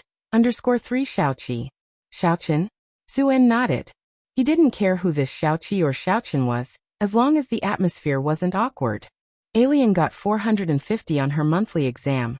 Ji Hung began slowly. She switched from liberal arts to science, and her teacher said she has a lot of spirit. "You don't need to worry about this matter." 450? Suen nodded without saying anything. He was surrounded by geniuses. Saying words of praise for a score of 450 would just be too insincere. But since the elder was so happy, he didn't say anything. "I'm going to see why the dishes haven't arrived yet." Suen smiled as he stood up, leaving the private room to the father and daughter. After he left, Ji Mulan, clutching the bag, spoke in a somewhat hoarse voice. "Dad." Ji Hung said, lowering his head as he slowly folded the report card and put it in his pocket. "Is Suen's family even better off than the Bai family?" Although it was phrased as a question, he was already certain of it. Ji Mulan came back to her senses, quickly wiping her eyes. She regained her savvy and beautiful appearance. "Yes, his family has many connections, so I thought of taking Alien. Let Alien stay in Xiangqing." Ji Hung lit his tobacco and took a rough drag. Smoke blurred his face. "Dad, you." Ji Mulan was sparked at once. She had come back this time for Bai Lian. But Ji Hung raised his hand, interrupting her. "As you said, Suen's family is well off, and he's surrounded by capable and outstanding people. What kind of life could our Alien lead there? There are barriers between Xiangqing and Jiangjing." Ji Mulan paused. "Also," Ji Hung sighed, "his family doesn't agree with your marriage, does it? If you take Alien there as well, to what extent do you two plan to live at the mercy of others?" That silenced Ji Mulan completely. The Su family actually supported many people. Taking in one more person was not a big deal for them. But among those they supported, who wasn't talented? To Mrs. Su, Bai Lian might be less important than even the dogs she raised. Did she really want to take Bai Lian to live such a life? Then my marriage to Suen. Ji Mulan opened her mouth. Ji Hung took another drag of his cigarette, looking down. "We will go." "Great, great." Ji Mulan unavoidably became emotional.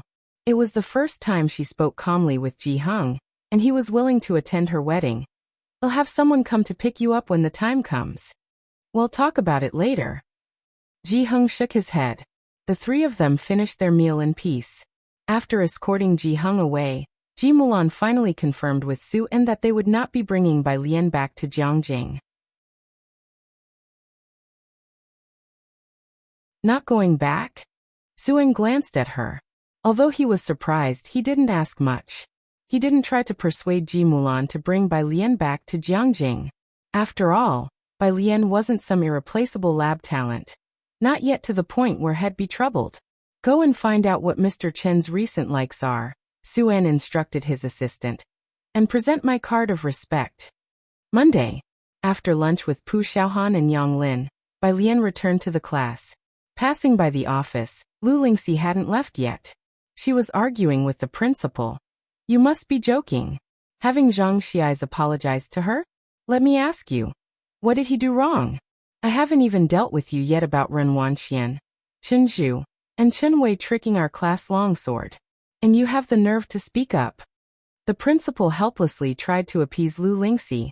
We should focus on the big picture. Don't you want to complete the task given by the Bureau of Culture and Tourism? It wasn't Ren who said it. It was decided by Mr. Ren and his Secretary General.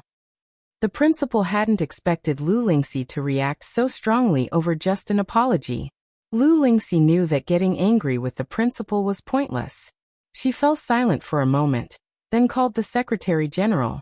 The phone was answered after just 2 rings. Lu Lingxi politely recounted the entire sequence of events, emphasizing longsword, and finished by saying, "This publicity won't harm Ren's reputation. In the future, Ren will also be a spokesperson for Xiangqing." The Secretary General naturally knew this. More so, he was more aware of the situation than the school.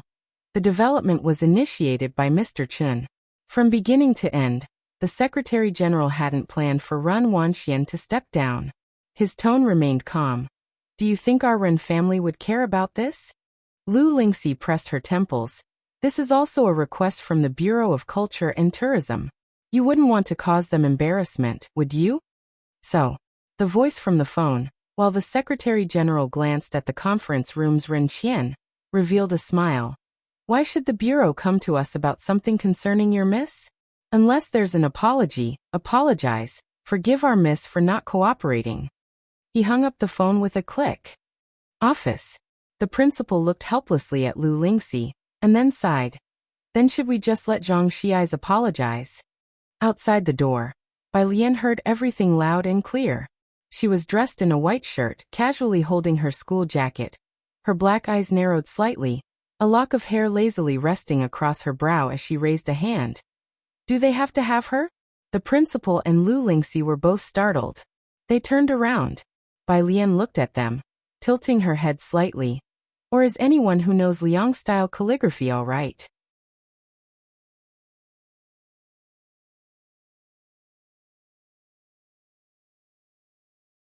Chapter 138. 054 Imperial Tutor. The true strength of Bai Lian _1 Xiangqing is taking this cultural and tourism planning very seriously. From Ren Qian and his likes down to the children, everyone is cooperating to maintain Xiangqing's civilized appearance.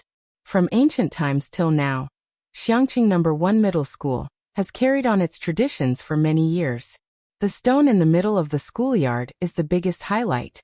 When the Culture and Tourism Bureau sent the order to the school, the principal immediately entered into full combat mode. He even emotionally and logically persuaded Lu Lingxi, pulling out Bai Lian. At the moment, when Ren Wanxian unilaterally said she didn't want to record, the principal really panicked. To him, the matter of making an apology, Lu Lingxi took it far too seriously.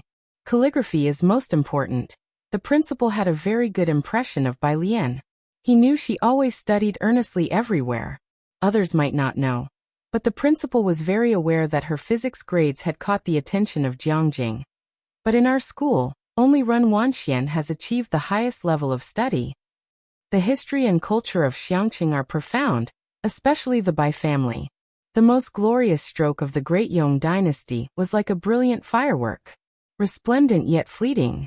It bloomed only in Xiangqing.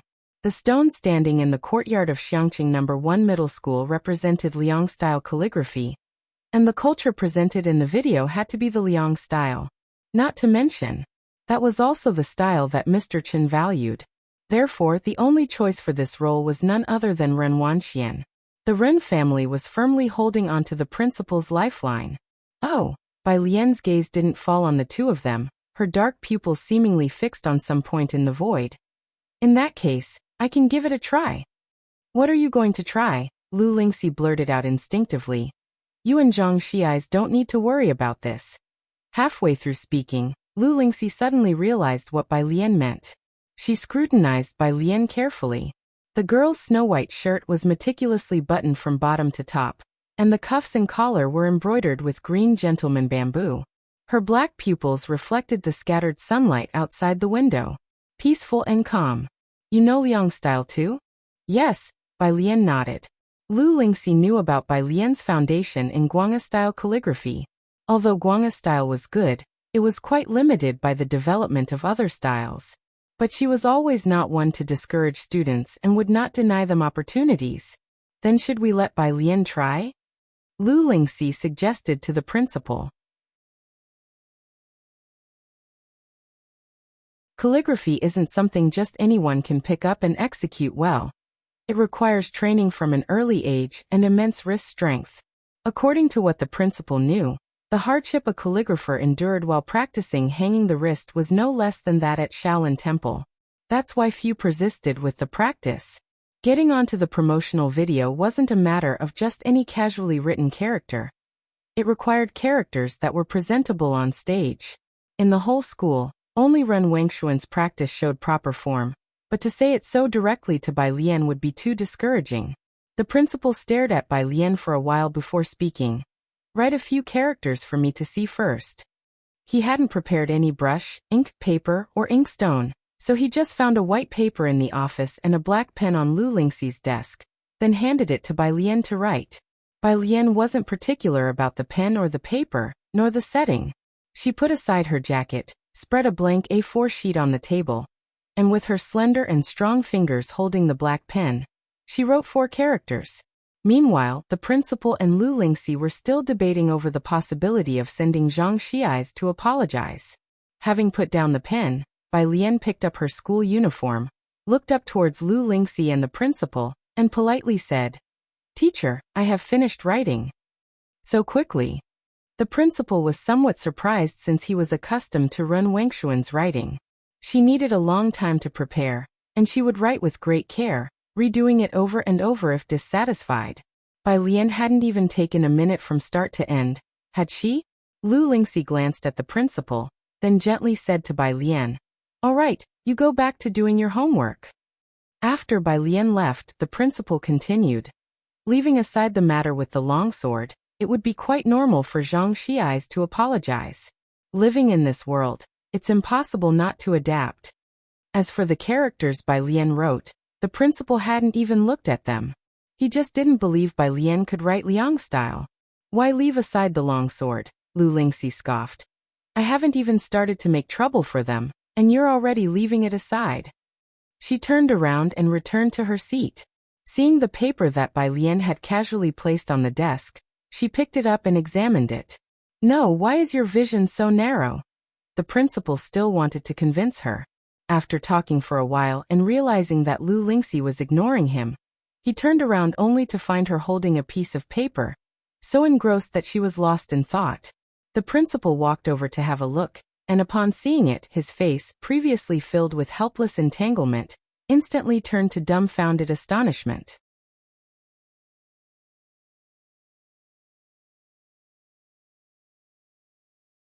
Chapter 139. 054 Imperial Tutor. The true strength of Bai Lian _2. There were only 4 characters written on the paper, Bai's Imperial Vines. It was the phrase she had used the first time to introduce herself. Even though she used a plain black pen, each character was deeply etched into the paper, their strength seeming to burst through the back, swirling and retreating with a surging vitality, the sinew of each character fully revealed. Through the paper, one could feel the momentum of 1,000 horses galloping. What kind of experience did it take to write with such formidable expression? Last time Director Chen visited, he was not very satisfied with Ren Wangshuan's calligraphy. At that time, the principal had not understood. But now he finally had a faint understanding of why Director Chen had looked down on Ren Wangshuan's calligraphy. Because he had seen better.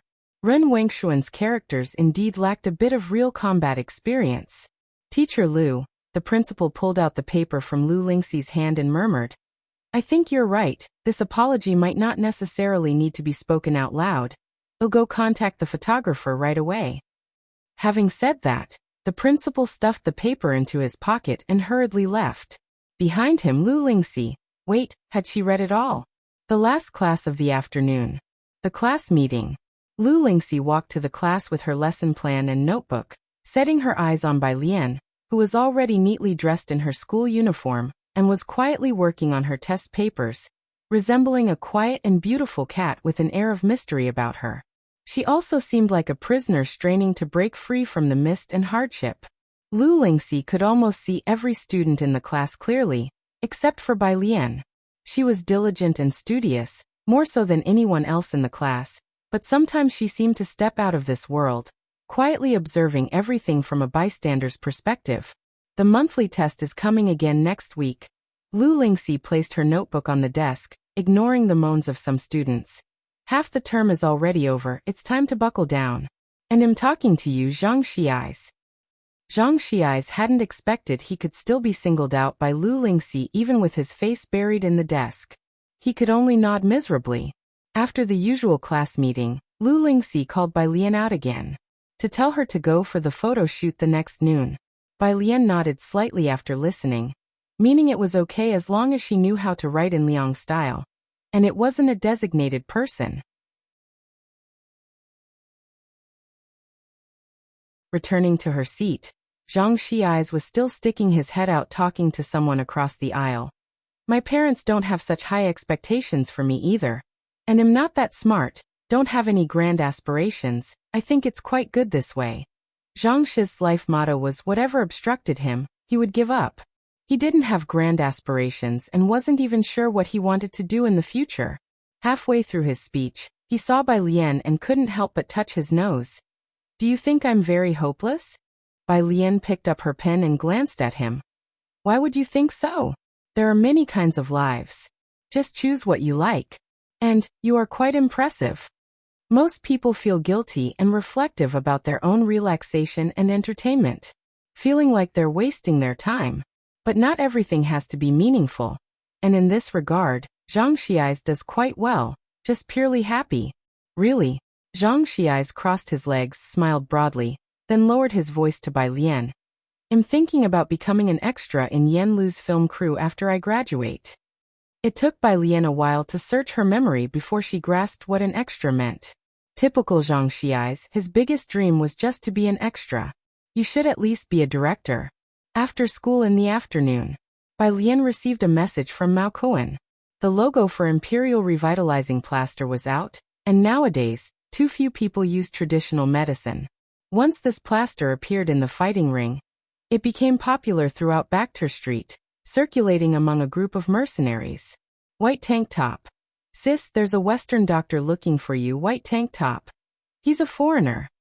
White tank top, he's very curious about Chinese medicine. Bai Lian hadn't been concerned about it, but she arched an eyebrow when she heard he was curious about Chinese medicine. As she packed up her things, she replied to Mao Cohen. Bai Lian, one white tank top. Got it. White tank top. Do you have Instagram? Bai Lian had never heard of it, so she didn't reply. 2 seconds later, white tank top. Okay, got it.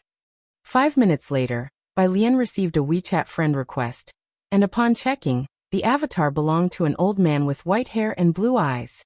She accepted the friend request. Lance, your plaster is amazing. Bai Lian had memorized a lot of English words in the past month, and could understand them and communicate in simple English. Bai Lian. Thank you. The two conversed for a few exchanges, the other party speaking in English, and she responding in Chinese characters, which she could understand.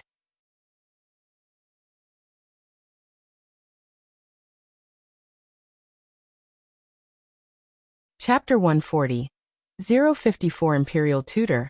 The true strength of Bai Lian _3. She said the other party couldn't understand her and needed a translator, but from her reaction time, This Lance could tell she knew English. Lance began to ask, "Can you speak English?" Bai Lian, "No." Bai Lian closed her phone, yet her face remained composed. She indeed knew a bit of foreign languages because she needed to understand others' languages to study their items, but she only spoke and typed in Chinese. You don't understand? Then it had nothing to do with her. Yang Lin was much better today, and the bruising on her arm had disappeared. She went to the milk tea shop with Bai Lian. She went there for a part-time job. Jiang He waited for Bai Lian at the entrance of the milk tea shop. Ming Dongheng did not accompany Jiang He. The one waiting with Jiang He for Bai Lian was Director Chen. "Miss Bai," Director Chen was on the phone. When he saw Bai Lian, he said something to the person on the other end, put down the phone, but still had a worried look on his face. Jiang He stood up, walked over to Bai Lian, and grabbed the hem of her clothes. Bai Lian didn't want to talk much with Director Chen, but remembering that he had given Ji Hung tobacco the day before, she set down her backpack and asked lazily, "Ran into some trouble?" "Yeah," Director Chen didn't guard against Bai Lian and just vented to her. "In working on Xiangqing culture and tourism, lots of relics needing restoration. The clash between workers and the police force yesterday, it's blowing up online." Some media had fermented the situation. This incident had a terrible impact on Xiangqing. On one hand, they said the wretched terrain breeds troublemakers. On the other, they said the local police department was corrupt. The incident itself was overly sensitive. Director Chen wondered whether to entirely lock down the news and stop journalists from reporting on it. Of course, he only wanted to vent at the moment, and wasn't expecting advice from Bai Lian. As Bai Lian walked toward the library, she listened quietly. Only after he finished did she look at Director Chen. "It's best not to block this issue." "Huh." Director Chen looked at Bai Lian in surprise. Bai Lian unpleasingly looked back at him, her almond eyes misty. "Blocking is worse than channeling. As an administrator, what you want isn't to shut people up, but to show that survival is fundamental to the common people, to openly investigate." She laid out a clear strategy for Director Chen. Finally, she extended a pale finger, lightly tapped Director Chen's chest, and lazily turned her head with a smile. "There's no absolute in law. You represent authority, credibility, so never let yourself lose the power of speech." Director Chen rarely discussed such matters with anyone. Ming Dongheng couldn't understand. Jiang Fulai didn't have the time to talk about it with him. He never imagined that he'd hear these insights from a high school senior. It was like breaking through layers of fog. "I understand." Director Chen straightened up, now looking at Bai Lian with a touch of respect. "Thank you, Miss Bai." This Miss Bai was more respectful than any he had said before. The library was one stop away from the school, and Bai Lian walked there because she was talking with Director Chen. The two of them talked about a lot more in bits and pieces. Upon reaching Xiangqing Library, Director Chen respectfully saw Bai Lian off as she went in, his heart shocked from his first casual chat with her. Many strategies she spoke of were enlightening. If Bai Lian wasn't clearly a high school senior, he couldn't help but wonder, had she been an official? Otherwise, where had she learned such art of governance? After Bai Lian entered the library, he took out his phone, calling his people. "Have you found any good tobacco yet? Make it quick." After giving orders, Director Chen opened the chat with Ming Dongheng. He faintly sensed a broad and open path spreading out before him. "Chen Yongquan." "Mr. Ming, what does Miss Bai like to eat?" "Chen Yongquan." "What are her hobbies in daily life?" "Chen Yongquan." "Besides gouging, what else does she like to do?"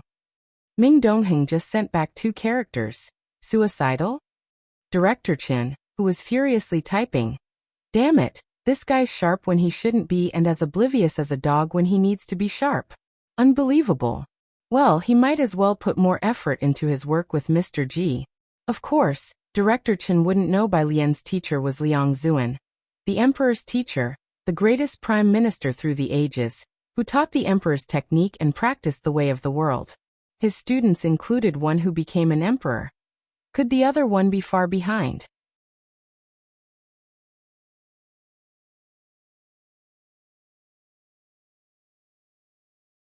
Chapter 141. 055 Blue Crystal Flower. Let classmate Ren also take a look at classmate Bei's handwriting. Part 2, _ I Run family.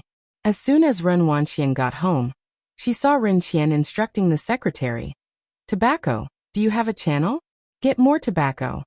The Secretary General nodded. He too had heard of Chen Yesmen's recent frantic search for various tobaccos. On the surface, everyone seemed peaceful, but secretly, who knows how many people had been reassigned to this task. Tobacco production wasn't prominent in Xiangqing.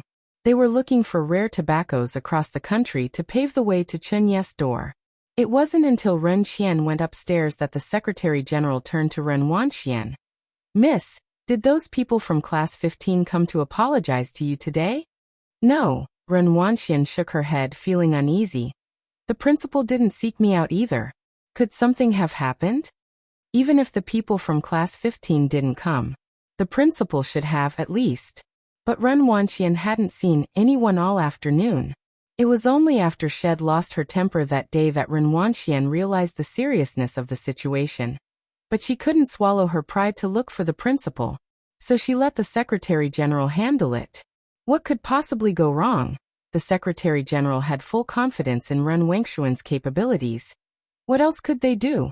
Aside from you, could they find another person to assist them with the shoot? Listening to the Secretary General's comforting words, Ren Wanxian calmed down. He was right about that. What you need to do now is just wait patiently and see who loses their patience first. Strength is everything, the Secretary General said with a smile. Watch, by tomorrow they'll be asking for your help. Library. As soon as Bai Lian sat down with Jiang He, she received a message from an unnamed mobile number. Let's meet somewhere tomorrow to talk. No signature, but Bai Lian knew it was Ji Mulan. She didn't respond. On the other end of the phone, Ji Mulan was frustrated by the lack of reply. Beside her, Su En was video conferencing with the administrative director, his brow furrowed. No tobacco channels under our name? Keep looking. Chen Yi is in Xiangqing, a rare opportunity. In Jiangjing, they wouldn't even have the chance to meet Chen Yi. Ji Mulan didn't quite understand these business maneuvers. She and Su En indeed had a significant gap between them, just as Ji Heng had said. Bringing Bai Lian might not have been a good idea. She quietly sat aside and listened, not disturbing them. After Su En ended the video call, he turned to Ji Mulan. She didn't agree to meet with you? Yes. Ji Mulan nodded and then shook her head. I'll find her directly tomorrow. Su En wasn't concerned about Bai Lian.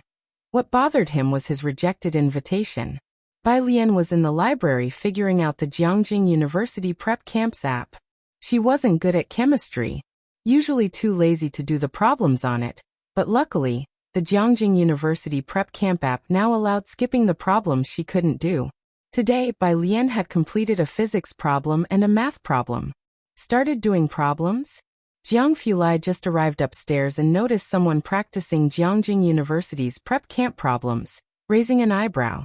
Bai Lian, with one hand pressing down on the paper and the other holding a pen calculating a problem, wore a snow-white blouse, half leaning on the desk. Under the library lighting, her profile shone, making her look graceful and beautiful no matter how you looked at her. She was always serious when doing homework, but today she seemed particularly languid and sluggish. What's that? Bai Lian changed her position, propping her chin with her hand and lazily looked up. She noticed the glass bottle in Jiang Fulai's hand. Pale blue water contained dark blue crystalline structures resembling snowflakes. Bai Lian quickly became captivated by the beautiful shade of blue. The library wasn't crowded. Jiang Fulai sat opposite her, slightly leaning back in his chair, and pushed the bottle over with an air of nonchalance. Blue crystal flower vase. Bai Lian took it and quietly observed the bottle under the light, looking at the crystallized blue flowers. Made with glycine and basic copper carbonate, Jiang Fulai's light-colored eyes always appeared cold, but now as he sat in the library, the light created a hint of a languid charm. Do you know this blue has another name? Bai Lian continued to observe the blue crystals. From Jiang Fulai's words, she roughly knew they were made with chemicals. Climb blue, Jiang Fulai said faintly. Bai Lian nodded, silently repeating the name. In the midst of their conversation, Jiang Fulai noticed Bai Lian working on the app's problems. He sat up a bit straighter and asked as if casually, started doing problems? He had always thought Bai Lian didn't want to do problems. He only found out later that she was a bit weak in chemistry and biology, but he never saw her studying chemistry. Yes, Bai Lian glanced at her phone then smiled. It seems I can skip the chemistry questions now.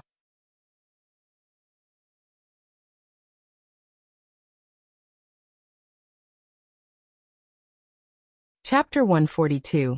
055 Blue Crystal Flower. Let classmate Ren also take a look at classmate Bei's handwriting. Part 2. _2 Someone with hidden talent and fame lightly opened their mouth. Pretty good. Jiang he sat next to Bai Lian, flipping through a large dictionary expressionlessly.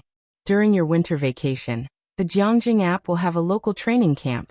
Jiang Fulai reached for Bai Lian's phone and flipped through it a bit. It's quite helpful for chemistry. This was the first time Bai Lian had heard about the training camp, and she pondered it. 9 o'clock. The library closed.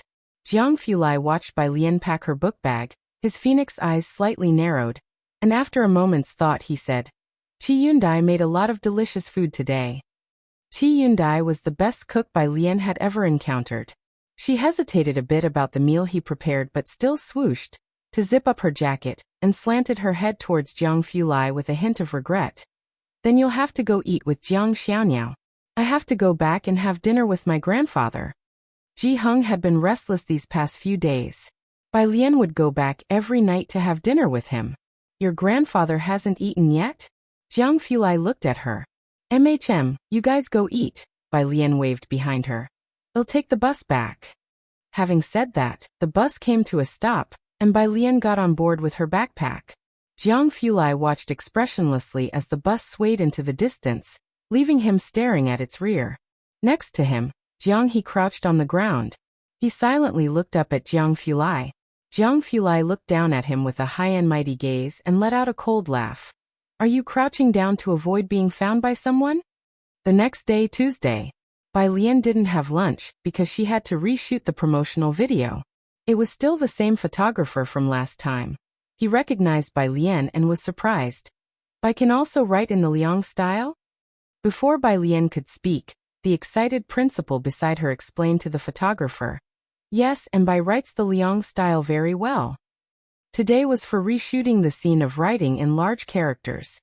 Bai Lian took off her school uniform jacket, revealing a light white shirt underneath, and then picked up a wolf hair brush.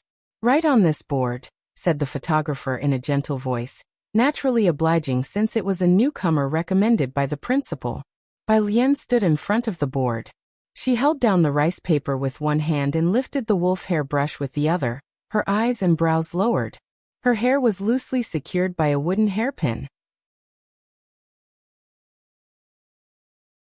The sun filtered through the trees and the window, casting mottled shadows on her, shrouding her in a hazy and mysterious aura.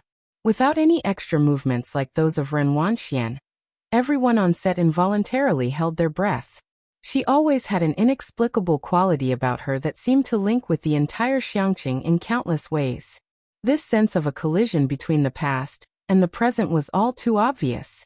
Without hearing the next step for a long while, Bai Lian looked up, asking in surprise, Can I start now? Oh, the photographer came back to his senses. Yes, you can start. Just like that, it feels great. He turned on the camera.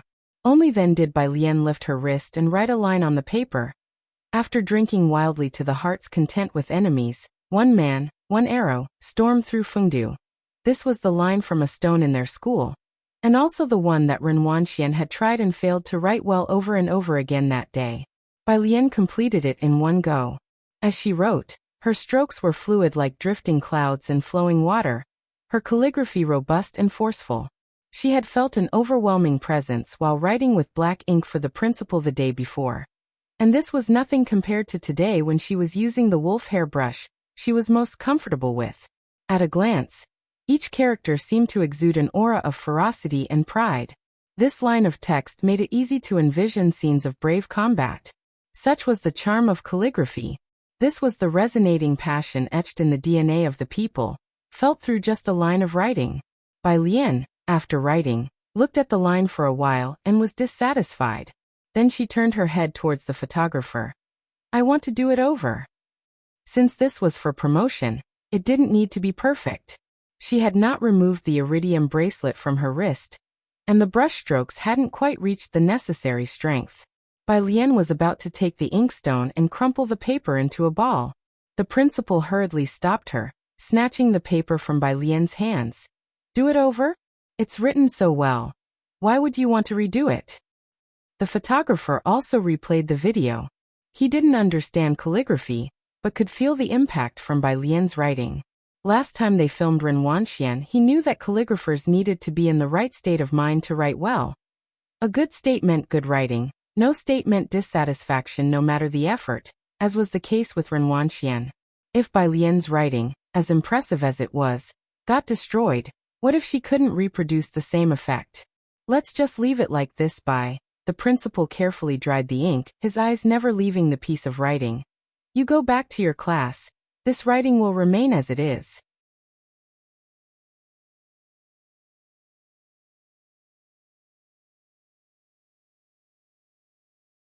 Chapter 143. 055 Blue Crystal Flower. Let classmate Ren also take a look at classmate Bei's handwriting. Part 2. _3 Just like that, fearing Bai Lian might crumple up the paper. Clearly, he shared the same thoughts as the photographer. Bai Lian. She opened her mouth, wanting to explain. Then she was pushed out of the door by the photographer. Bai Lian looked at the closed door, somewhat speechless. Principal, my school uniform. The door opened a crack. The school uniform was thrown out. Bai Lian picked up her uniform and looked at the door for a long while. Fine then. She slowly walked toward the direction of the cafeteria. Since the photo shoot was quick, most students hadn't finished eating. As soon as Bai Lian entered the cafeteria, Pu Xiaohan waved at her. Over here. Pu Xiaohan had gotten Bai Lian some food. The group finished their meal, and then returned to class. Along the way, they happened to run into a line of students from Class 8. Ren Wanxian and Chen Zhu had just finished eating too, and neither group had a good impression of the other, but at least they maintained superficial peace. Ren Wengshuan's eyes darkly stared at Zhang Xiai's. Zhang Xiai's felt goosebumps all over. Sister Lian, let's go, there's something filthy here. He exaggeratedly spoke and left with the class 15 students. Behind them, Ren Wanxian looked even more upset. She had thought Zhang Xiai's intentionally came to apologize, so why did he just leave? By her side, Chen Zhu also remembered the last incident. What happened with that thing? I don't know. Ren Wanxian was also feeling frustrated. She knew that the photo shoot was scheduled for noon today, but Zhang Xiai's hadn't looked for her, and neither had the principal. I'm going to find the principal. The whole situation from beginning to end was shrouded in strangeness. The Secretary General told her to stay put. The principal and people from Class 15 would surely come to find her. Initially, she was indeed full of confidence and didn't take it to heart, but as time almost ran out, she hadn't seen anyone come to apologize. That's when Ren Wanxian began to panic. She went to look for the principal in his office, but he was not there at that time. Ren Wanxian waited patiently for another 10 minutes before he finally arrived, late as usual. Ren student, seeing Ren Wanxian, the principal was quite surprised, then seemed to understand something. He smiled, yet didn't say it straight out. Please take a seat. Ren Wanxian sat down. The principal then poured himself a cup of tea and began leisurely. Ren student, what brings you here? Ren Wanxian could tell by the principal's composed manner that things were different than she and the Secretary General had imagined. Principal. Ren Wengshuan's demeanor as always had no issues. She was very polite. Regarding the cultural and tourism promotion, please don't take my grandfather's secretary's words to heart.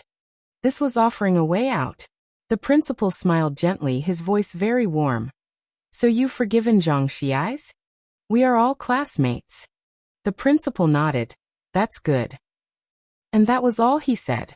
Ren Wanxian waited for the principal to accept her offer, but after his "that's good," he fell silent. Seeing that Ren Wanxian hadn't left, the principal looked puzzled. Is there something else, Ren student? She bit her lip, looking at the principal. Almost humiliatedly she spoke. I will participate in the promotional video shoot. Promotional video? The principal looked up from his computer, then smiled. Ah, that. I forgot to tell you, Bai Lian just finished filming it. Run Wengshuan's humiliated expression instantly turned to shock. Her heart missed a couple of beats. What? The principal continued calmly waving her over. You didn't know, did you? Student Bai actually knows the Liang style too. I am watching her video right now. Why don't you come and have a look as well, Ren student?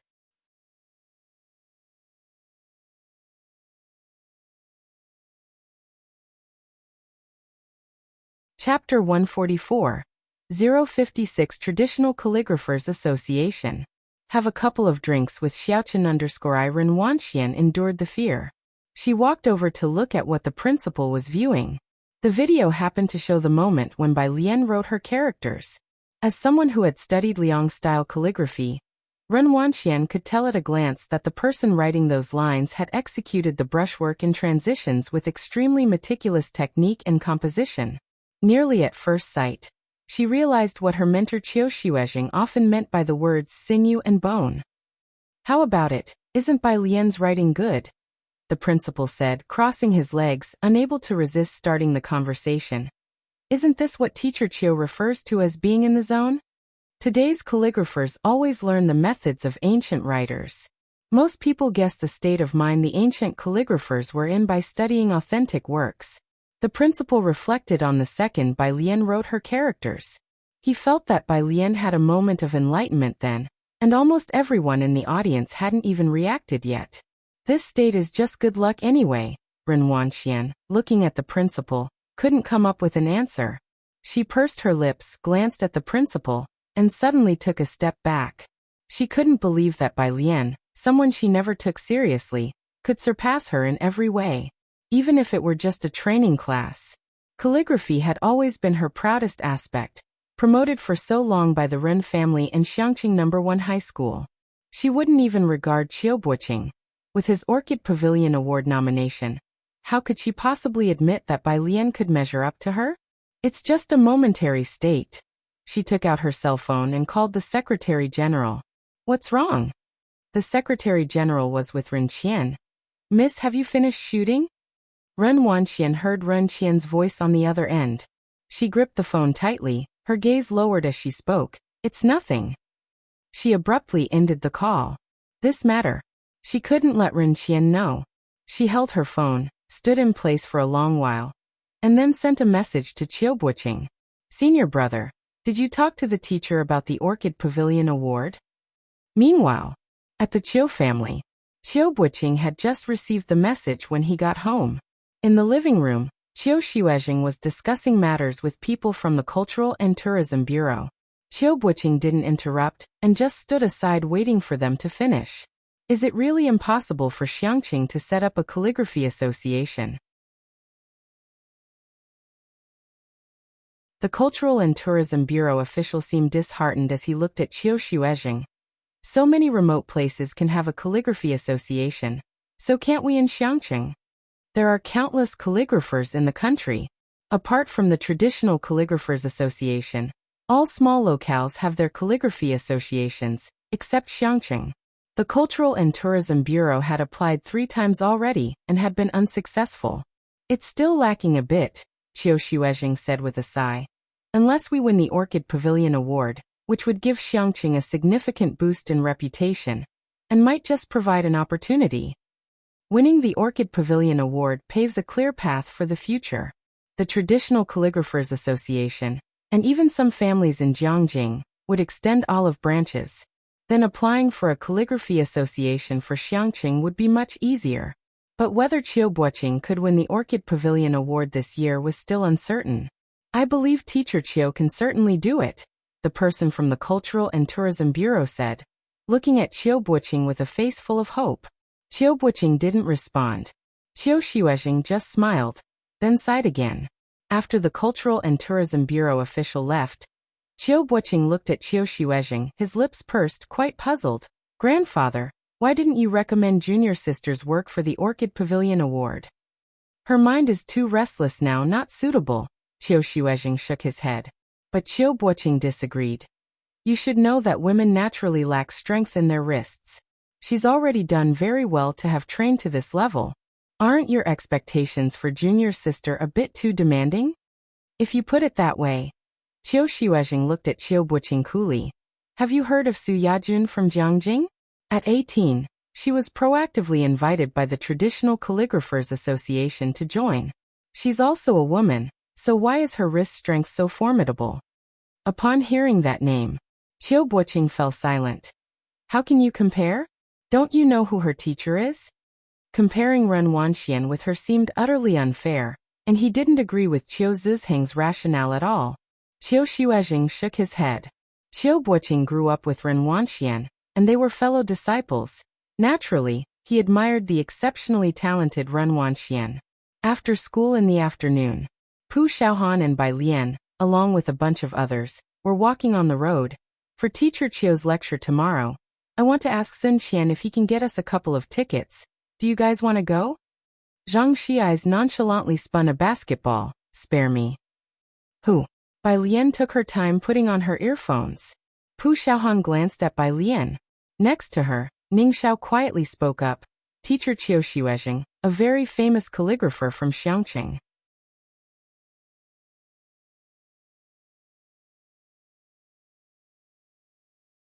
Chapter 145.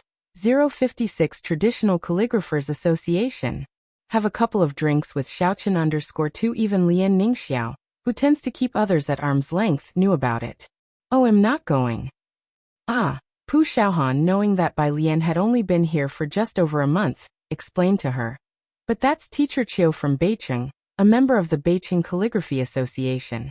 This time I don't know who managed to move this big mountain, and actually got him to come back to Xiangqing. Having said this, she looked at Bai Lian. Bai Lian was still indifferent. Pu Xiaohan, who was beside her, even heard Bai Lian whisper a word under her breath. So cool. All right. Pu Xiaohan glanced again at Yang Lin, who was lagging a step behind them. Yang Lin definitely wouldn't go either. Next to number 1 middle school, a black car was parked far across the street. Jiang He was sitting in the back seat, resting his head against the window, looking far off in the direction of the school gate. In front of him, Jiang Fulai slightly squinted his eyes as he browsed on the laptop screen, the chilling aura on his stern face growing heavier by the moment. Ming Dongheng was sitting in the driver's seat, itching to get out of the car. Yet, the phone in his pocket rang again. Ming Dongheng didn't dare glance at the rearview mirror, and hurriedly picked up the phone. It was Jiang Shijue. What are you doing? He asked cautiously as he got out of the car, lowering his voice. Don't you know that young Master Jiang is looking at a document sent by the Gao family? The Gao family was an untouchable line that no one dared to cross for Jiang Fulai. On the phone, Jiang Shijue didn't care about the treatment Ming Dongheng was receiving, simply saying, the invitation from the Traditional Calligraphers Association, hoping our Emperor Jiang could provide a piece of writing. I've brought the message, just remember to find time to tell him. After finishing, Jiang Shijue, ignoring Ming Dongheng's cursing, hung up the call directly. His technique of passing the buck was incredibly smooth. Ming Dongheng's face darkened. If Jiang Shijue didn't dare say it, did he dare to? He fiddled with his phone, complaining in the group chat with 4 people. Is the Traditional Calligraphers Association mad? When have they ever seen Jiang Fulai practice calligraphy? Yet they dare to bother him with this request. Inside the car, with the knuckles of his pale fingers tapping lightly on the screen of his phone, Jiang Fulai glanced out the window, and after considering for about 5 seconds, called Bai Lian. I'm about to come out. Bai Lian's voice sounded quite surprised. Jiang Fulai was very nonchalant. You go to the back gate. Jiang Xianiao's autism is acting up. There are too many people at the front gate. We'll wait for you at the back gate. Bai Lian was aware of Jiang He's autism. Without any doubt she responded, okay. Sitting in the back seat, Jiang He. The black business van slowly drove into number 1 middle school's back gate. Jiang Fulai's car was allocated by Jiangjing, but the license plate was that of Xiangqing, making it inconspicuous for daily use. At the school gate, sitting in the driver's seat of a white car, Suen looked at the black car. He was slightly taken aback. Ji Mulan was trying to call Bai Lian, but no one answered. She had some doubts whether Bai Lian had blocked her. After speaking a few words to Su-in, she saw him staring blankly at something. "What's up?" Ji Mulan followed his gaze, but saw nothing special. Su-in came back to himself and shook his head. "It's nothing." But he couldn't shake off the feeling, that car. He had once seen a similar one from a great distance in Jiangjing. The entire body of the car was bulletproof. However, he never saw the person inside it, and he hadn't expected to see a similar car in Xiangqing as well. At the back gate of the school, Bai Lian had already arrived. The season had turned to autumn, and she had her school uniform jacket pulled tight, with the sun already half set, casting a reddish glow. She stood by the roadside in her school uniform, cold and clear, holding her phone with fingers that were also pale and cold. Her silhouette projected like a simple ink painting of early autumn. Ming Dongheng quietly parked the car beside her. The rear car door opened automatically. Bai Lian stood still, looking at Jiang He propped up against the back of the seat, smiled, as if the silent figure in the painting had come to life. "Why are you so weak?" She got into the car and pinched Jiang He's face. Jiang He pursed his lips and looked up. Jiang Fulai cast a warning glance at Jiang He, his long fingertips tapping the laptop as if absent-mindedly.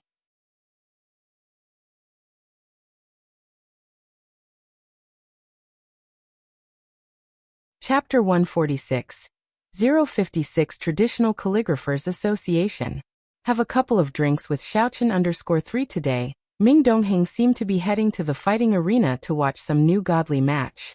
Jiang Fulai had given him the day off. During the day, Jiang Fulai dealt with the affairs of the Jiang family, and had to make a trip to the research institute in the evening, while Jiang He was dead set on finding Bai Lian. Ji Heng had also gotten to know Jiang He, and he had no objections to heading back with Bai Lian at this moment. Purest street intersection. Bai Lian and Jiang He got out of the car. Jiang He turned and was about to walk down the alley when Bai Lian grabbed him by the nape of his neck and pulled him back, raising an eyebrow. "Why didn't you say goodbye to your brother?" "Jiang He." "Goodbye." Jiang Fulai's gaze lightly swept over Jiang He before he said to Bai Lian, "If he has any trouble, call me." After all, Jiang He was not a normal child. It wasn't until Jiang Fulai left that Bai Lian led Jiang He into the alley. The long and winding alley was filled with many workers installing street lamps today. Bai Lian was somewhat surprised. However, she didn't pay much attention to it. When they arrived at Ji Heng's courtyard, she found the door half open, and Ji Heng's somewhat hearty laughter could be heard inside. "Xiaochen, you must have dinner here tonight, oh cook?" As soon as Bai Lian opened the courtyard door, she saw Ji Heng sitting at the stone table with a pipe in hand, squinting his eyes, taking a deep drag on the tobacco. "You know, although this tobacco has no brand, it's even stronger than what I used to smoke." A thin wisp of smoke exhaled from his mouth. On the stone table lay a small bag of tobacco casually stuffed into a plastic bag. Xiaochen immediately noticed Bai Lian returning, his face lighting up. "Miss Bai is back." Ji Heng paused, his smoking slowed down a bit. Bai Lian knew Ji Heng had a strong addiction, but she just didn't want him to smoke so uncontrollably. She greeted Xiaochen. "I'm going to tidy up Jiang Xianiao's room." Ji Heng pointed with his pipe to a room next to Bai Lian. "That was Shane's old room. I tidied it up in the afternoon. You check if there's anything missing." As the two talked, Xiaochen did not dare to chime in. It wasn't until Ji Heng asked him, "Do you have any dietary restrictions for the meal?" Xiaochen hardly dared to trouble Ji Heng to cook for him. He was thinking of bringing that cake maker over. He was pondering the possibility. Then Ji Heng's old-style cell phone rang. It was Ji Mulan. "I've been waiting for her at the school gate until now and haven't seen her. Has she skipped class again?" Ji Mulan didn't bother with pleasantries, her voice cold as if she were angry. Of course, she was talking about Bai Lian. Ji Heng walked towards the door with the phone, holding the tobacco pipe upright and taking a puff. "She's already back. How come I didn't see her?" Ji Mulan's voice rose. She wanted to say more, but remembering that she had just made peace with Ji Heng, she said, "What I mean is, I've been waiting for her. Never mind, Su-en just acquired a hotel, and we're celebrating tonight. You two come out first, Su-en, and I will wait for you." "No thanks," Ji Heng said calmly. "I'll have a couple of drinks with Xiaochen tonight. If you want to come, you can join us for a few drinks." With that, he hung up the phone. On the other end of the phone, Ji Mulan's expression was very unpleasant. She really didn't understand. Why was she bending over backward to create opportunities for Bai Lian to meet Suen? If Bai Lian was clueless, it was one thing, but was Ji Hung just as oblivious? "What's wrong?" Suen looked at her as she sat back in the car. Ji Mulan shook her head, not letting her displeasure show. "It's nothing. My dad said we should go back for dinner, but you're not used to the place where he lives, and he also has a friend over for drinks tonight. Let's just head back first." Ji Mulan wouldn't take Suen to a place like Purist Street. Suen nodded slightly. He wasn't in the mood to join Ji Hung and his friend for drinks. Wednesday. Under the watchful eyes of most of the students, Qiu Xuezheng came to the auditorium of Xiangqing No. 1 High School to give a speech. The principal personally greeted him. Even 2 reporters showed up. "Mr. Qiu, please have a seat." The principal escorted Qiu Xuezheng to the reception room and personally made him a cup of tea. "Thank you for caring so much about our senior students." He was a big positive example for the whole of Xiangqing. "There's no need for formalities, principal. I grew up in Xiangqing," said Qiu Xuezheng, one of the few who had made it out of Xiangqing and achieved a bit of success. Although he returned infrequently, it didn't mean he wasn't concerned about his hometown. "I'm happy to do something for the place where I grew up." The principal naturally knew this as well. In Xiangqing, especially among the older generation, feelings for the hometown ran deep. The principal was tidying up a pile of stuff on the conference table. "This year, the school has a few top students. I wonder if they have a chance to soar to great heights." As he was speaking, a piece of paper drifted gently to the floor. "That's what Mr. Ren told me," said Qiu Xuezheng as he took his teacup, blowing on it lightly. He was about to sip when he noticed the paper on the floor, his eyes casually glancing at it, and he stopped in his tracks. Snap, he slammed down the teacup, reached out to pick up the paper. Who wrote this?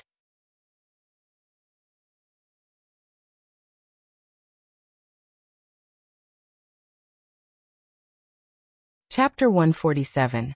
Chairman Teacher 057. Sister Lon is going to stir things up. Second update. _1 The principal was still organizing books. Upon hearing the voice, he quickly set down the book and took 2 steps forward. Seeing Qiu Xuezheng lost in thought over a piece of paper, he lowered his head to take a look and then smiled. "This is written by our student Bai Lian. It's no less impressive than the work of student Ren, don't you think?" The principal knew that Ren Wanxian was Qiu Zizhang's prized disciple, so he didn't overly praise Bai Lian. Yet Qiu Xuezheng shook his head. "No, this kind of brush strength, let alone Wanxian, even my grandson might not measure up to him." The principal couldn't see it, but Qiu Xuezheng was very clear. Laymen don't understand what it means to penetrate wood by 3 fun, that the brush can kill into the paper, controlling the speed and pressure at the fingertips, demonstrating the writer's skill. He subconsciously assumed that such writing must have been done by a male student. He then remembered the principal mentioned that this student was still in senior year. How old would that be? And who was their teacher? How could there be such hidden dragons and crouching tigers in Xiangqing? Qiu Xuezheng quickly spoke up. "Which student is it? I'd like to meet them." The principal hadn't expected Qiu Xuezheng to hold such a high opinion of Bai Lian. "You are about to give a speech, so how about I arrange a meeting after your speech is finished? With luck, he might be able to see Bai Lian in the auditorium." "Okay." Qiu Xuezheng knew he was too eager. With his speech still pending, he reiterated, "Make sure to arrange our meeting." The principal didn't understand why Qiu Xuezheng was in such a hurry, but he still made the arrangements and went out to call Lu Lingxi. Qiu Xuezheng took out his mobile phone and sent a message to the head of the Cultural and Tourism Bureau. "I believe that Xiangqing may have hoped to apply for the Calligraphy Association in the future." The bureau chief must have set Qiu Xuezheng as a priority, for they called the principal the second the message was received. Noon. Bai Lian was almost just out of class when she received a call from Shenqing. "Alien." Shenqing's voice was a bit soft. "Your mother suddenly asked me out to eat today and told me to call you to join us at Wanhe Building." But Shenqing didn't agree outright. She felt that Bai Lian's relationship with Ji Mulan probably wasn't good, so she called Bai Lian first to confirm. The food here is quite good, Shenqing thought for a moment. Do you want to come?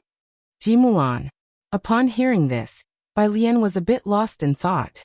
Alien. Shenqing had been speaking for a while when she realized no one was responding. Bai Lian, resting her arms on the balcony, looked down below. Her emotions had stabilized over the past 2 days, and her eyes were dark and deep. I'm on my way. Shenqing was sitting on the toilet. She hung up the phone. Then she came out, washed her hands, and headed for the private room. There was only Ji Mulan in the private room. Suen hadn't arrived yet. Ji Mulan was looking down at her mobile phone, not speaking with Shenqing. Shenqing sat opposite her somewhat awkwardly. Suen arrived a few minutes before Bai Lian. His presence was even stronger than Ren Jiawei's, and Shenqing didn't know where to put her hands and feet. She wanted to ingratiate herself with Suen, but found herself unable to articulate any flattery. Shenqing was starting to regret coming. She had just heard Ji Mulan mention dining at Wanhe Building, and wanted to try this delicacy that was usually beyond her reach. This is my sister-in-law. Ji Mulan introduced Shenqing with indifference, as she had always looked down on her a bit. Suen was very polite. Shenqing could only give a stiff nod, finally understanding she didn't fit in at this kind of occasion. Fortunately, the sound of the doorbell saved her. Shenqing quickly stood up. Bai Lian walked in from the outside, glanced at the people sitting inside, pulled out the chair next to Shenqing, and sat down casually, leaning back lazily. Her school jacket was left open, her long eyelashes hung down, lightly casting a shadow over her dark pupils. She greeted Shenqing lightly. As for the others, Bai Lian found it hard to extend any politeness. Ji Mulan sat opposite her, troubled by her rebellious demeanor. Don't you know how to greet people? This is your Uncle Su. Only then did Bai Lian look up, silently observing Ji Mulan. The person had a very beautiful face, but the expression was noble and domineering. Those eyes lacked warmth. They were gradually becoming estranged from the memory she held. Bai Lian couldn't help thinking of the Klein blue Jiang Fulai had mentioned. The color of a person's pupils after death. Was that the color of her mother's eyes when she passed away? Kids are always like this. Suen didn't mind, just smiled at Bai Lian. Even though you don't want to be registered under the Su family, I still consider myself your Uncle Su. Suen was skilled in negotiations, and with just a sentence or two, he lightened the mood.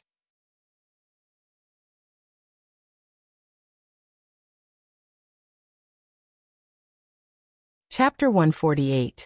Chairman Teacher 057. Sister Lan is going to stir things up. Second update. _2 Shenqing instantly relaxed and signaled to Bai Lian with her eyes that this stepfather wasn't bad. But Bai Lian didn't catch her eye. Ji Mulan observed Suen's reaction, and knew he had a favorable impression of Bai Lian. As long as Bai Lian didn't mess up, her face indeed possessed a deceptive charm. Although she couldn't take Bai Lian to the Su family, she would still try to make sure Bai Lian had opportunities to interact with Suen. Your grandfather told you, didn't he? Suen pondered for a moment. He'll be marrying your mother at the end of the year. Sure. Bai Lian was indifferent to the news. Congratulations. Ji Mulan's expression softened a lot. Suen was taken aback. He wanted to say more when the cell phone head placed aside rang. He looked at it and immediately answered. Hello. Suen's voice was serious and respectful. It was obvious the person on the other end wasn't ordinary. Yes, I'm in Xiangqing, preparing to acquire a project. The person on the other end of the phone said something. Suen exclaimed in surprise and quickly stood up with some excitement. What? Okay, I understand. I will do it well. He waited for the other party to hang up first, then he disconnected the call. Ji Mulan had never seen Suen speak to anyone with such an attitude, and she couldn't help but look at him with surprise, then hesitated. Who was that call from? The butler Su. Suen tried to contain his joy but couldn't hide it completely as he smiled at Ji Mulan. He said Miss Su is coming to Xiangqing to pick up something and take it back to Jiangjing. He knew I was in Xiangqing and told me to take good care of her. Mulan, our decision to come to Xiangqing was right. Ji Mulan understood that the butler Su and Miss Su he mentioned were definitely not the people she knew from Suen's family. Miss Su, asked Ji Mulan slightly inquisitively.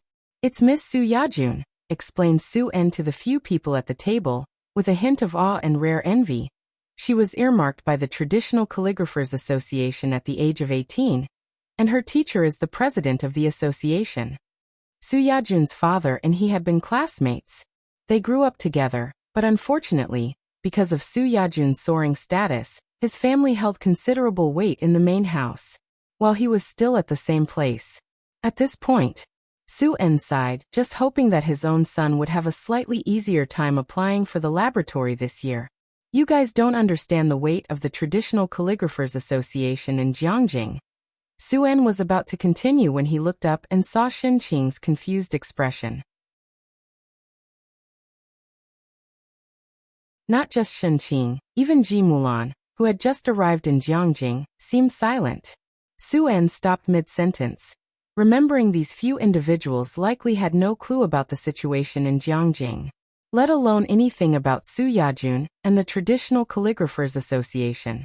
There was no point in explaining the significance of the president of the Calligraphers Association to them. All right, let's not talk about this. Su En shook his head and smiled. You just need to know that Miss Su is very important. After finishing, Su En didn't continue eating. He picked up his cell phone, bid farewell to Bai Lian and Shen Qing, and hurried back to start an online meeting with his assistant and the chief administrative officer. Ji Mulan also had a lackluster meal. As she was paying the bill and leaving absent-mindedly, she suddenly stopped when she saw Bai Lian waiting obediently for Shen Qing. Wait until I get a firm footing in the Su family. I made it very clear last time, am now registered with grandfather, said Bai Lian, slowly zipping up as she bowed her head. Then when she raised her eyes, they were calm. Don't bring this up again. I will never leave with you. Bai Lian wasn't the real original character.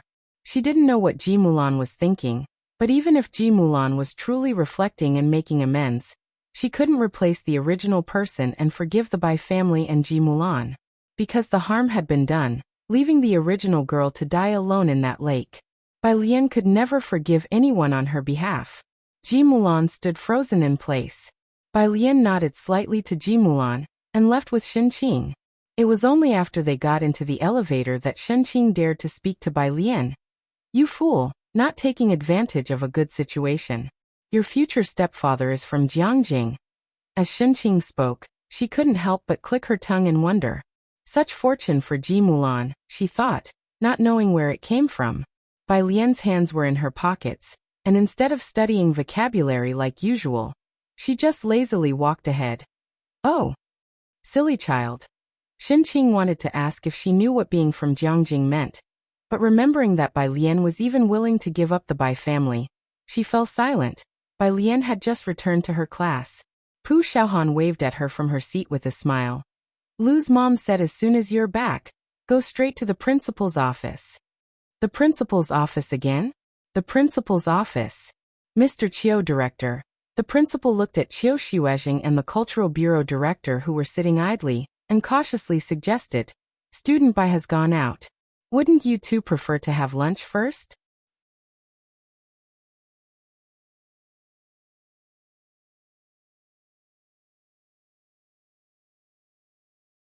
Chapter 149. Chairman Teacher 057. Sister Lan is going to stir things up. Second update. _3 No need. Qiu Xuezhing waved his hand. He stared intently at the direction of the office door. By his side, the director had just arrived not long ago and was looking at a large character that principal had just shown them, written by Bai Lian earlier with a wolf hairbrush. The paper had been taken by the photographer for additional shots. The principal only had a photo. I think you're right, the director whispered to Qiu Xuezhing. We really might have a chance. The two were in the midst of their conversation. The door gently creaked, and Qiu Xuezhing and the director immediately looked up to see a slender silhouette. The person bowed his head slightly, with long, pale, and cold fingers on the door, drifting in lazily as the door pushed open, a cool jade-like brilliance softly filling the space.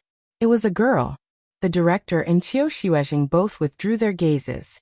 Both had subconsciously assumed that such characters could only be written by a boy. Principal. Bai Lian looked towards the principal, squinting her eyes. You were looking for me for something? Not me. The principal also glanced at Qiu Xuezhing and the director, surprised at how these two could be so composed at this moment. Bai Lian, it's elder Mr. Qiu and his colleague who are looking for you. Qiu Xuezhing had thought it was some student looking for the principal. Upon hearing what the principal said, he suddenly stood up, staring intently at Bai Lian. She wrote these characters? Yes. The principal was startled by his reaction. But Qiu Xuezhing exchanged a glance with the director. In the calligraphy world, men were prevalent and women scarce. Over so many years, only one woman had won first place in the 7 competitions for the Lanting Prize. They had thought Ren Wanxian was outstanding, but to think the one who wrote such a powerful stroke was a girl. The director was much more direct than Qiu Xuezhing. Bai Lian, you're planning to participate in the Lanting Prize this year, aren't you? If she missed this year, she would have to wait another 3 years. Bai Lian, not recognizing them, simply raised an eyebrow. Lanting Prize? She had never heard of it. Not only the director and Qiu Xuezhing but even the principal found it too outlandish. Bai Lian, you don't know about the Lanting Prize? Bai Lian's eyes were sincere. Could she be the disciple of a hidden master? Qiu Xuezhing gave the director a look, which the latter understood, and began to explain the Lanting Prize to Bai Lian. If you participate, you'll definitely make it to the preliminary selection.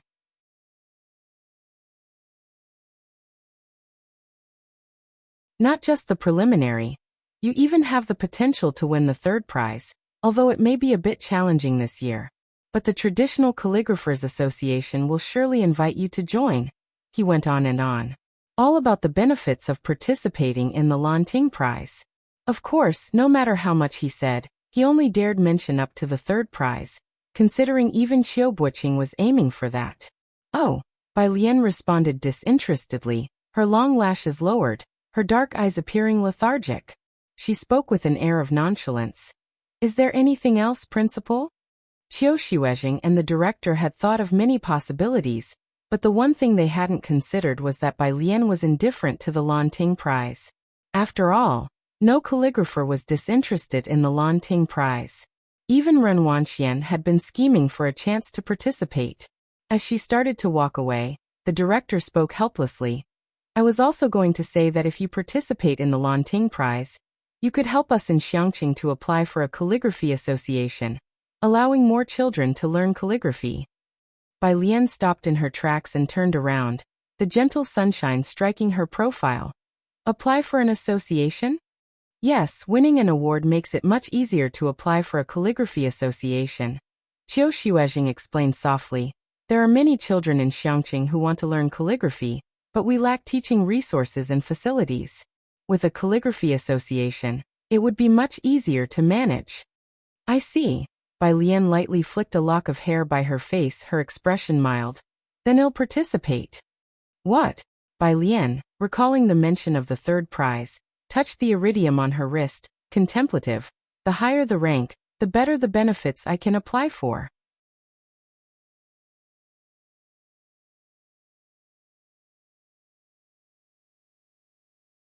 Chapter 150. People from the Traditional Calligraphers Association are here. Guaranteed 2nd place. _1 of course. Qiu Xuezhing came back to his senses. He looked at Bai Lian, seriously explaining. As long as you're shortlisted, people will approach you. If you win 3rd prize, the Traditional Calligraphers Association will definitely invite you to become a member.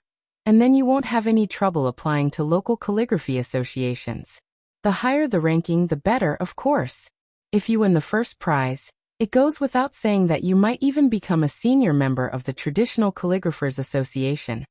At this point, Qiu Xuezhing did not continue. He realized that Bai Lian was more concerned about Xiangqing, so he continued to talk about these resources. Many children in Xiangqing like to learn calligraphy, but the area is remote and lacks teachers. Very few families like the Ren family hire famous teachers from Beijing, so most people are self-taught without any formal instruction. By the way, Qiu Xuezhing suddenly remembered something. He stared at Bai Lian with sparkling eyes. How old are you this year? 2. Bai Lian, thinking about the Orchid Pavilion prize, started to reply instinctively, then hesitated. She lowered her eyes and after a long silence said, I'm 19. 19. The eyes of the head of the Culture and Tourism Bureau shone brightly. This age, she would still be very young the next time she participates in the Orchid Pavilion Prize. After making sure that Bai Lian will participate, Qiu Xuezheng and the other person both sighed in relief. He solemnly cautioned Bai Lian, "You should practice your calligraphy more during this time. Your brushstrokes are still a bit unsteady. You need to submit your work by next week." The deadline for the Orchid Pavilion Prize was drawing close. After Bai Lian left, the principal turned to the two of them. "Mr. Qiu, director, shall we go have dinner first?" "Sure." The director of the Culture and Tourism Bureau finally showed a smile. As he headed out, he looked in the direction Bai Lian had gone. "Being shortlisted is certain, but I wonder if she and young Mr. Qiu can win the third prize this time. 19 is too young an age. I didn't even ask her what her CCPT score was." Qiu Xuezheng walked out, knowing more insider information than the other two, and sighed. "And this time, the Orchid Pavilion Prize is like a dragon's den of hidden talent. Just Xie Jinyun and Su Yajun are too eye-catching. But it's not a big problem. She's still young. By the next Orchid Pavilion Prize she is sure to astonish everyone." The principal did not understand these matters and listened quietly. What if Bai Lian writes an even more brilliant piece during this period? If she could win, a 19-year-old third prize winner. Then in another 3 years, she goes on to win the first prize. The director thought and couldn't help but chuckle. By then, our Xiangqing will also be seen by them. The Traditional Calligraphers Association will definitely allocate resources to us. These thoughts were overly optimistic. Qiu Xuezheng looked at the director of the Culture and Tourism Bureau wordlessly. Dreaming day by day that Qiu Buqing would win a prize was one thing, but now he even dared to dream of a first prize. Bai Lian returned to class 15. Pu Xiaohan was talking to someone else about Qiu Zizheng's lecture from that morning. "Mr. Qiu really is my idol. The meaning of reading is why, to read for oneself." Zhang Xiais was lying in the back, asleep, while Ning Xiao and Yang Lin were busy solving practice questions. Bai Lian sat back in her place, and slowly pulled out her physics practice book from among a pile of books. When Pu Xiaohan saw her return, she abandoned her conversation with the others, turned around, and asked Bai Lian in a low voice, "What did the principal want with you this time? Another promotional video?" "No," Bai Lian said, casually uncapping a pen with one hand and leaning back in her chair. Then she suddenly looked up and smiled at Pu Xiaohan. "Why didn't you get good at calligraphy?" Pu Xiaohan touched her nose and shrugged her shoulders. "Just a little bit I learned from the teacher during big character class in elementary school. Then later I learned on my own watching videos online." She sounded somewhat proud by the end of her statement. Everyone studying calligraphy knows that with a teacher's guidance, one can avoid many detours and lay a good foundation more quickly, making writing much easier. Calligraphy is profound and complex, and without a teacher, it's difficult to improve. Yet Xiangqing didn't even have a calligraphy association. Those with any amount of achievement all settled in the Beijing Writers Association. Most of Xiangqing's population is made up of ordinary laborers without the means to hire a calligraphy teacher from Beijing to instruct their children. Pu Xiaohan was also like that, mostly self-taught. Opportunities to hear a lecture from Qiu Xuezheng, like today, were almost non-existent. Bai Lian lowered her head, her fingertips pressing down on the practice book, lowered her lashes, casually writing on the physics test paper. Pu Xiaohan wanted to boast to Bai Lian about how she had found many videos to learn on her own. But looking at Bai Lian with her head down, she inexplicably felt a sense of sorrow emanating from her. Pu Xiaohan swallowed the words she was about to say, and just watched Bai Lian slowly work on physics problems.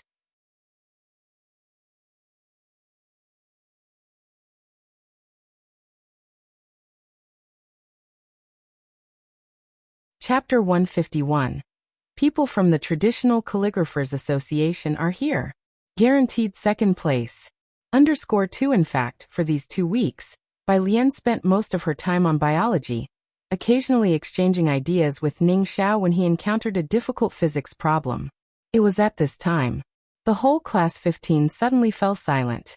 Feeling a chill on her back, Pu Xiaohan's sixth sense made her turn around swiftly, sit up straight, and start working on exam problems from the past decade. Out of the corner of her eye, sure enough, she spotted the elusive Lu Lingxi at the window. Everyone else in the class was seriously doing their homework, except for Zhang Xiai's, who was still busy sleeping. Lu Lingxi walked up to him quietly and raised her hand. Zhang Xiai stood up with his ear being pinched and caught sight of Lu Lingxi. "Lu Mom, spare a handsome guy's life. How late did you play games last night?" Lu Lingxi sneered. Zhang Xiai's. "I just at 1 o'clock, 2 o'clock 2:59. Not a minute past 2. This was his final act of defiance. "You think it's fine to sleep during the day and play games at night, huh? How many times have I told you, Zhang Xiai's, in today's society without a diploma you'll face setbacks in everything." Lu Lingxi let go of his ear, pleading earnestly, and then pointed to the back of the room. "Go stand at the back." Zhang Xiai's reluctantly took his book and went to the back.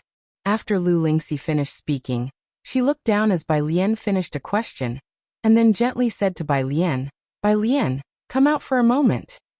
Zhang Xiai's was amazed at her quick change of demeanor. "The principal said he wants to give your contact information to Mr. Chiu."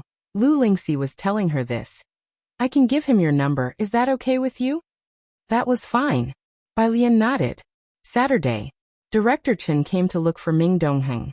Jiang Fulai and Jiang He were not around, so he was much more relaxed in his seating. There's another match for Mr. by next Tuesday. If he wins, his score will reach 3rd place. Tickets. Ming Dongheng poured himself a cup of tea. His words were succinct and cool. "They're already prepared." Director Chen took out freshly printed tickets and handed them to Ming Dongheng.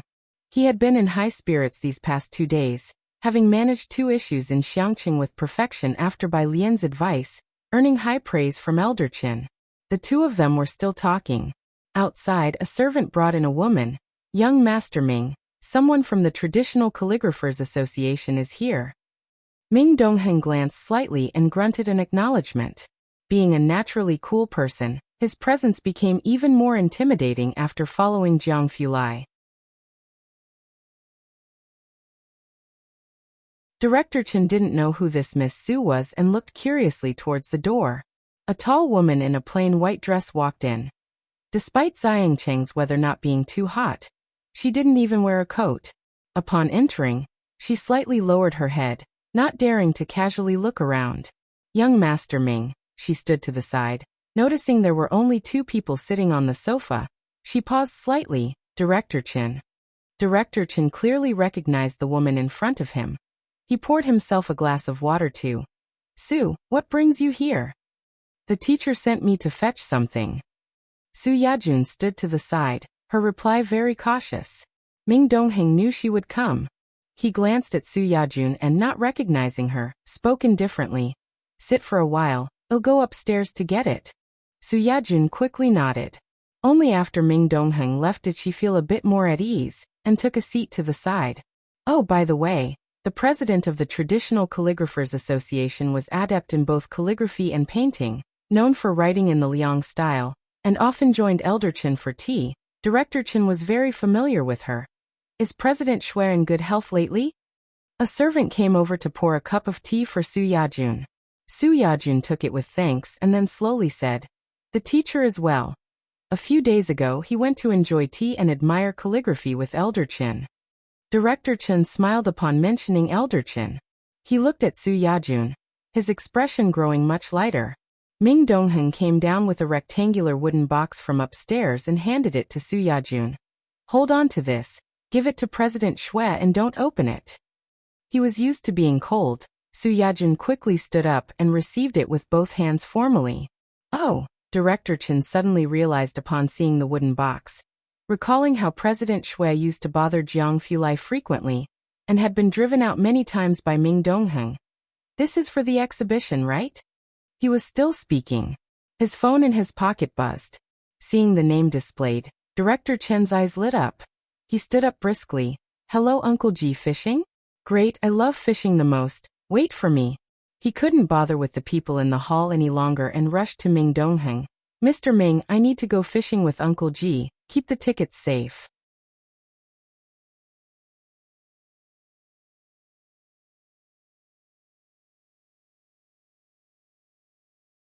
Chapter 152. People from the Traditional Calligraphers Association are here. Guaranteed second place. _3 After saying that, Chief Chen walked out. Ming Dongheng still heard Chief Chen talking to his subordinate. Go prepare fishing gear for me. Ming Dongheng. Ji uncle? Who the hell is this Uncle Ji that Chen Yongkuan is calling for? Ming Dongheng's expression became increasingly cold as he gazed at Chief Chen's retreating figure. His hand brushed something. Su Yajun, still standing to the side, was also very surprised inside. Ji. She had searched all over Jiangjing and hadn't heard of anyone with the surname Ji who could elicit such a strong reaction from Chief Chen. Who was this Uncle Ji? Ming Dongheng glanced at Su Yajun and asked coldly, Does Miss Su have any further business? He politely addressed her as Miss Su. However, Su Yajun didn't dare respond and quickly stood up straight, glancing subconsciously upstairs before saying, I won't bother Mr. Ming any longer. Once out of the iron gate, Su Yajun's complexion lightened significantly. A white car was waiting on the next street. Ji Mulan sat in the front passenger seat, looking ahead until she saw a white figure, and Su En, who was in the driver's seat, hurriedly got out of the car. Since Su En had gotten out of the car, Ji Mulan naturally didn't dare to remain seated in pretense. She followed suit and got out too. Miss Su. Su En greeted Su Yajun with a smile. He was an acquaintance of Su Yajun's father. She nodded at him with a light smile. Uncle Su will be staying for 2 days. I appreciate your help this time. Su En knew that Su Yajun was calling him Uncle Su in honor of his father. And even though Su Yajun was polite, Su En didn't dare to truly consider himself her uncle. This is my future wife, Ji Mulan, he then introduced to Su Yajun. Su Yajun wasn't interested in who Su En's wife was, but upon hearing she had the surname Ji, she turned to look at Ji Mulan. She instinctively remembered that phrase, Uncle Ji Chief Chen had just mentioned. Are you from Jiangjing originally? Su Yajun asked Ji Mulan, her demeanor somewhat strict. Su En was surprised by Su Yajun's attitude, then laughed. She's not from Jiangjing. She's from Xiangqing. She came over for a project and took the opportunity to see her father. Ji Mulan, listening to Su En's words, wore a smile that was impeccable. But her heart was extremely uneasy. She had already tried so hard to escape Xiangqing. But everywhere she went, she couldn't shed the shadow of Xiangqing. Sure enough, when Su En mentioned Xiangqing, Miss Su's smile faded a lot. Su Yajun no longer pried into the matter, and got into the car. In the car, Su En checked the rearview mirror, noticing Su Yajun still holding the wooden box in a hug, not placing it on the seat. The box's length suggested a scroll. Whose calligraphy is this? Su En had done his homework over the past couple of days, determined to keep the conversation going with Su Yajun. Upon hearing this, Su Yajun was startled, then shook her head. I got it from Mr. Ming. As for whose it is, it's better for you not to know. Su En was startled. As soon as Su Yajun mentioned Mr. Ming, he knew which Ming it was. Only Ji Mulan, sitting in the front passenger seat, was silent. She didn't understand most of what the two were talking about. The Lanting Award is about to begin. I thought Miss Su would stay at the Traditional Calligraphers Association. Su En smoothly changed the subject. I want to congratulate you in advance for winning the first place and top prize. Su Yajun had shone brightly in the CCPT Level 9 exam at 18, and was invited to join the Traditional Calligraphers Association. At 20, she participated in her first Lanting Award and won the third prize.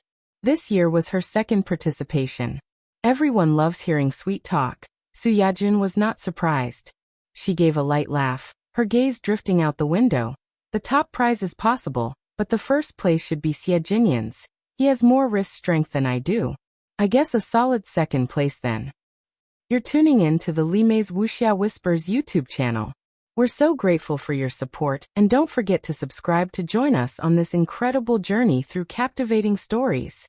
Your generosity through donations truly makes a world of difference, as it's the primary source of revenue that allows me to expand and enhance this channel for you. Thank you from the bottom of my heart for being a part of this adventure.